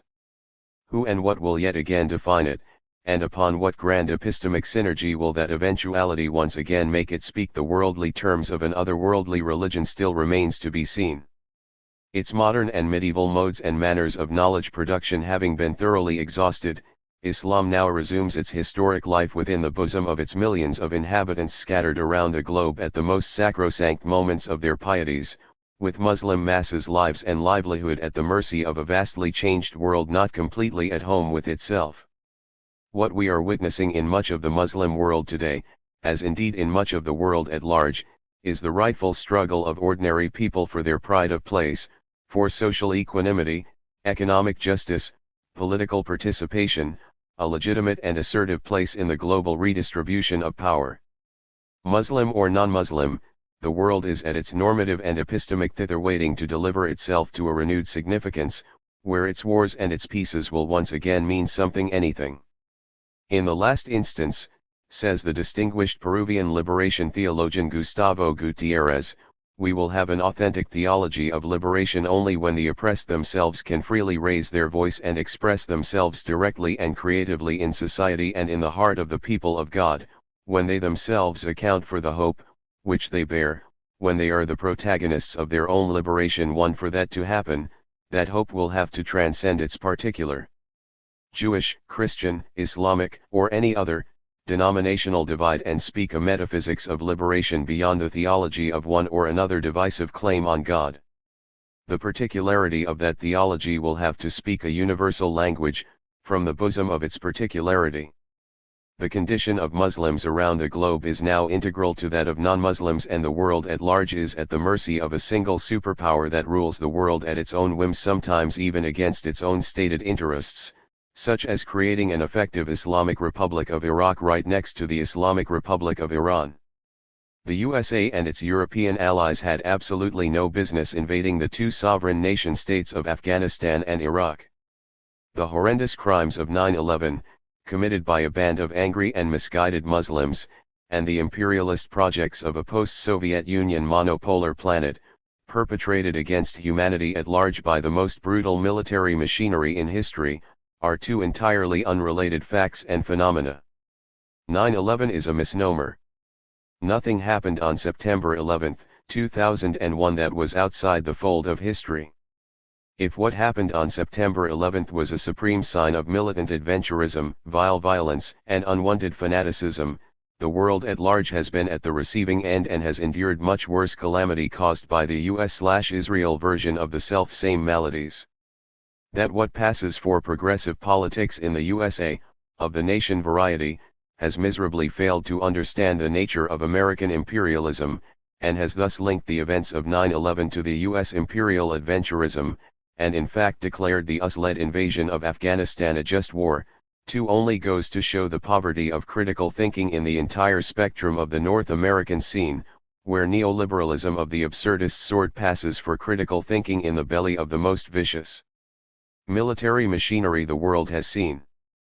Both the events of 9/11 and the military adventurism that American neocons have theorized and unleashed and American liberals consider the first truly just war since World War II are the active signs of a world at a loss for political significance. A band of militant criminals, who happened to be Muslims, were the perpetrators of the 9/11 atrocities, and millions of innocent people, who too happened to be Muslims, were the victims of militant imperialism that has been wildly unleashed in vengeful retaliation against it. 9/11, I have argued in this book, marks, if anything, the end of militant Islamism as we have known it over the last 200 years and the commencement of a mode of senseless iconic violence for immediate and spectacular result, while the renewal of American imperialism marks the commencement of a manner of globalized imperialism after the wild goose chase of bringing the wavering capital under American control. The two developments are entirely irrelevant, forcefully connected, and mutually the indices of a world at loss for the meaning of its purposeful indices of meaning and significance. What American neoconservatives, conservatives, liberals, and neoliberals have collectively failed to understand is that global warmongering and aggressive militarism is not accidental but in fact definitive to the history of their country, from its very inception to this day. In the immediate context of the so-called post-9/11 world, which is entirely in line with the American crimes against humanity in all its previous military engagements in 19th and 20th century, the USA and its European allies are the principal source of calamity around the globe. They are the ones that carved an apartheid colonial settlement on the broken back of Palestinians and called it Israel. They are the ones that have endorsed and supported every single corrupt and backward Arab potentate that has facilitated their domination in the region. They are the ones that have subverted and staged military coups to bring down every democratic movement in the world, from Muhammad Mossadegh in Iran to Salvador Allende in Chile, and up to the present. They are the ones who created Mullah Omar, Osama bin Laden, and Saddam Hussein when it suited their regional interests, and then went after them when doing so furthered their military domination of the region. One has to be either politically blind or else in total agreement with the hubris of American arrogance around the globe to have thought of the US-led invasion of Afghanistan as just war.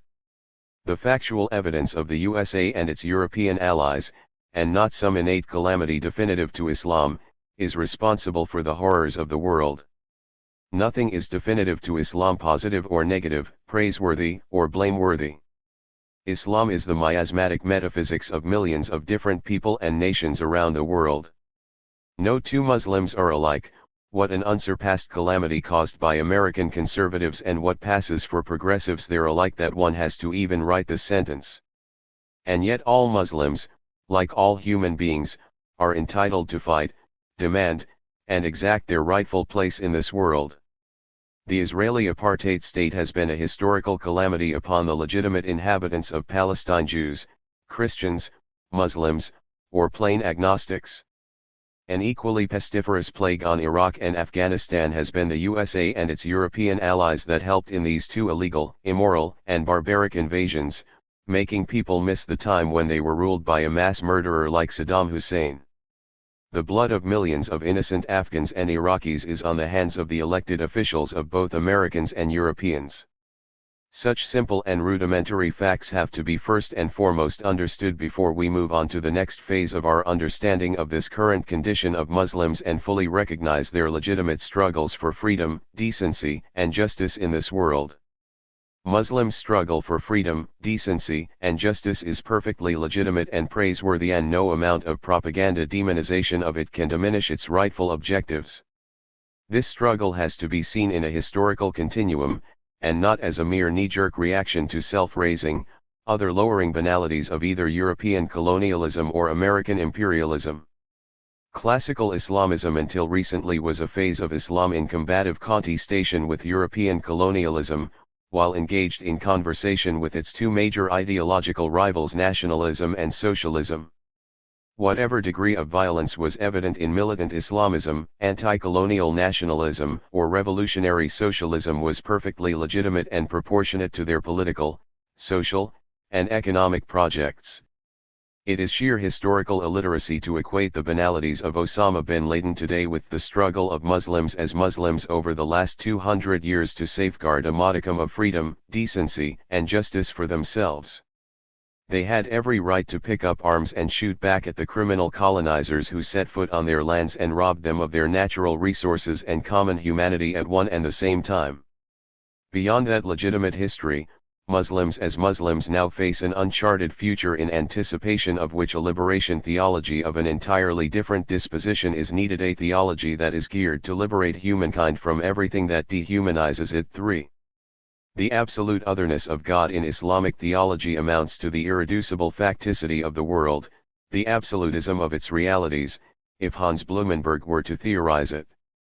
The epistemic exhaustion of Islamic intellectual discourses from its diverging philosophies to the varieties of its mysticisms faces a naked, and violent, world stripped of all its forms of sacred significations. The global exhaustion of the colonially fabricated binary between Islam and the West has further released Islam from its debilitating, self-defeating, and other empowering trap in which it has exhausted all its creative politics for over 200 years. The end of modernity, Johnny Vadimo's apt term, and the rise of a shapeless, tasteless, gargantuan, and amorphous empire is also a sign of the world facing the abyss of its own meaningless demise. Pointless acts of violence, ranging from those perpetrated by a band of enraged militant Muslims, 9/11, to those committed by the most sophisticated military machinery in human history, the USA, have lost all claims to any notion of legitimacy and sunk the world into the depth of diabolic enemy. In Islamic theological terms, the world is in its creative/chaotic moment of hudath, createdness, predicated on the pre-eternity, Qidam, of its sacred assumption. If this renewed possibility of hudath is to be predicated on an assumption of Qidam with any enduring legitimacy, it will have to posit a polytheist vision of the world at the root of its monotheist theology. This is what medieval theologians called Vadat Dar Takasur, unity in diversity.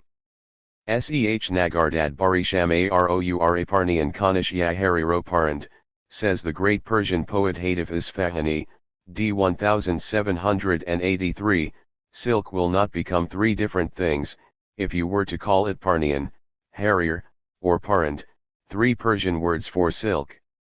The new dispensation of hudath must be in terms of a theodicy that celebrates and embraces diversity rather than competing, condemning, or demonizing them, and only in such terms will the Qidam it theologically, wishfully, promises will have a renewed pact with history.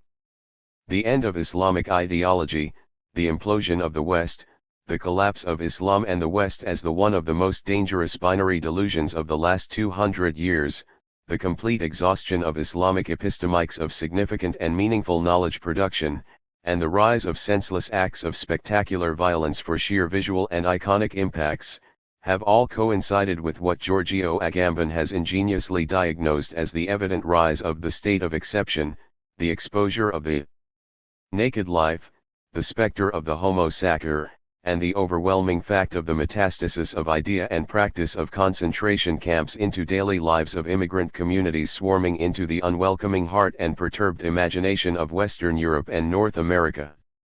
Beginning with the simple but frightful distinction that he makes between the two oppositional Greek terms of zoe, the biological fact of living, and bios, the political form of living, Agamben began to trace a genealogy of what Michel Foucault had already identified as biopolitics as the defining moment of biological modernity, namely a kind of bestialization of man achieved through the most sophisticated political techniques. For the first time in history, the possibilities of social sciences are made known, and at once it becomes possible both to protect life and to authorize a holocaust. For from here, Agamben proceeds to argue that even before Foucault, Hannah Arendt, in her Human Condition, had already recognized the transformation and decadence of the political realm in modern societies to this very primacy of natural life over political action. 5. That Foucault came to this conclusion with no reference to Arendt, or that Arendt did not make a connection between her own insight into biopolitics and her study of totalitarianism, or that Foucault did not connect his own notion of biopolitics to the fact and phenomenon of European concentration camps, Agamben all attributes to the difficulties and resistances that thinking had to encounter in this area. 6. Namely the resistance of what he calls Western politics first and foremost to acknowledge and then to come to terms with its own hidden anxieties, or its inability to see its own blind spots. Agamben sees his own entire philosophical project as an attempt to identify and expose that blind spot. Agamben believes that the entry of Zoe into the sphere of the polis, the politicization of bare life as such, constitutes the decisive event of modernity and signals a radical transformation of the political philosophical categories of classical thought. 7. Agamben's ambition is to go beyond Foucault's proverbial truism that the final marker of European modernity is the paradoxical combination of subjective individualization of the social person and the simultaneous objective totalization of the society in which the subjection takes place.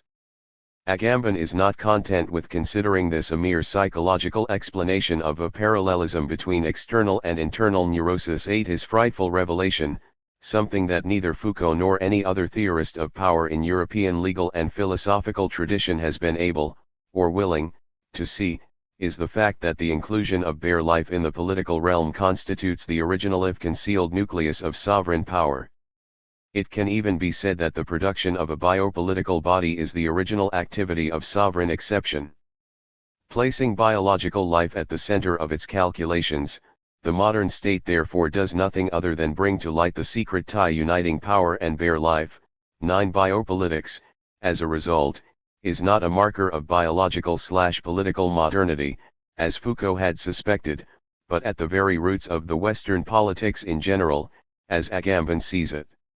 He thus speaks in a manner that shows his discovery of this very blind spot of Aristotelian politics, the exception that has made every rule possible, as something already present and yet powerfully repressed, in Western politics, he says, by which he means post-Aristotelian politics. Bare life has the peculiar privilege of being that whose exclusion founds the city of man. 10. Bring back and place the bare life where it belongs, in other words, the very center, blind spot, of Aristotelian politics, and that politics collapses on precisely what it has termed, nervously, the state of exception. 11. Agamben's argument, surpassing Foucault's definition of modern politics as the inclusion of Zoe into polis, is that what characterizes modern politics, is that, the realm of bare life, gradually begins to coincide with the political realm, and exclusion and inclusion, outside and inside, bios and Zoe, right and fact, enter into a zone of irreducible indistinction. 12. On this realm, which is the realm of our contemporary politics, the realm of the society of the spectacle, a society of camps, where Guantanamo Bay is no longer the exception but the rule that beginning from the periphery starts to eat into the center and thus define it, humanity at large, or more precisely the subject of the Western jurisprudence, have become the exact replica of its othered enemy, the terrorist. Agamben sees and argues his point through the internal dynamics of the Western politics, at once excluding bare life from and capturing it within the political order, the state of exception actually constituted, in its very separateness, the hidden foundation on which the entire political system rested. 13 The face of that enemy, however, today looks peculiarly Muslim. He is an Afghan enemy combatant that does not and will not, following Agamben's argument, receive the status of POW, prisoner of war. He is, not, a POW, for if he were to be a POW, then he would not be an exception. So he is the exception that makes the rule of Western politics possible. But, and here is the frightful insight of Agamben, the Afghan enemy combatant or the Iraqi insurgent is also the exception that is eating into the rule, that becomes the rule, just like a cancerous cell eating into a healthy body, Agamben's otherwise Western politics. But, and there is Agamben's bone of contention, the presumed health of that, Western, body was always contingent on the public secret of the fact of that exception. There was always an Afghan enemy combatant at the heart of Western politics, if we were to follow Agamben's argument. But he was a Jew in a concentration camp in one reading of it and now a Muslim in Abu Ghraib in another. The Afghan enemy combatant in Bagram Air Base or the Iraqi inmates in Abu Ghraib torture chambers is the figure and phenomenon of Agamben's homo sacer. He cannot be sacrificed because he is outside the fold of humanity, and he can be killed without any legal recourse because he is outside the domain of law. Embedded in the modern democratic state is this inherent contradiction, the active politicization of Zoe, down and out against the assumption of bios. There is no more bios, no political person with inherent rights to citizenship. Zoe, the animal life embedded in the political formalism of bios, today has a manifest body, the living dead, the dead man walking, just like the figure of Muslim, in Nazi concentration camps.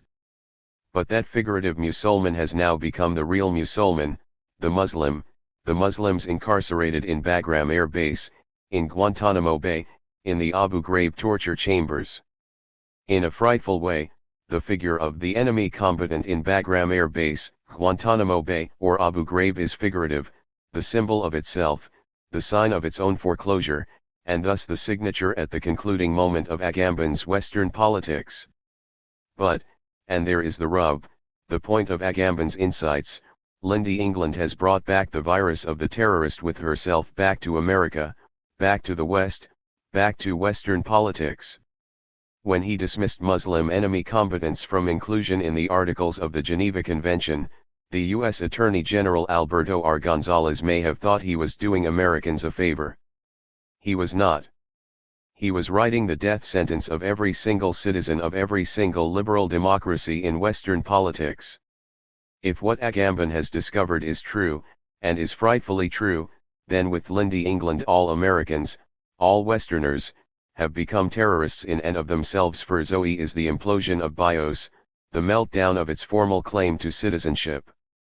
This insight, Agamben traces as far back as when Alexis de Tocqueville wrote on democracy in America, back to when Zoe began to take over bios, and by taking it back to the origin of the Roman law, Agamben is having a much larger claim on the longevity and endurance of homo sacer, the public secret of Western politics.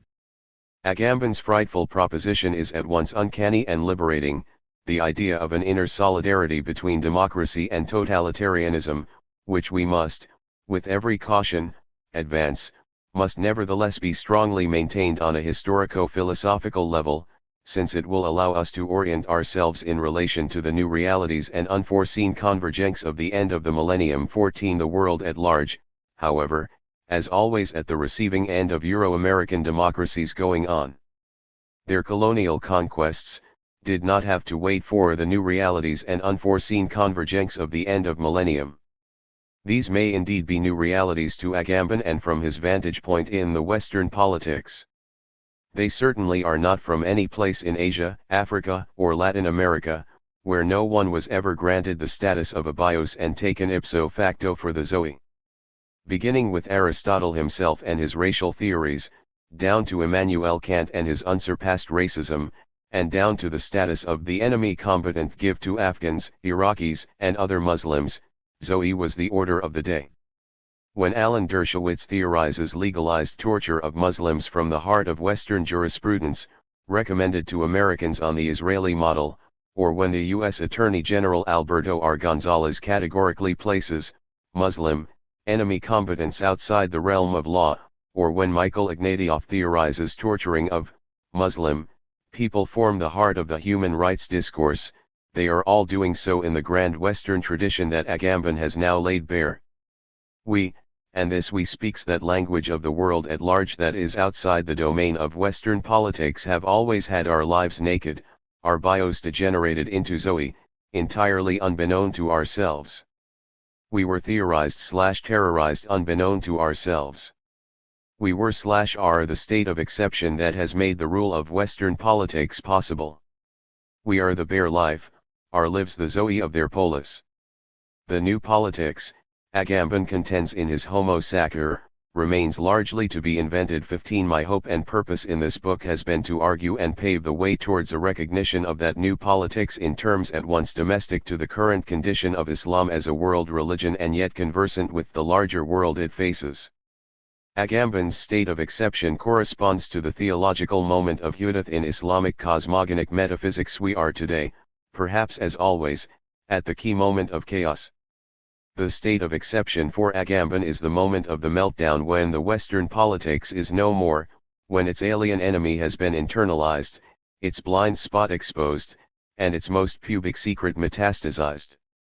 The face of the enemy hitherto hidden to that politics is today the face of a Muslim. The iconic features of Osama bin Laden, Mullah Omar, Saddam Hussein as he was being hanged, Abu Musab Zarqawi's head beheaded in Western media, but above all the anonymity of the enemy combatant.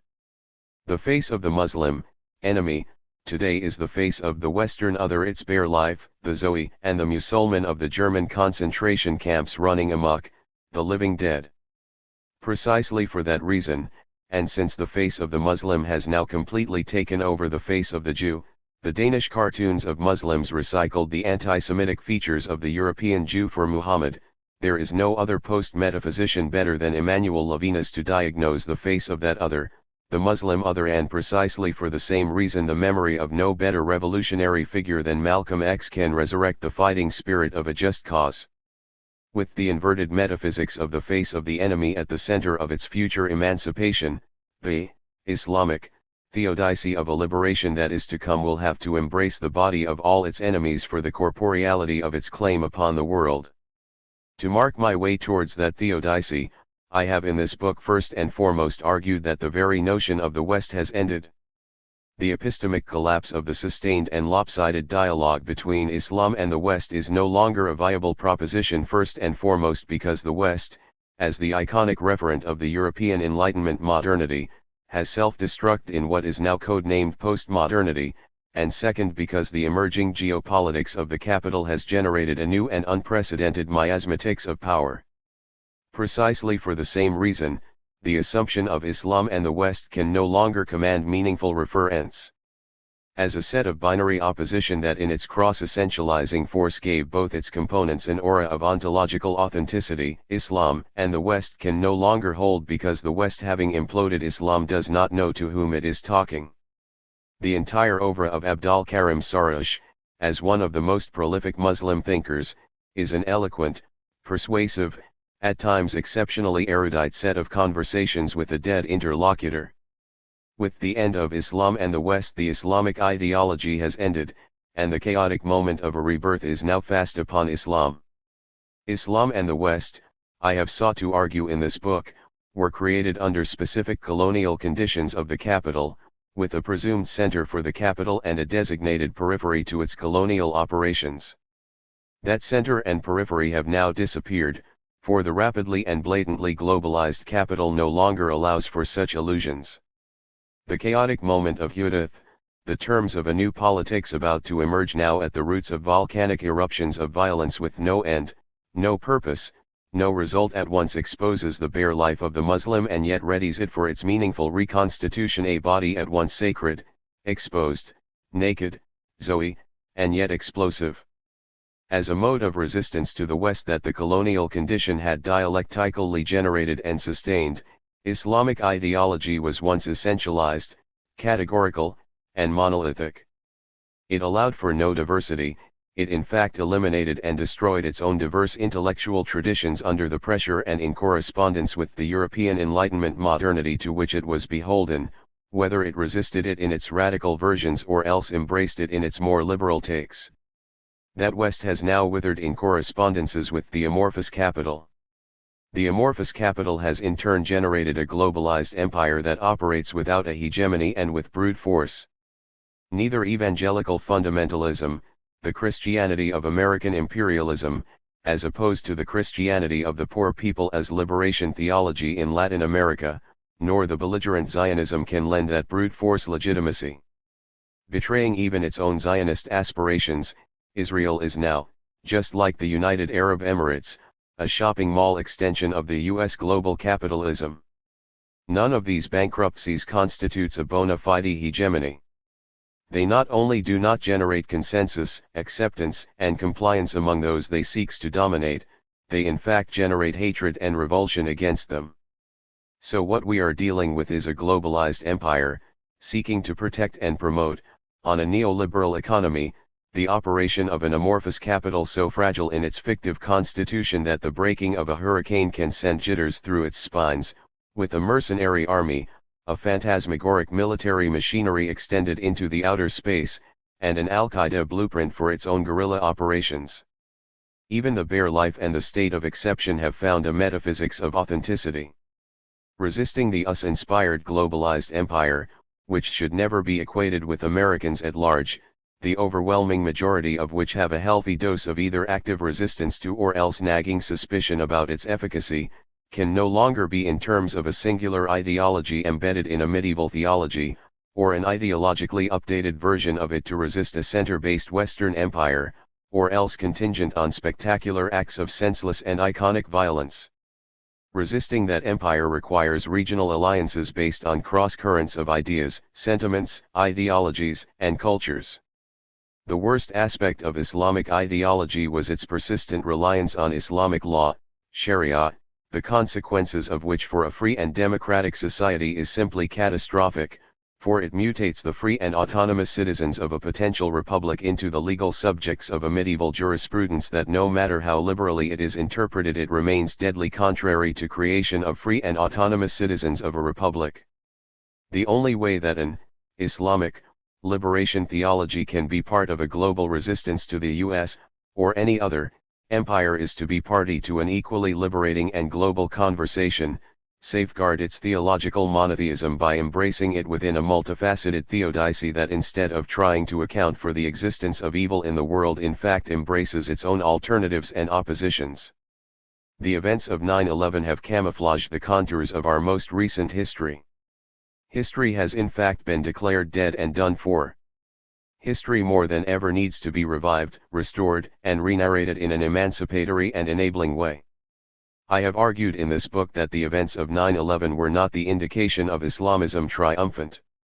Quite to the contrary, they were the very final and lasting flame of a dying candle, Islamism at its thither.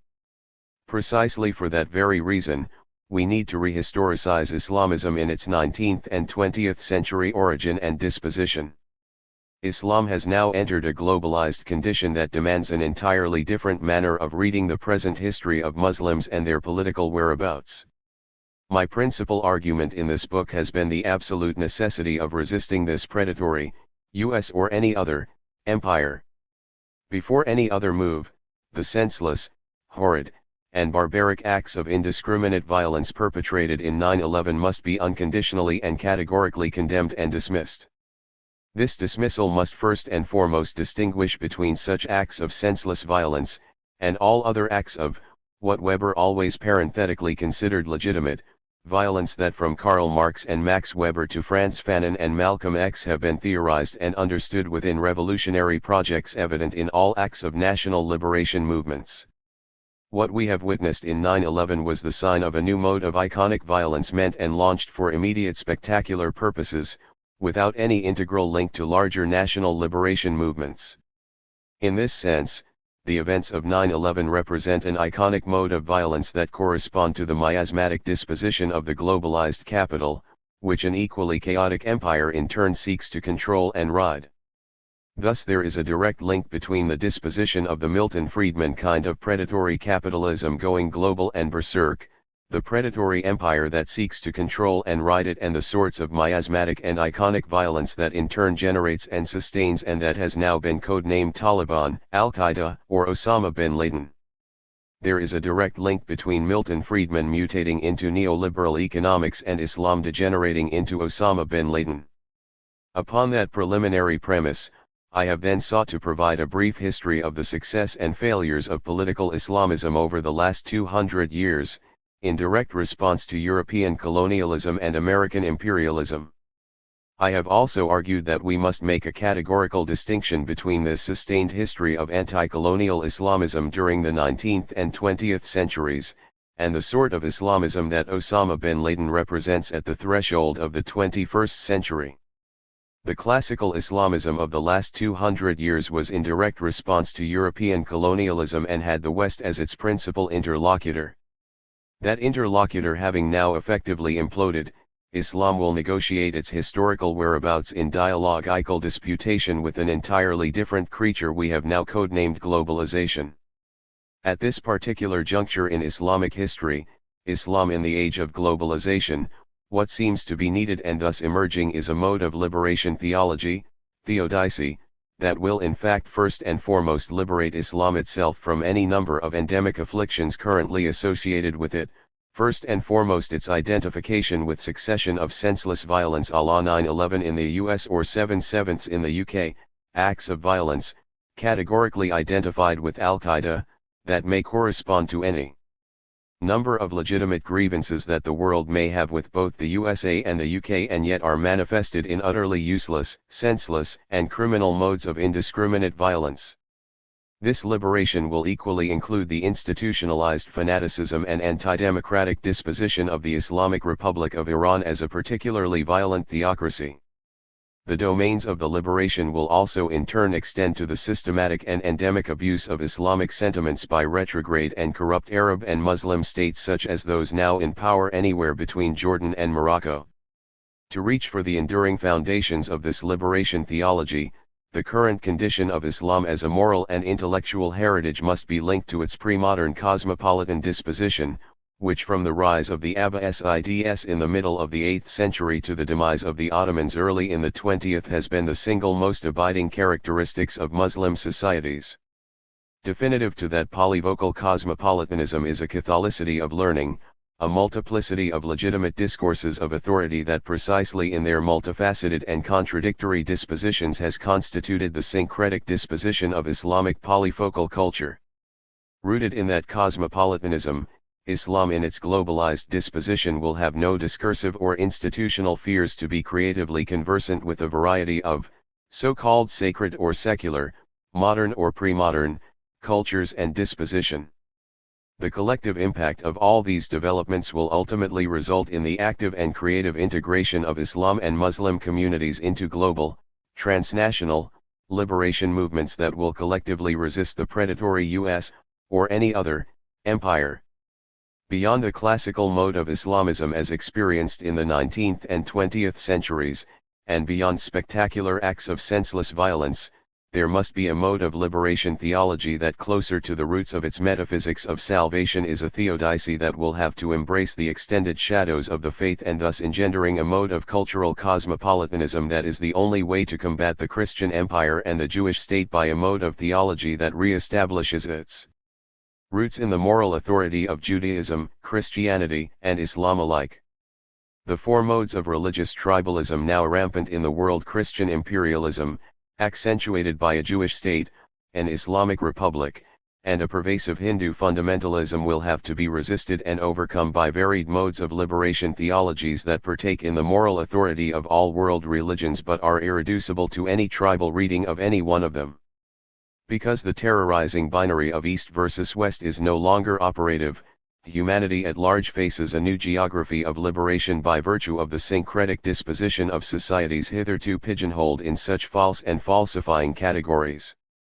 From the ashes and rubble of societies such as Lebanon, Iraq, or Palestine, from the ethnically mixed and historically multifaceted European sites of Muslim communities, medieval or modern, from the empowered communities of hard-working Muslim communities in the USA, and ultimately by invoking and reappropriating the historically cosmopolitan disposition of Islam throughout its history, the ingredients of a liberation theology is evident and paramount the world over. By rereading Emmanuel Levinas in a manner that posits the prophetic Jewish visionary of the other as a Muslim metaphysician, by looking at Christian liberation theology of Latin America, by remembering Gandhi as the last and lasting Hindu of nonviolence, and then by claiming the fact and figure of Malcolm X as a Muslim revolutionary who emerged from the most dilapidated corners of American ghettos to become a beacon of revolutionary hope the world over, and then by placing them all at the heart of a liberation theology that will have no denomination, the movement becomes universal in the very fabric of its globalized disposition. By claiming the figure of Malcolm X in particular, I am in effect bringing his homeland, the USA, into the fold of a renewed vision of global history, and thus dismantle and transgress the colonial divide of Orientalism, separating me and my black Muslim brother across two civilizational divides.